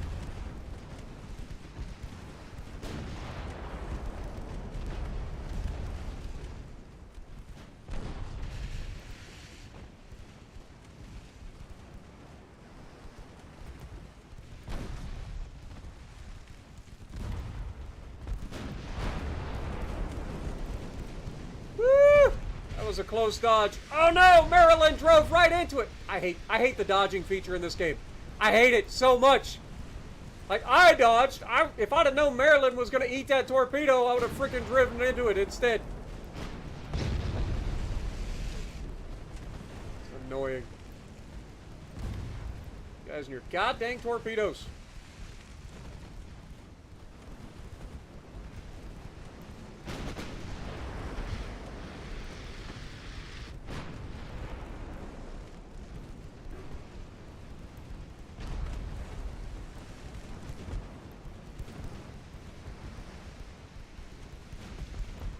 Alright, start working this guy now that the light cruiser has backed off.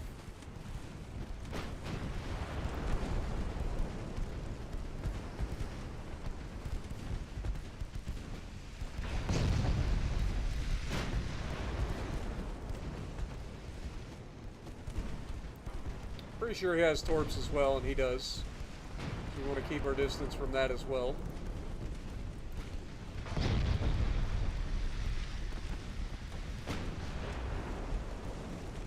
Come on, boys, start hitting the targets.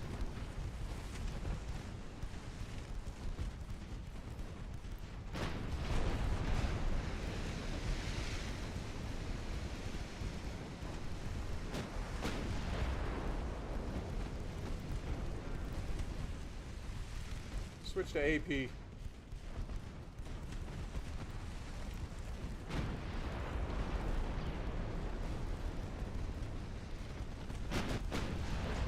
There we go.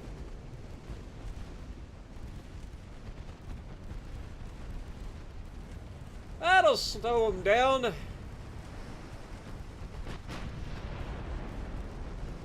Everybody thinks they're tough until you punch them in the mouth.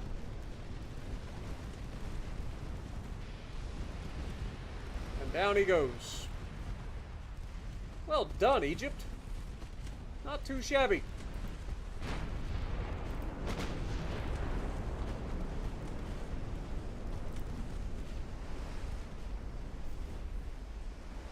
What up, Dustin? Welcome. Just got done watching Kentucky Ballistics and saw me streaming. Well, I appreciate you dropping in, man. I'm assuming you're talking about the Kentucky Ballistics video with the new battle rifle. Was it? Forget what it was. It was a big, meaty battle rifle.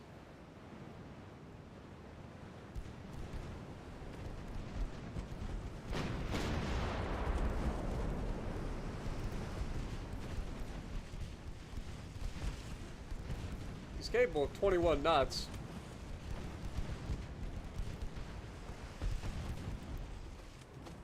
So he is faster than us. But I'd like to not let him get away.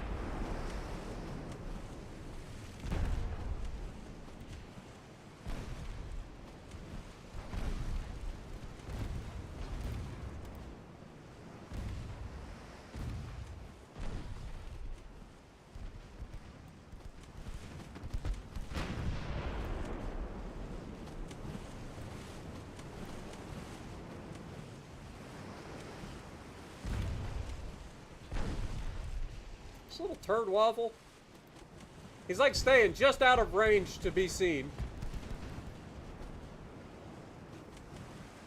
But he can obviously still see us, because we're bigger.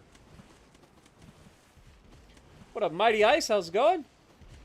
The 458 Win Mag. There you go. I knew it was a big boy. What up, Wolfie? How's it going? Hope you're having a good day. Hope things have gotten a little bit better for you guys out west.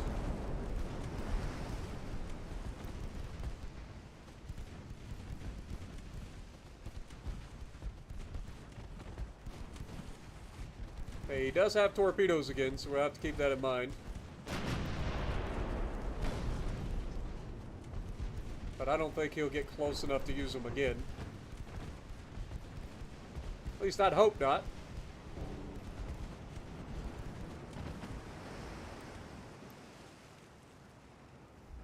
Those smoke screens get real annoying.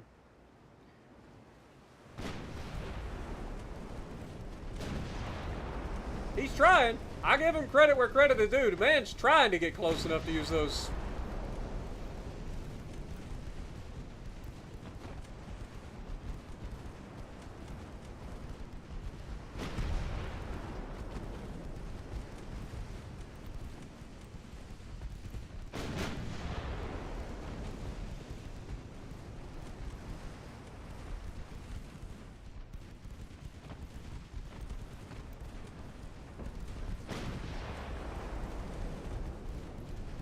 I love how quickly we killed the battleship, and now we're just like chasing this little turd waffle around the goddamn ocean. Just die!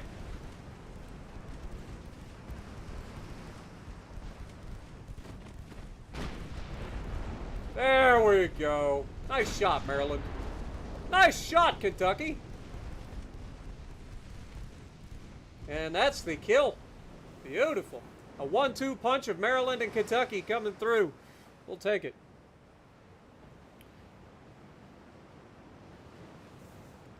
What up, Yedem?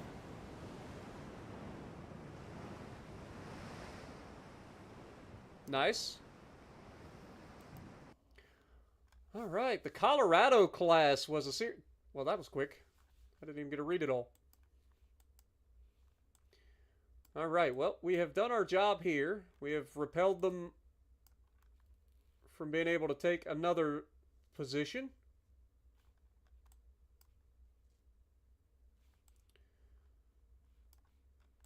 Securing our waters and our neighbors. We have already initiated the naval invasion here. Next turn, that'll begin.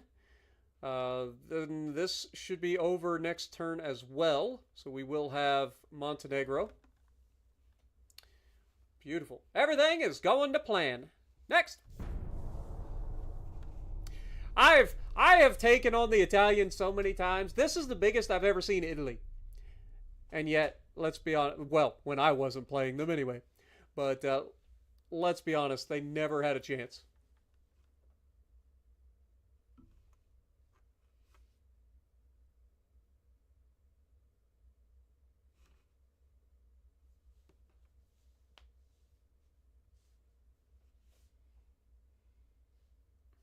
This is why you don't piss off bigger nations, Italy. Just say it. Not only did you manage to piss us off, but you pissed us off after we just rebuilt all of our forces. And we're blockading you. You're done. You're just done. There's nothing you can do. You will be destroyed. Brazil would like a dreadnought class. We have the shipbuilding capacity. Why not?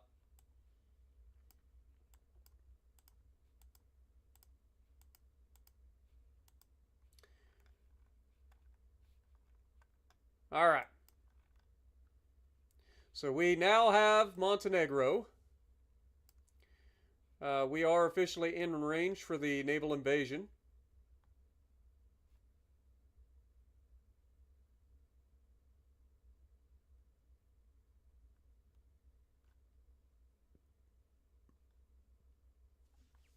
It'll take 5 more months, but we should take Sardinia. Politics, I'm sure the French are really starting to get irritated with us. So are the British, though. We need to chill that out. Improve relations with the Brits. Improve relations. All right, we've got this fleet down here. Let's get them moving up. Maybe we can start looking at taking Sicily. Obviously, Croatia is our next priority.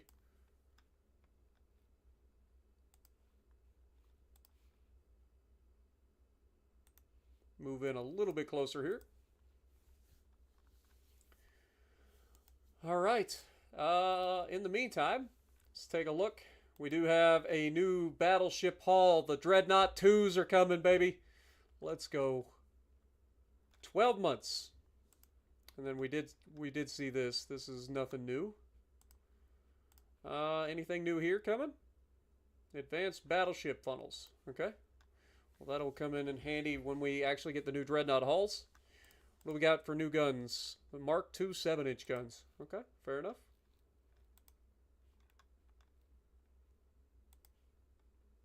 All right, well, let's keep it going.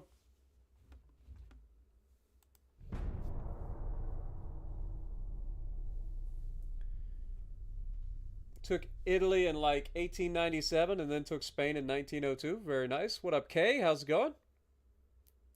Louisiana is still busted? Yeah, it sure is. It sure is, man.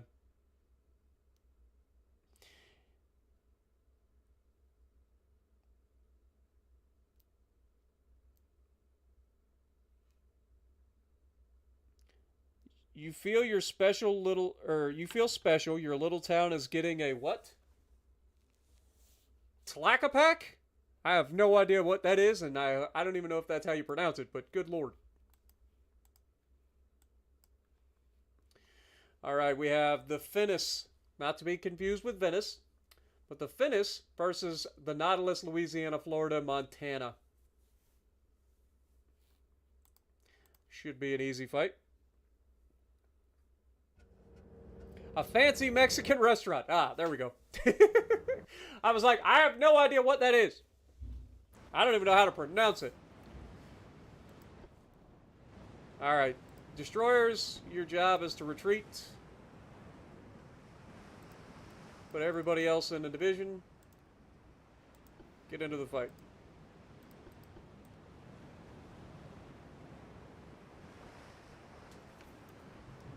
Florida man leading the way. What could go wrong?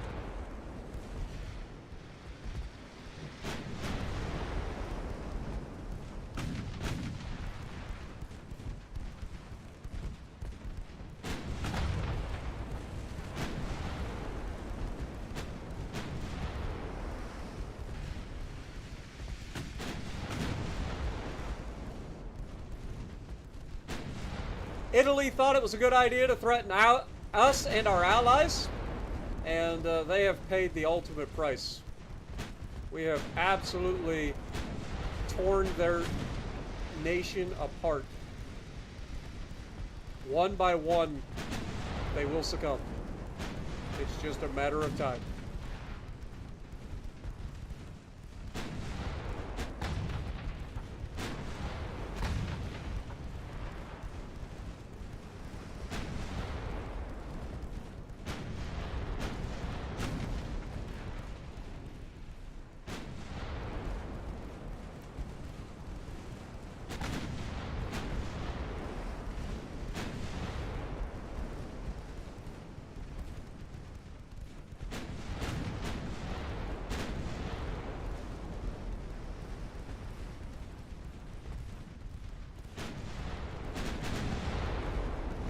Destroyed a torp. Love to see that.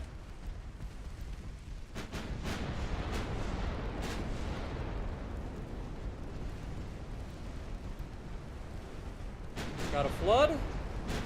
Right at midship too. That's going to spread. Yeah, I think this is the beginning. I was going to say, this is the beginning of the end for this. Good night, sunshine. Burning from stem to stern.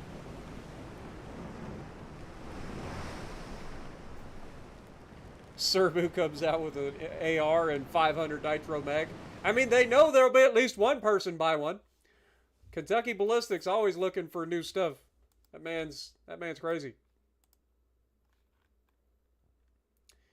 Mediterranean, we're losing transports.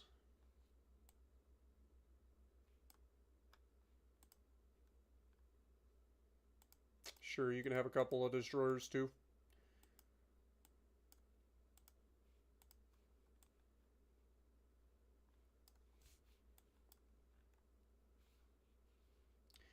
All right. Let's go ahead and engage.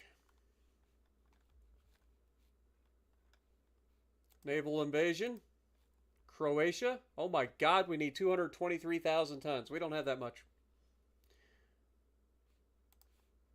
What we could do is invade northeast Italy. Put the pressure on there.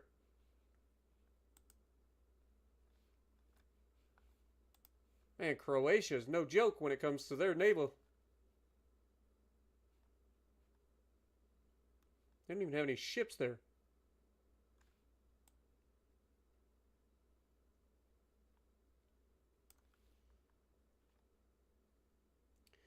Okay, 4 more months until we take that.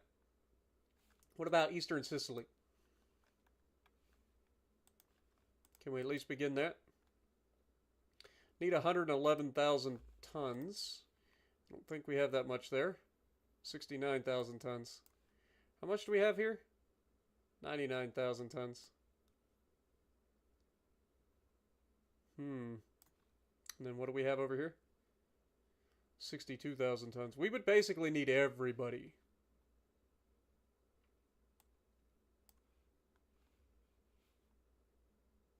I would love to invade northwest Italy and stop the French from taking that. But you need 319,000 tons. That's their biggest port, too. We could go for Western Sicily. I mean, we could always try to invade Croatia, but I think we start the invasion of, like, Western Sicily first. Let's go ahead and do that. So Western Sicily is actually over here, so we need to move these guys over to Palermo.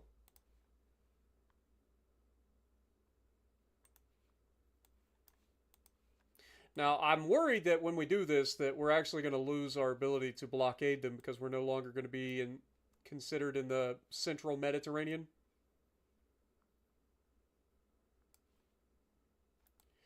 But I will say this. We should have a couple of cruisers over here. We have 2 there. Let's send those 2 heavy cruisers over here to defend Tripoli. Shouldn't take them that long to get there. Looks like they will arrive in 3 months. And then once we begin the assault on Western Sicily, then we will try to figure out what we want to do with this. I'll probably attack northeast Italy because we have the tonnage to guaranteed take it. And then while we're attacking that, we might be able to start the attack on Croatia. It's not going to succeed, most likely, but at least we would be able to put some pressure on and start the invasion process, and then we would reduce their ability to fight us the next time. That's what the thought process is at the moment. I feel like that's a good plan. But politics-wise, I mean, we're definitely not gaining a lot of favor with the French and the British at the moment. But again, that's to be expected. You wouldn't expect them to like us, but you wouldn't expect them to hate us considering we're fighting the same people. What up, Titus? Operation Casablanca 1906 edition. Casablanca is Morocco, my dude. We already own that.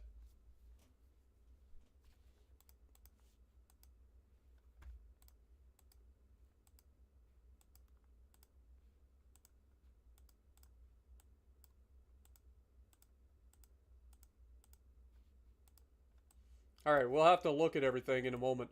But yeah, we own Casablanca over here in Morocco. But we've initiated the land invasion, or the naval invasion here. We've got our naval invasion going here. We've got a 100% chance on both of those. It's going to take a few months. There was a new, like, major attack coming from here. The Serbs are attacking us. Are you guys allied with the freaking Italians? No. Then why is Serbia attacking us?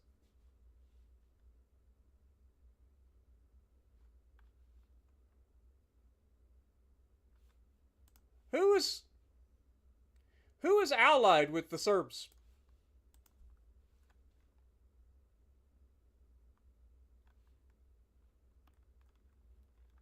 Are they acting on their own accord?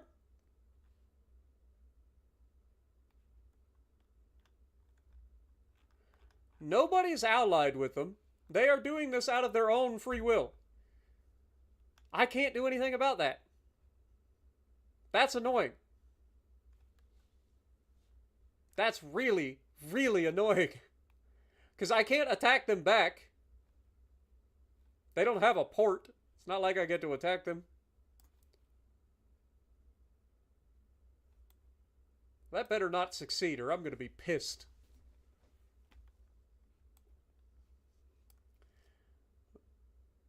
Alright. Meanwhile, the naval blockade actually is still going, so that's good. Victory points, I mean, we are absolutely crushing them. As you'd expect. The new cruisers are on their way.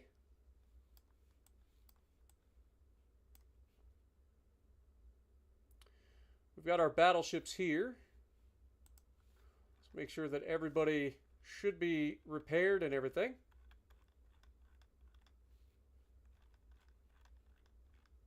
Beautiful. All right, finances. We're making $11 million a month, which is good. We're up to almost $1 billion in the naval budget, so that's also good. We could bump this up just a little bit, and then we'll bump the rest into the tech budget. Take that up to 70%. Oof. Boy, the tech budget gets a little crazy there, doesn't it? We'll go with 78%. Let's try to see if we can get that done a little bit quicker. 8 months and then this will finish.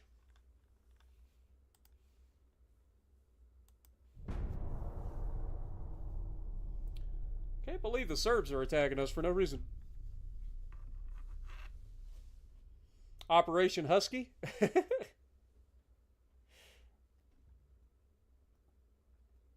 Also, we're only 13 likes away from 100. Do you guys think you guys could slap that like button?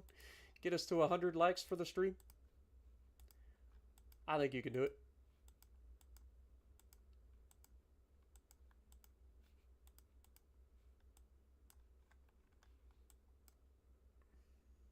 They're actually advancing. That's annoying. Dude, if we lose this, I'm going to lose my mind, man. Because I don't have any control over that. Okay, 4 more months there. 2 more months here. The French did manage to take northwest Italy.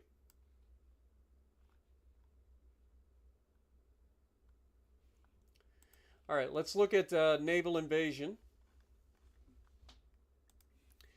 How much do we need for central Italy? 187,000 tons. Let's go ahead and continue with the plan of northeast Italy, because we're already there. Like, it's going to be right here. So we can basically sit right here and be able to attack Croatia and northeast Italy at the same time. Keep the plan on track.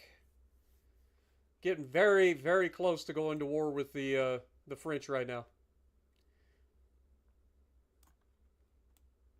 Very close. Have they at least suffered any losses? I doubt it. Hundreds. They are not doing the greatest. Their armies are a little strong, as always. I mean, they got 683,000 troops, and they have 100% army logistics. Meanwhile, we have 3.9 million troops, and we're up to 20% army logistics. So, I mean, in theory, we should be able to bring a lot of firepower to bear, but they're not that well organized. But we're getting there. Slowly but surely. All right, well, I don't have any say in any of that, so we just got to keep it rolling. Next.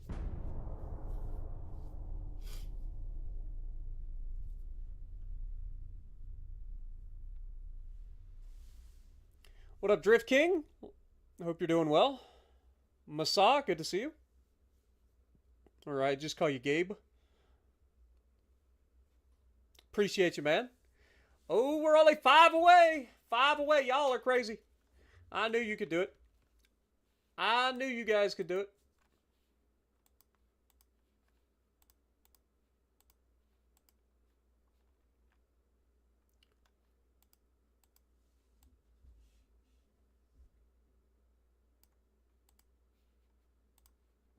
All right, so the naval invasion of northeast Italy has begun.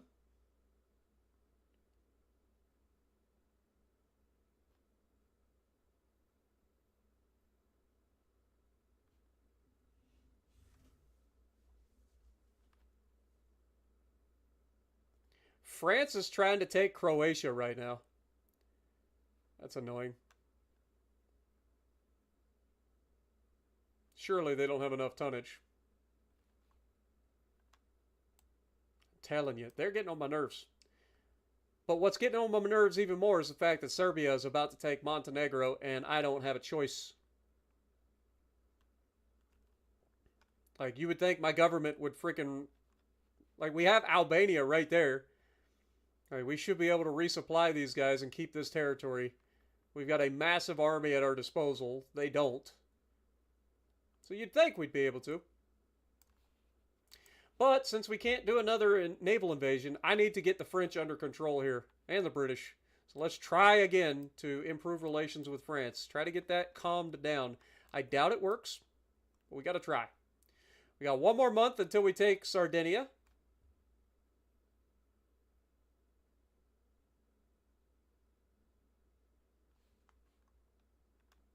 I hate how much these guys are trying to step on our toes, man. I'm telling you, the French are asking for trouble.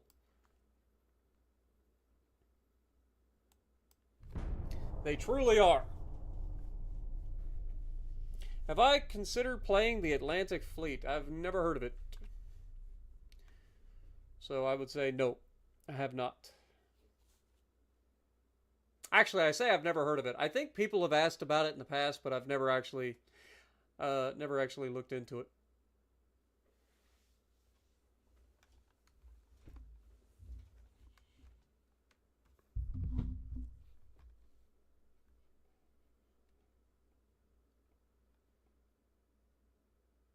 We're starting to hemorrhage money pretty badly all of a sudden.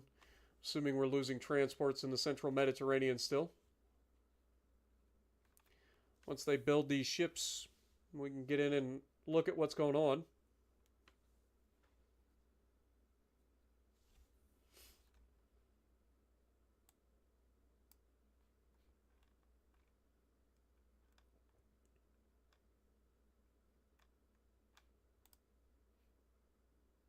Germans and Soviets are back at war.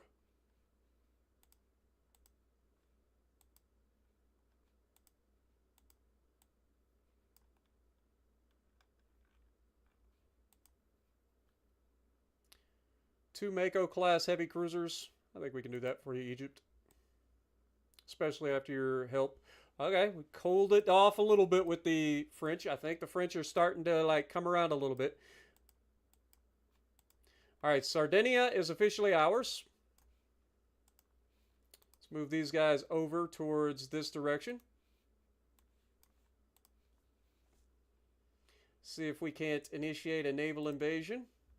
I doubt it. I think we got to wait a month. Nope, we can totally do it. We've got central Italy and southern Italy that we can attack.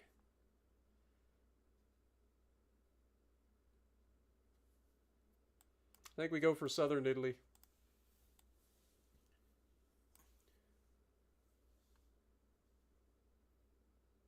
Wait, why are we not in here? Oh, we're just outside the circle?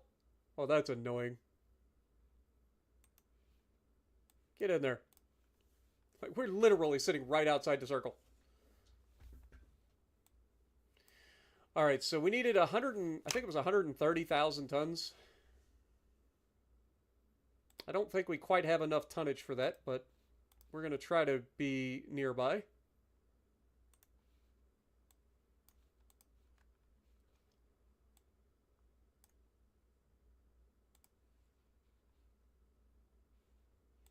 Our heavy cruisers are officially in a convoy attack. It is the Jabberjaw and the Mako with an Egyptian escort, I'm assuming. Yep. And the heavy cruiser Grifona and the battleship Madonna del Vigna with 14 transports. All right. Well, I think Jabberjaw and Mako are going to get their first taste of battle. Let's hope that they're up to the challenge.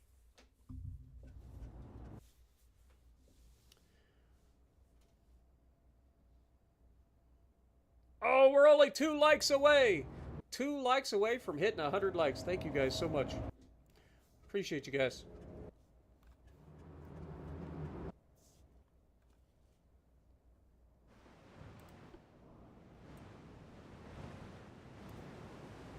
All right.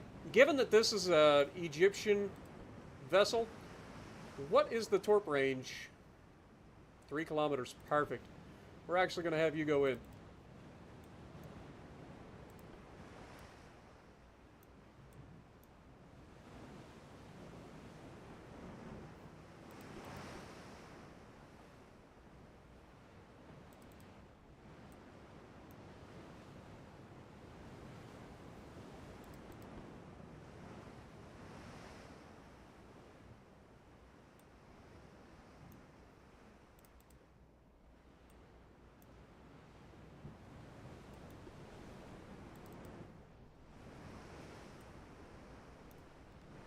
So we know we should be able to take out their transports easily enough. The problem is going to be finding their battleship and their heavy cruiser. If I can take out either of those guys with a couple of torpedoes, I would be very, very thrilled.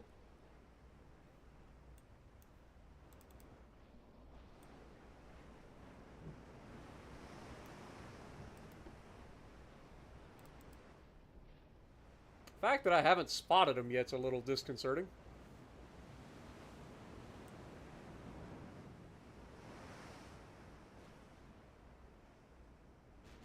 They're all the way over there?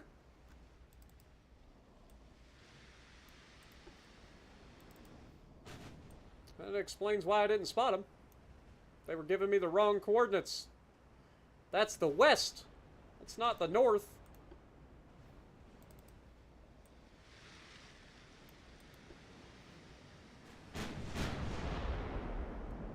Got some bad intel.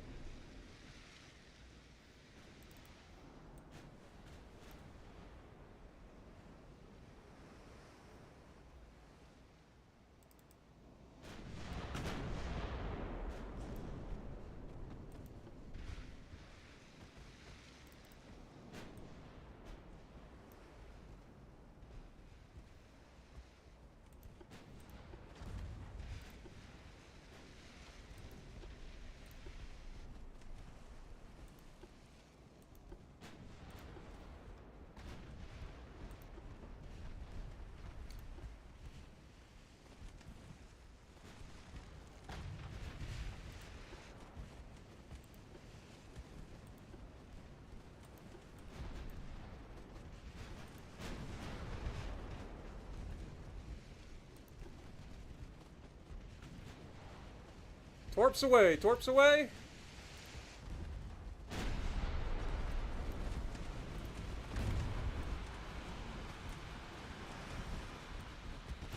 Get out of there, little destroyer. You did your job.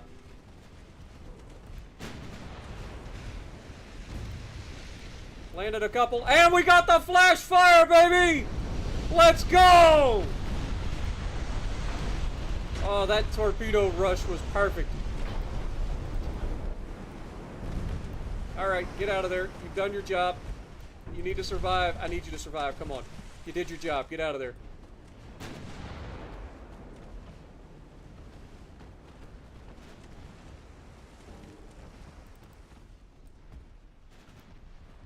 I can't smoke up either.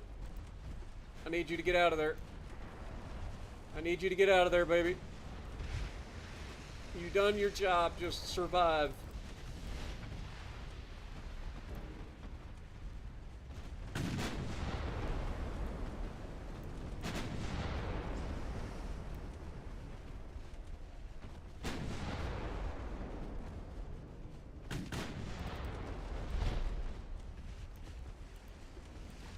Get out of there, little destroyer.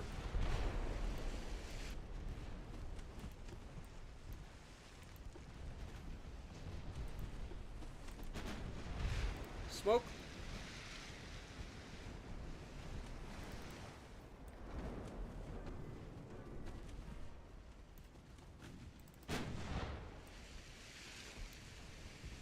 We don't have any more torps either.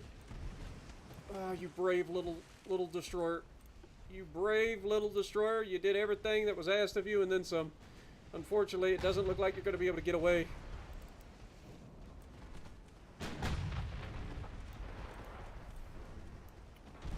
Oh, we got to go back. We got to save this guy if we can. That heavy cruiser is going to be on top of him and murder his face any moment. I don't think we can save him, but we got to try. Do everything in your power, little destroyer! This little destroyer putting up a fight. Give him credit where credit's due. He's also taking a lot of damage here. Go with AP and see if we can't punch him. Ouch! I think that's going to probably end up doing it.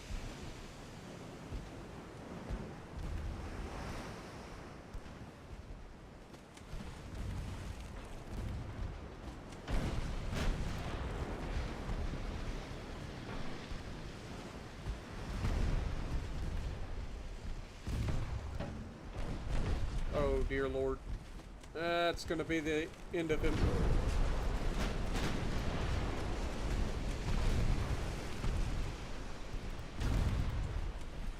Yep, that's the end of him.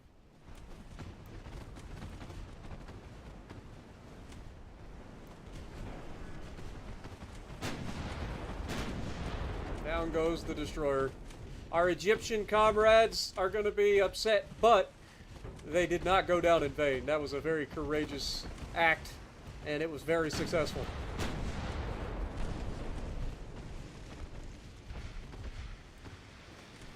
Sacrifice will not go rewarded.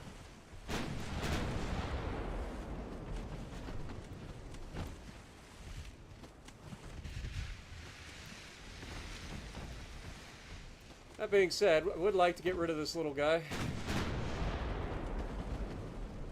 So the sooner we can do it, the better. There's another flood. Hopefully that ends him. Sure looks like it will be. Down goes the battleship. That's big. That is big.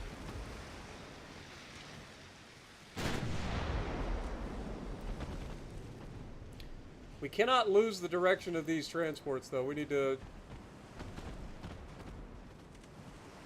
not take the bait of chasing this heavy cruiser. Let him come back to us as we continue to take on his transports.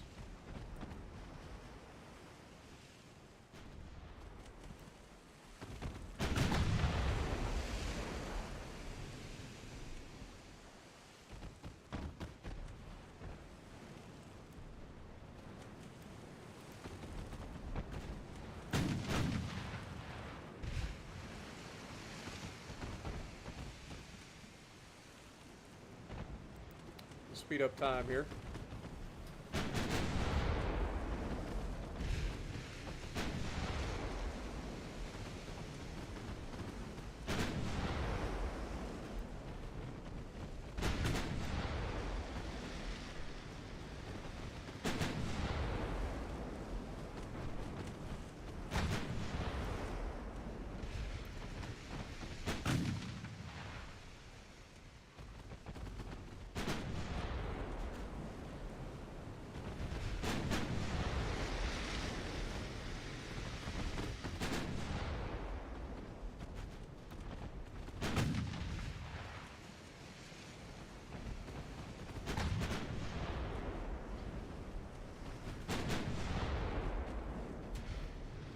Throw a little bit of armor piercing downrange. I'd like to get a flood, finish that guy off.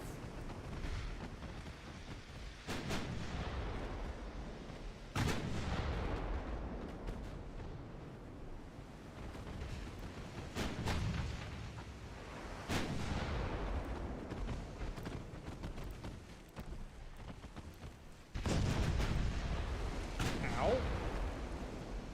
I look away and you hit me, you little turd. You know what? Detach. Mako. Make an example out of him. Meanwhile, Jabberjaw continue annihilating the transports.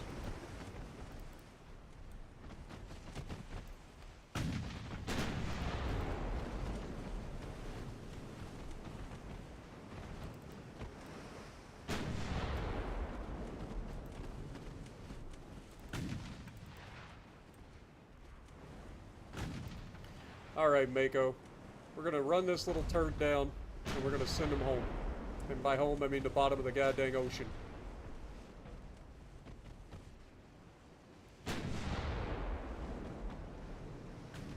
He thought he was being fancy, didn't he? He thought he could just hang out there, take pot shots at us while we take on his transports, but that ain't how we rule.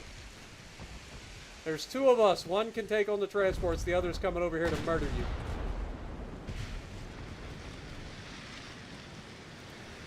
Alright, let's open up the angle, get more guns on target.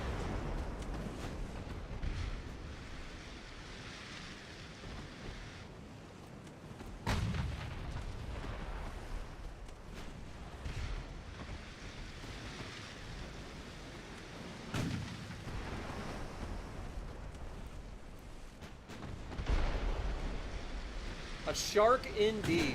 The Mako class, leader of her, or the flagship of her namesake class, whatever you want to call it.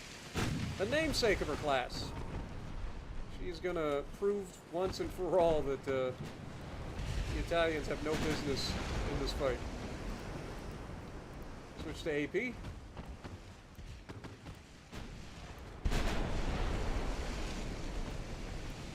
come alongside.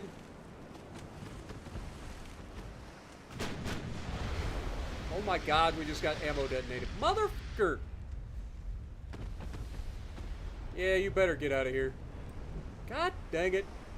They hit one of my secondary ammo racks, the 5-inch secondaries. Alright. Get back in line. Kind of annoying, I ain't gonna lie.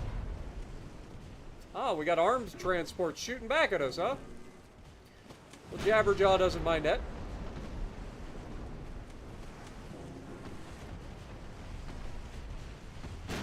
Dude, these 5-inch secondaries are just devastating for these transports. Alright, we can turn off the mains. We don't need the mains anymore.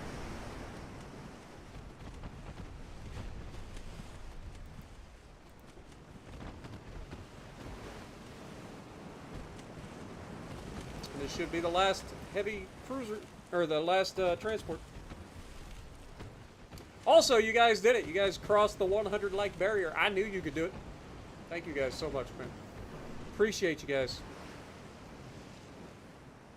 Alright, and with that, the battle ends.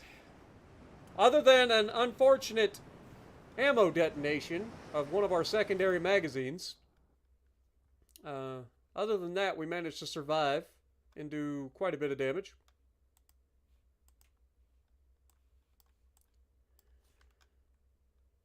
hopefully they'll be getting fixed up. 2 more months left of the invasion of Western Sicily.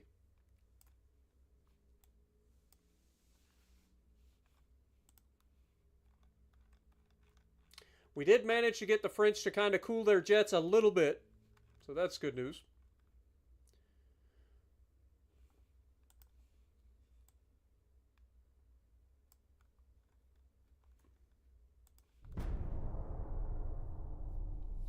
We're going to have to get our spending under control real soon.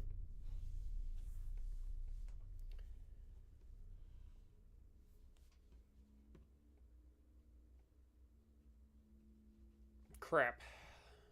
The invasion of southern Italy ended up in a different location. Kind of annoying.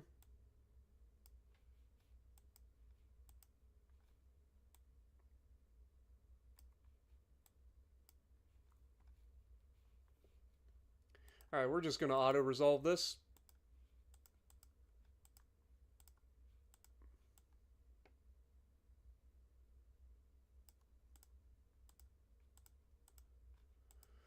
Alright, so they ended up putting the naval invasion over here, which is just outside our reach.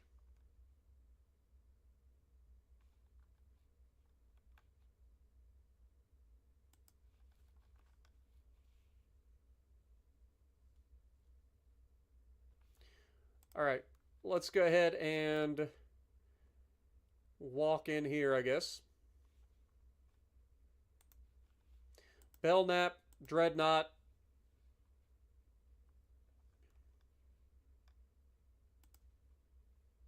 And your destroyer escorts.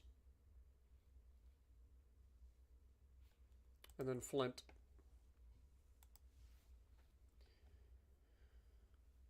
That is a total tonnage of only 58,000 tons, but at least it'll start helping us make some progress towards it. We'll finish this invasion next month, and then these guys can join as well. And then, of course, we've got the naval invasion up here. That's going to take another 4 or 5 months. But I think that's going to have to wait. We also have this as well. But we are starting to push them back. Finally. Thank you. So we're starting to push the Serbs back. That's good news for us. Italy is trying to navally invade over here for some reason. In Palestine. They're invading our territory. Yeah. Good luck invading against my allies. The amount of ships that I've sold my allies, you're not going to have a good time, Italy. They all have a bigger navy than you. We have seen to that. So yeah, good luck. We have enforced our will upon you, whether you like it or not. All right, but I think this is a great place to end the stream. Thank you guys so much for hanging out with me. I hope you guys enjoyed. Don't forget, we do these streams with Ultimate Admiral Dreadnoughts every Thursday, so make sure you guys jump in here. Every Thursday, we'll be back for another stream. And if you like what I'm doing, punch the like button, leave a comment below, subscribe to the channel if you haven't already, and as always, I will see you in the next video.